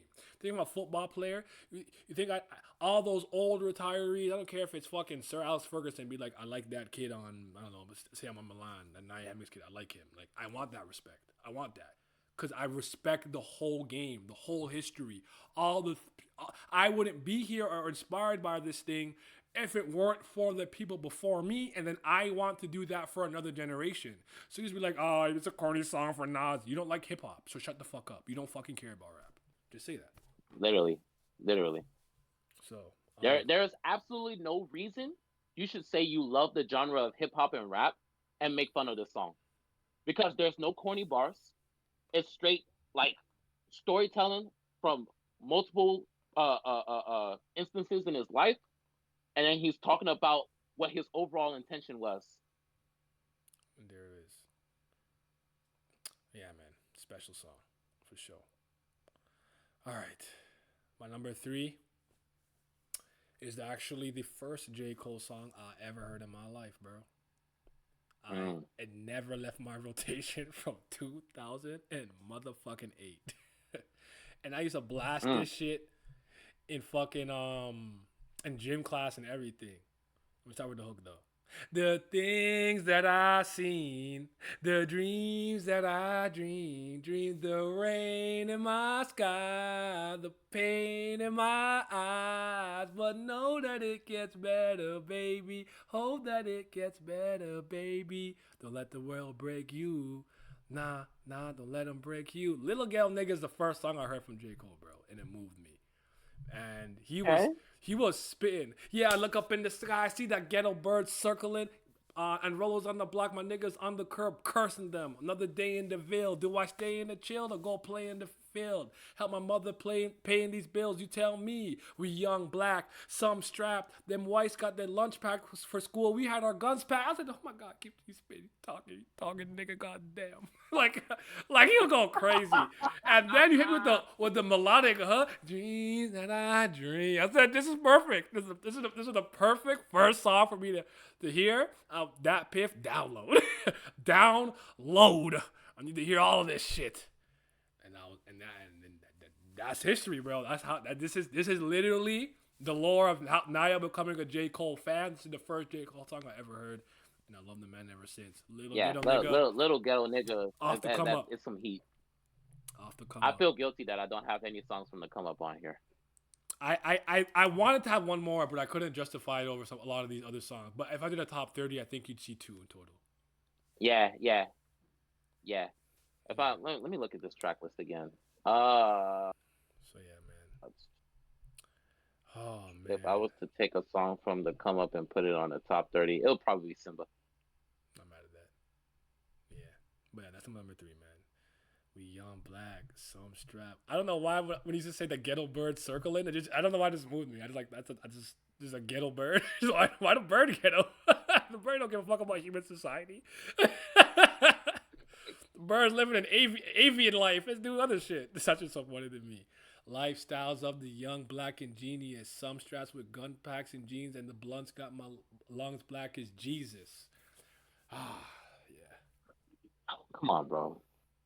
He's different. What that nigga say? I promise. I put my fucking stamp of authenticity on it. Yep. Ain't nobody better than me at this rap shit. I swear to God. Yeah. Yeah.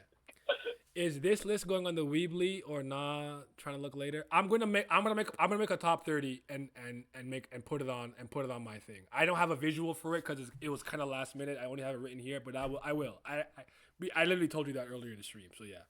So you'll see my top 30. I made a visual, so y'all niggas can see mine if y'all want. Oh, I didn't even know you I did put that. it on medium. Okay. You could have told me that. I didn't know that, but yeah, it's okay. We're gonna today. Don't worry. When we do the features list, tier list is gonna be lit. But what's number 3, brother? So number 3 is I get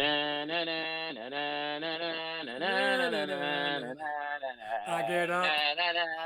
I get up. Listen. I get the fuck up, Nick. Soon as my dough straight, I throw the wifey in some Dolce and put some chains on my niggas Like like I their own own slaves. slaves. I get up, Mm, mm. like, bruh, this to this day, I might have to make that I am my alarm clock again secretly. I might have to bring that back. like, I have to bring that I back. am I am 29 years old, and from when I was 13, my nigga, I still start my day with I get up when I put my headphones in. Like now, I walk into the bus stop in the morning, and the first thing I go on my J Cole playlist. It's called Cold World, and I go straight to I scroll up, scroll. Okay, I see warm up songs. Where is it? I get up, boom, put it on shuffle. Now, whatever song comes on next, it's whatever. But I get up is getting played. I love I it. get up is getting played. It's just like I, bro, like you can't hear that instrumental and then hear that nigga come on the track and just start thinking to yourself that he not one of the coldest to ever do this rap shit. I just it's impossible. It's no way. From farewell to them broke days and bored Joe to the most paid. Soon as my dough straight, I throw the wifey in some Dolce and Yeah. put some chains on On my my niggas niggas like like I my own own slaves. slaves. I get up, look out the window, hope the sun's shining down on my niggas out there front lining. I hit the streets and see them boys out there locking up some older head. So goddamn, homie, hold your Your head head. and hold your head. Ah. That's a special song. But really, what I like is the second verse. What he said, paint a picture to show the deaf what it's like to listen, and speak the words to tell a blind man Man, what what he he's missing. missing. For all All my my niggas niggas doing are time, time man, up up in to the prison. prison. But you Fucking had at the to resort to crime, crime, man. man. Fuck Fuck the the system. system. We We raised raising the babies babies up up in in Hades Hades where where there there ain't ain't no no hope. hope. Ain't Ain't no no fathers, fathers, ain't don't no take no scholarships scholarship to to slay slay no no dope. dope. Politician hollering about problems, but I But ain't ain't gonna no vote. cope. He talk Talking about about change, change, still we we floating in the the same same old old boat. boat. So tell me how I'm supposed to feel Even when the when the president president spoke. spoke. When he ain't never had to struggle, ain't Ain't never never been been broke. broke. Ain't Never even been rolled through through the the ghetto, ghetto. ain't Never never been been close. close. Trusting Trusting this this government's like like trusting trusting the the devil devil and and oath. oath. For rebel with quotes, I get up. The lifestyle of the young, Young, black, black, and and reckless. A reckless. generation of niggas strapped and Asking asking questions questions like, like, tell me why I I ain't ain't got got shit. shit.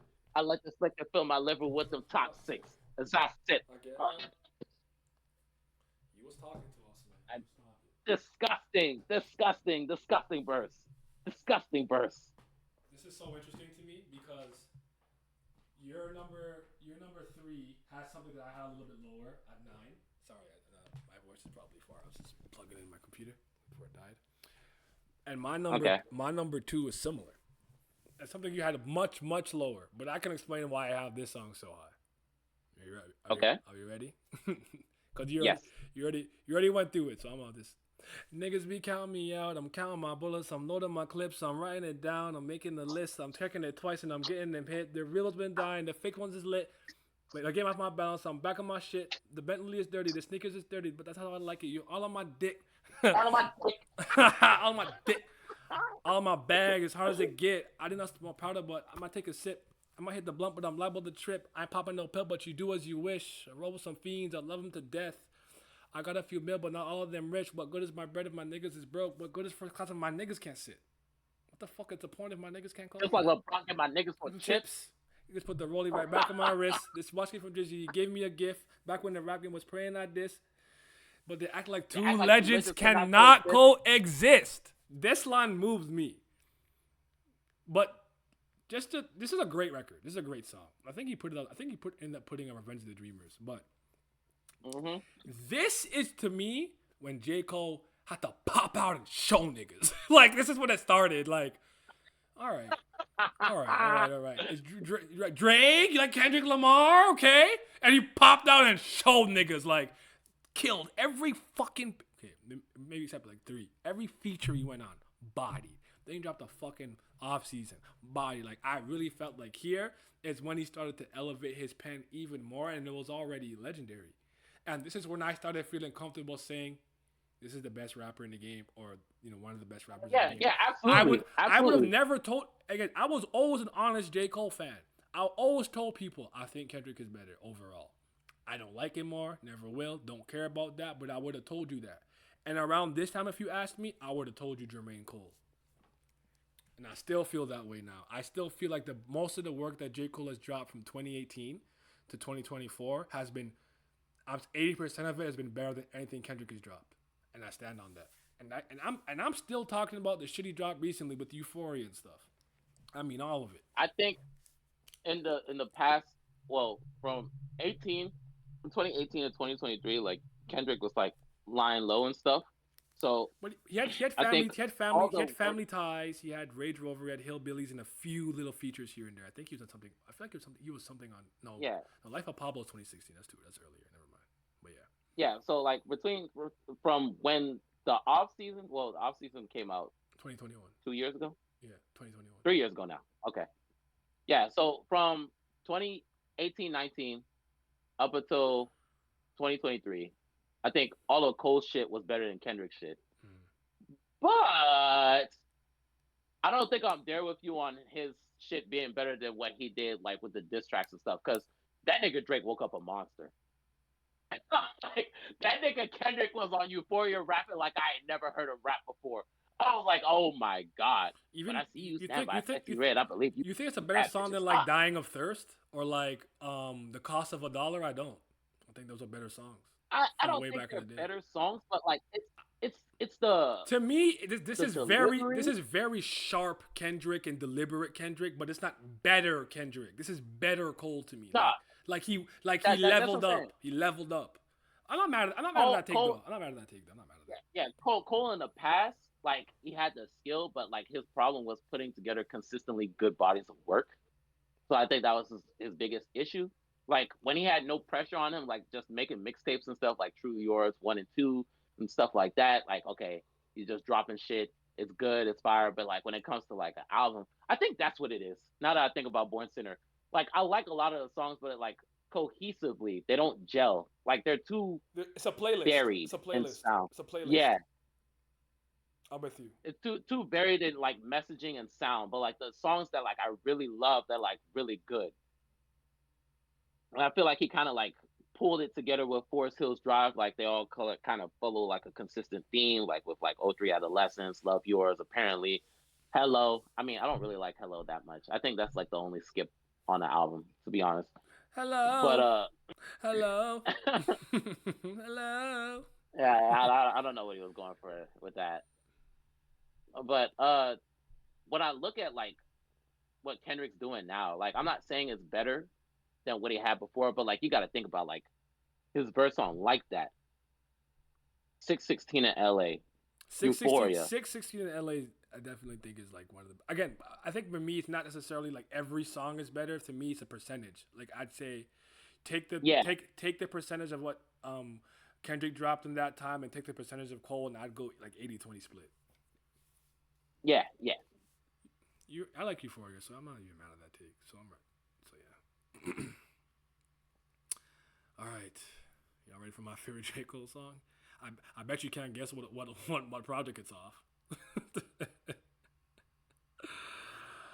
Oh man, listen, it's premeditated murder. This is my favorite J Cole song. This was the easiest part of the list for me. I love this song.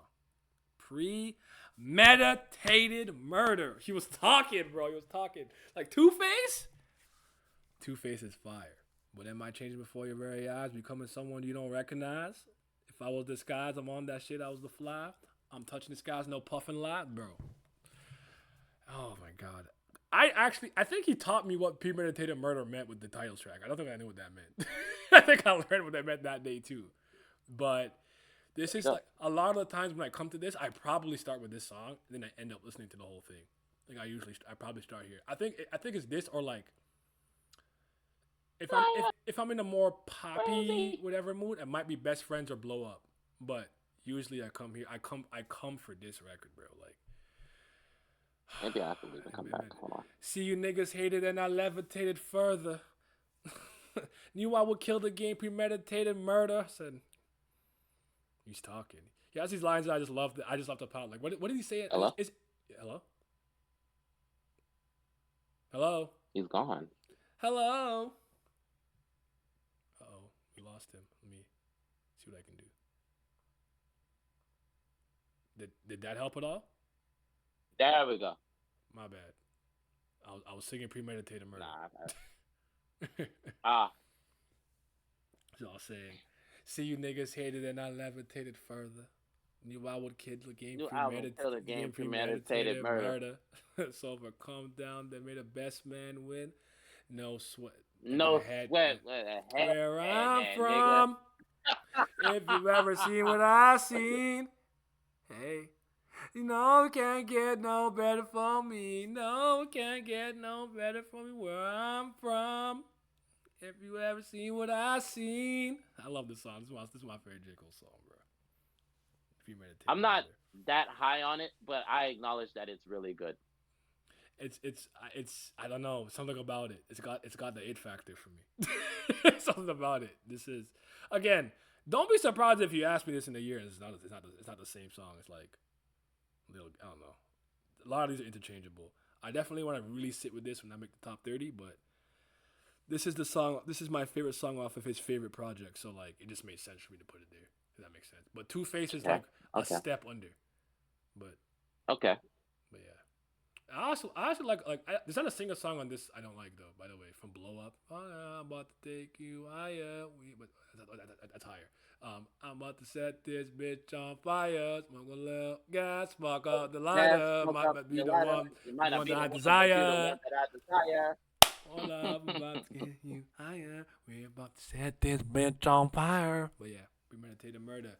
For the longest, Higher was like one of my favorite J Cole songs, but like over the years, it's like I'm about to fell off a blow little bit. up.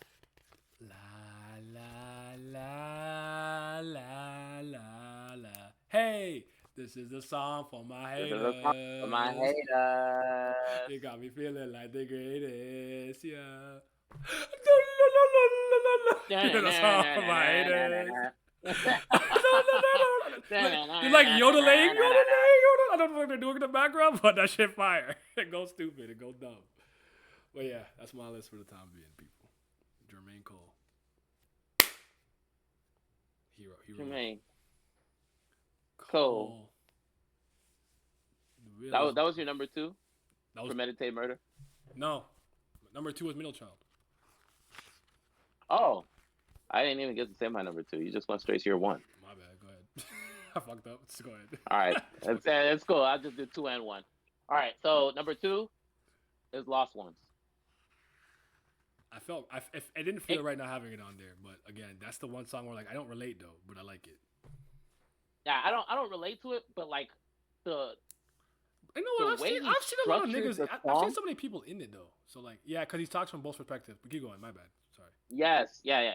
The way he structured the song was just so powerful to me. Like the first time I heard it, and I was like, I know it's a single, so like people are supposed to like it, but like I really like this because it's like there's a lot of times like I've seen firsthand, like people get a woman or a girl knocked up, like they both young, right? Mm-hmm. And it's two perspectives, and they're both valid. Yes. Like one, as a man, like as soon as a woman gets pregnant and you're the father of a child, like you got to start thinking about like how you're gonna take care of this thing. Like the money comes into play. We just The kids ourselves. How we gonna raise a kid by ourselves? Yeah.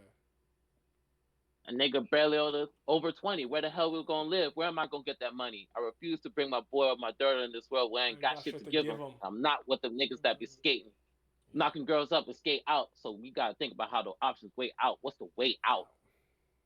First of all, way out and way out, Yes. fire. Yep. Fire. Like we have to acknowledge that. And also, like he's trying to avoid being a deadbeat. Like he's actively thinking about it, Mm-hmm.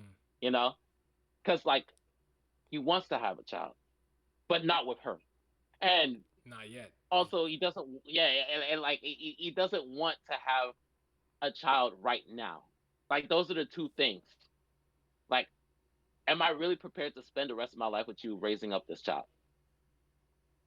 So like he's valid on those fronts, but like I mean, you should have wore a condom, my guy. But still, like you know, like these are genuine like concerns that he has. And then we get to the second verse where it's like from the woman's perspective. Man, nigga, you got some nerve to come up to me talking about abortion. This my body, nigga, so don't think you finna force shit. See, I knew that this is how you act. So typical.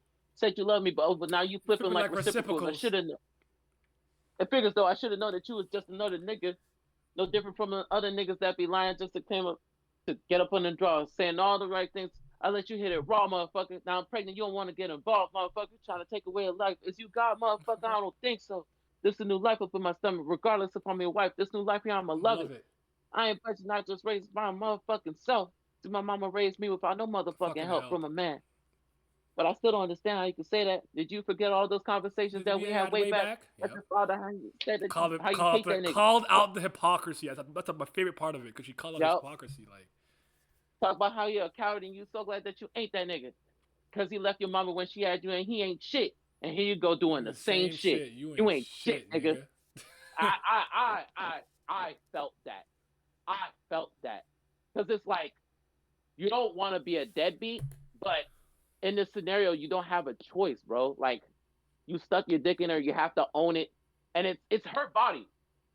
Like you can't make her do shit, not a goddamn thing. If she wants to keep it, you just stuck with it, bro.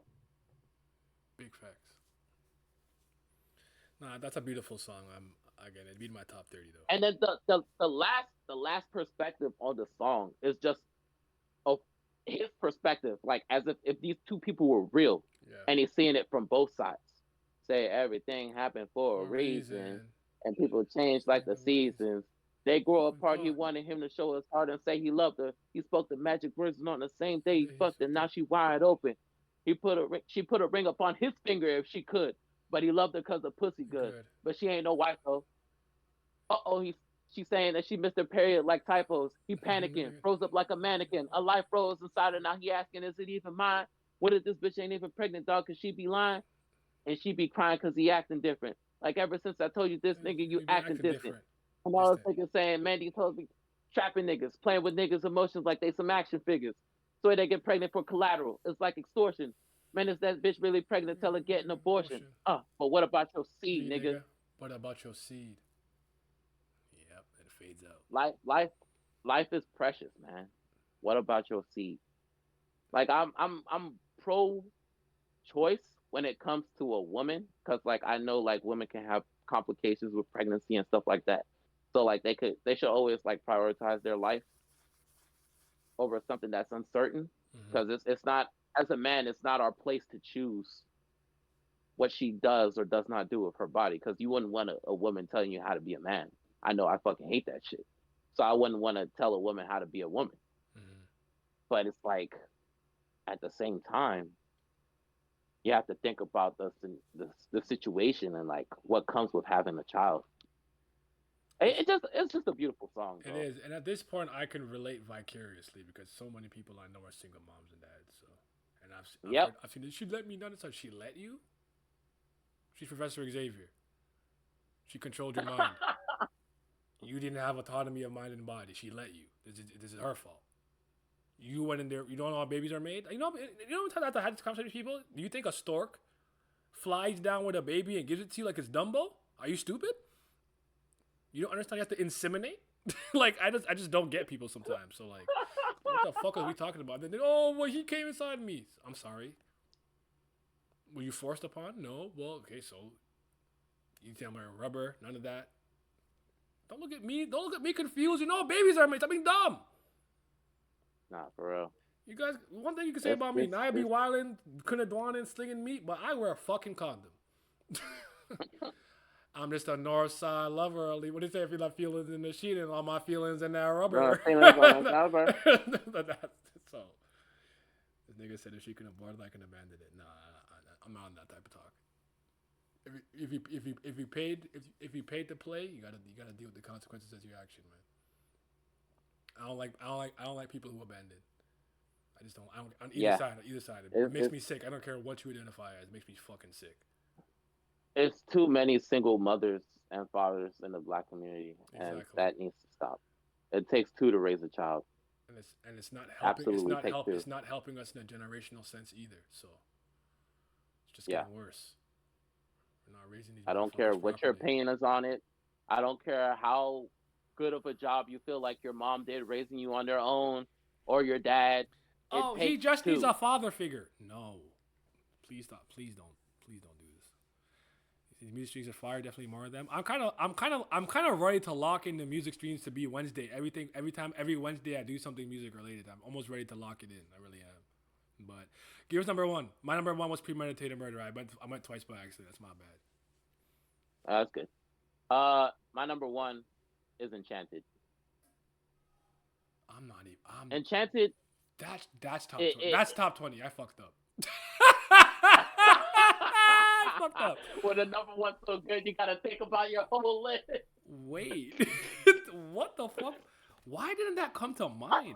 Did I even write that? Hold on, I'm looking at the 66. Did I not write that down? Am I an idiot? Come with me. Run quick, see.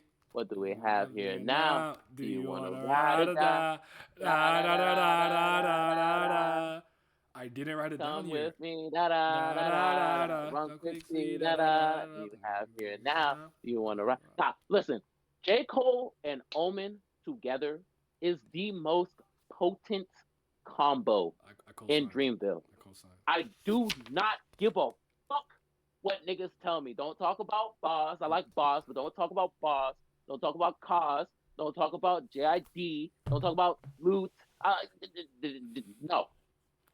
Because Give when him my this dick. Give nigga him my dick. Omen, Cannabis. Follow my spliff. I like that song though. Omen, Legend out the Omen, 2-6. You know who the truth is. after J. Cole's first verse, Omen got on a track and he rinsed Cole's first verse so hard, I got scared. Because I was like, I hope the song's not over because J. Cole, you just got bodied. You gotta come Now, back. see, God, Yeah. I know you'll only do what's best for me, but is it cool if we negotiate my My destiny? destiny? They always telling me it's temporary. Then why it's feeling like a cemetery? My dreams ain't got no obituaries. My sitting hurting, and none of us well equipped here. You heard me say I was balling, I probably meant tears. I'm trying to get clear. I'm trying to quit fear. Fuck these scripts here. These kids live their whole life just killing time, running a race with no finish line. They're trying to noose us with their ropes, but I'm finna climb. I think my foolish pride might become my suicide, but I ain't trying to go, no baby. And through these lines of quotes, you gotta find some hope, cause I ain't kind. My words gonna last forever. You can hold the treasure. Look inside, see a diamond in my mind. I'm tired of seeing dope fiends wiping their nose clean. Is my neighborhood just a smoke screen? I think I'm in the dungeon, fam. I see low green. Sons raised by both queens, but it's no kings. I stood up. Stood up the first time I heard it. I stood up. I was like, nah. Hey, J. Cole, I hope you have another verse. It's so funny you say that because I remember that's how I felt about Crooked Eye with Snow the Product. I'm like, you haven't had the verse, or else she bodied you, nigga. And he admitted he wrote one after he heard a verse. It's like, I'm like, yeah, you needed that to save yourself. No, that's a great one. I'm actually mad at myself. You know what did you say was the best song you left off on mine? That's what I did with this song. I don't know how I did that. I need to write it down. That was Two-Face. Two-Face was the best song I didn't put on my list. Yeah. For me, it's Enchanted. I fucked up. I really didn't have it in the 66. I don't know how they did that. There's literally 7 songs off the Friday Nights here. I didn't write that one down. I don't know why or how. I must have just probably because I was in a rush. J. Cole on his last verse. This is the stuff where I was like, I'm going to be a fan of this nigga for the rest of my life. Because I'm thinking, there's no way you can come back from that. Because that nigga Omen said, sons raised by both queens, but it's no kings. I was like, nah. You can't. This nigga said, it seems like niggas either feel you or they trying to kill you. I face the sky and hope that God ain't acting unfamiliar. You play whatever card you deal, no matter how peculiar. They tell me that is God's will. I'm asking God will you heal a nigga from all this pain? Mama smoking cocaine as it rains out. I might have blamed trying to stay sane, so I came outside where they rock with them things out. At the same time they blew that boy's brains out. But will it change? It's like niggas is free, but our mind still in the chains. Brothers killing each other, the blood spill is a shame. Will it ever slow up? A lot of niggas getting older, but they never grow up and do their sons like their fathers did. It never show up. No need to cry about it. Just another episode of life. Watch the whole season, nigga. No reruns. The devil out here crying souls, nigga. No refunds. Yep. I lost my breath. I lost my breath. Ooh. Man, don't let the city get you. Man, don't let the city Oh, get ya. Fuck them horoscopes, know the ropes like a wrestler. If them bullets wet you, like your if the mama belly need a sweat you tissue. better, mama need a tissue. Tissue. Your face on the front of our Oh, the shirt shirt screaming, screaming, we we miss miss ya. ya. Another day, another song. Mother praise, another gone. Yeah, I fucked up. I'm mad at myself for that one, but that's a great number one. I'm not mad at it. That nigga said, Ah, try to stay sane. So I came outside where they rock with them things out to clear my mind the same time they blew that boy brains out. I'm like, nah, mhm. nah. These niggas is rapping about the hood. It's no peace here. And the government don't give a fuck. At all. They don't give a fuck. Fake care. That nigga J. Cole probably had one of the worst days of his life. His mama nagging him, his girl getting on his nerves, his niggas acting dumb. He go outside just for a quick break. A quick break. And they killing niggas right in front of him. Nowhere to, there's no, there's literally Like, nowhere, man, there's nowhere to go for just to be at peace. It's just always chaotic. yeah. There's no safe space. Okay, Rudy. None whatsoever. Yeah, man. Listen, I'll never, I don't tell anyone what to think, what to think, what to feel, what they should and shouldn't listen to, but this man is special to me, man. There's not a lot of people that I don't know that I have a tremendous amount of respect for. Now, this is like maybe four. God rest his soul, Bean, Thierry Henry, maybe him and Ronaldo, and then Jermaine Cole. I don't really people I don't know. I might like what you do, but I don't necessarily respect you as a human being or a person. But these people, man, I've been a J. Cole fan since 2008, bro. Like this dude's special. He's one of them ones to me. I don't believe in worshiping like celebrities and stuff like that. Like, you have to be That's just careful. weird. Yeah, that's just weird. But I really, really enjoy and love the fact that J. Cole constantly validates why I like him as a person and a rapper. Yes, like I like the rapper and the human. So Yes. and Every time I I see can't him say that doing about a some lot of people. shit, Like I like No Name the musician. yeah. I don't think I like No Name the personality, whatever you want to call it. I don't. I'm not a fan. It's not. Every time I see or hear about J. Cole doing some shit, it's always like some of the most wholesome thing I've ever seen from a rapper. Like when he bought his old house for single moms to use and shit like that. Like, come on, like he's a good dude. Mm-hmm. A good man. I seen that nigga in a protest, a nigga biking through the streets of New York without a care in the world, like he not a super famous A-list rapper. Fucking like the nigga just going around meeting up fans casually, taking pictures with them, not charging them for that shit. Yep. Just keeping it real, He constantly, literally had $1 in a 24/7. dream tour. Pay $1, first come first serve, and I was too sick to go. Like he did that. Like bro, the dollar to get in, watch me perform. Just yeah, man. Hey, he said it. We all trying to get $1, boy. No shit. Yep. Oh man, definitely. So maybe next Wednesday we'll do the features. Does that work? How many features do you want to put? Because I did 5. I was gonna do a tier list. I was gonna make a tier list of pretty much every feature I can remember. I probably gonna forget some. I was gonna make one. Every feature, my nigga. But it'd be a tier list. It'd just be me and you. We can't do that fast. But okay, no, we can just rank it like top 15 J. Cole features or something. I can do that. 15. Okay. We can do that. That nigga said every feature. I'll make a visual. I can do that. How many are there? There can't be that many because he went a long time without really doing them for a minute. Then he Bro, snapped. that nigga been rapping for 14 years. But when he you're right. But when he snapped though, he did like like 400 for 3 years. He's on songs that he's on songs I didn't even know he was on. Like I did not know him and Moneybagg Yo were on a song until like 3 weeks ago. And I heard him like, oh, this is cool. That's what I'm saying. Like the nigga been rapping. The Come Up came out what, 2007? Yeah, 2007, 2008. 17 years, bro. Yeah, that's crazy. and some I rediscovered. I remember I liked Out of Sight, Out of Mind with J Rock. Some days a nigga feels like every day is not real life, like Johnny McKenzie. like what did Cole Saba say?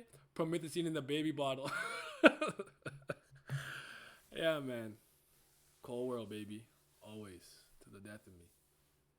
It's gonna be a cold ass Whole summer, world. rain and thunder. It's gonna be a cold ass summer. Shout out to my man, bro. Shout out to my man. That nigga said, "Cold world, make way for the chosen one. Ain't nobody else I'd rather be, not even Oprah's son." I said, "Oh, oh, oh, hold on a second. Hold on a second. Cold under pressure. What that mean? Die." Like that's you just sometimes niggas make bars you just like, ugh. Like in the best way possible. Like, I literally remember the day we were at the park, right by my house. We were all listening to the first time, and when he said that shit, I literally ran and I hopped the fucking fence. I was so I just hopped the fence. I'm like, bro, where did he go? Where did he go? I said, stop playing with that nigga. Stop playing with Cole. Friday Night Lights. So, oh, we gotta do this more often. I like this. It was fun. You said you're a Kanye man. I don't mind doing one for Kanye in due time. I'll think about it, but I don't mind doing okay. one for Ye in some time. Let me think about it. But any final words? Yeah, for but the like people? with Kanye, it's more of I love the way he puts music together and occasional bars here and there. But J. Cole is like the rapping. like I was just like the He's rap. produced some hard ass beats too, but that is Kanye's bag though. Like he just getting the right people and team and producers and beats and samples and chop and screw it, slow it down, reverb, all that. Like that man is a musical visionary. I always give him credit for that. Obviously, easily special. I seen a nigga today that said that if Drake like never existed in rap, like rap would not change at all. And I kind of agree with that. And a nigga said, "Oh, but he writes for Kanye though." And like I've seen so many Kanye fans come out of full force, I didn't even have to say anything. Niggas was like, "I promise you, you could take away every single thing that Drake ever did for Kanye, and Kanye's career would not take a hit whatsoever." That shit made me laugh so hard, bro. I was like, "Hey, he's not lying." You niggas think Kanye's career started at 808s, and that's the problem. Yep. I mean, I don't know if it's true or not, but for me it is because I never paid that nigga any mind. So, so just again, until I did the tier list, I went through his discography and I wasn't like, damn, I gotta keep these. Oh man, like I just like, oh, that's cool. Shout out to Drake, and I moved on. So, yeah, that's my biggest problem with Drake. He makes a lot of music that I don't give a fuck about. Way too many for a rapper of his caliber and for somebody of his status. I think that's I think To me. I think I'm trying to understand that's what frustrates Drake fans because he can rap. Like when I was hearing 6 a.m., 8 a.m. in Charlotte, I'm like, bro, I'm 4 lines in and he's just like 6 punchlines. Like this is good shit. Like, but like I don't know, you don't be rapping like that. He wants to talk about make that coochie breathe. Like, well, all right, make your song, nigga. Like I'm not gonna stop you, but I'm not listening. Take that ass for Drake. Shake that ass for me. I guess. Yeah. I ain't shaking ass for Drake, so I ain't shaking ass for fuck nobody. that. So maybe my booty might ripple a 1-2 for J. Cole, but I'm not clapping it. Might ripple once or twice. All right, thank you guys for joining us today. We'll be back next week with the features. I'll have a visual for that one. It'll be better. He said, "Hey, yo." Hey man, I told y'all I'm kind of thick in the bite. It's not my fault. Oh God. Raid my homegirl Vivian. She playing League. Terrible game, but y'all go show some love. I don't know if I'm streaming tomorrow. No promises. I might not. I don't know. Probably. I'll think of something. Goodbye. Oh wow, she just rated me. That's crazy. Oh, never mind. Oh, never mind. Wow. Never mind. I'm an idiot. I see something pop up in my thing. It says preparing to rate. I'm just dumb. I thought she ended it and rated me. All right. Goodbye. Bye.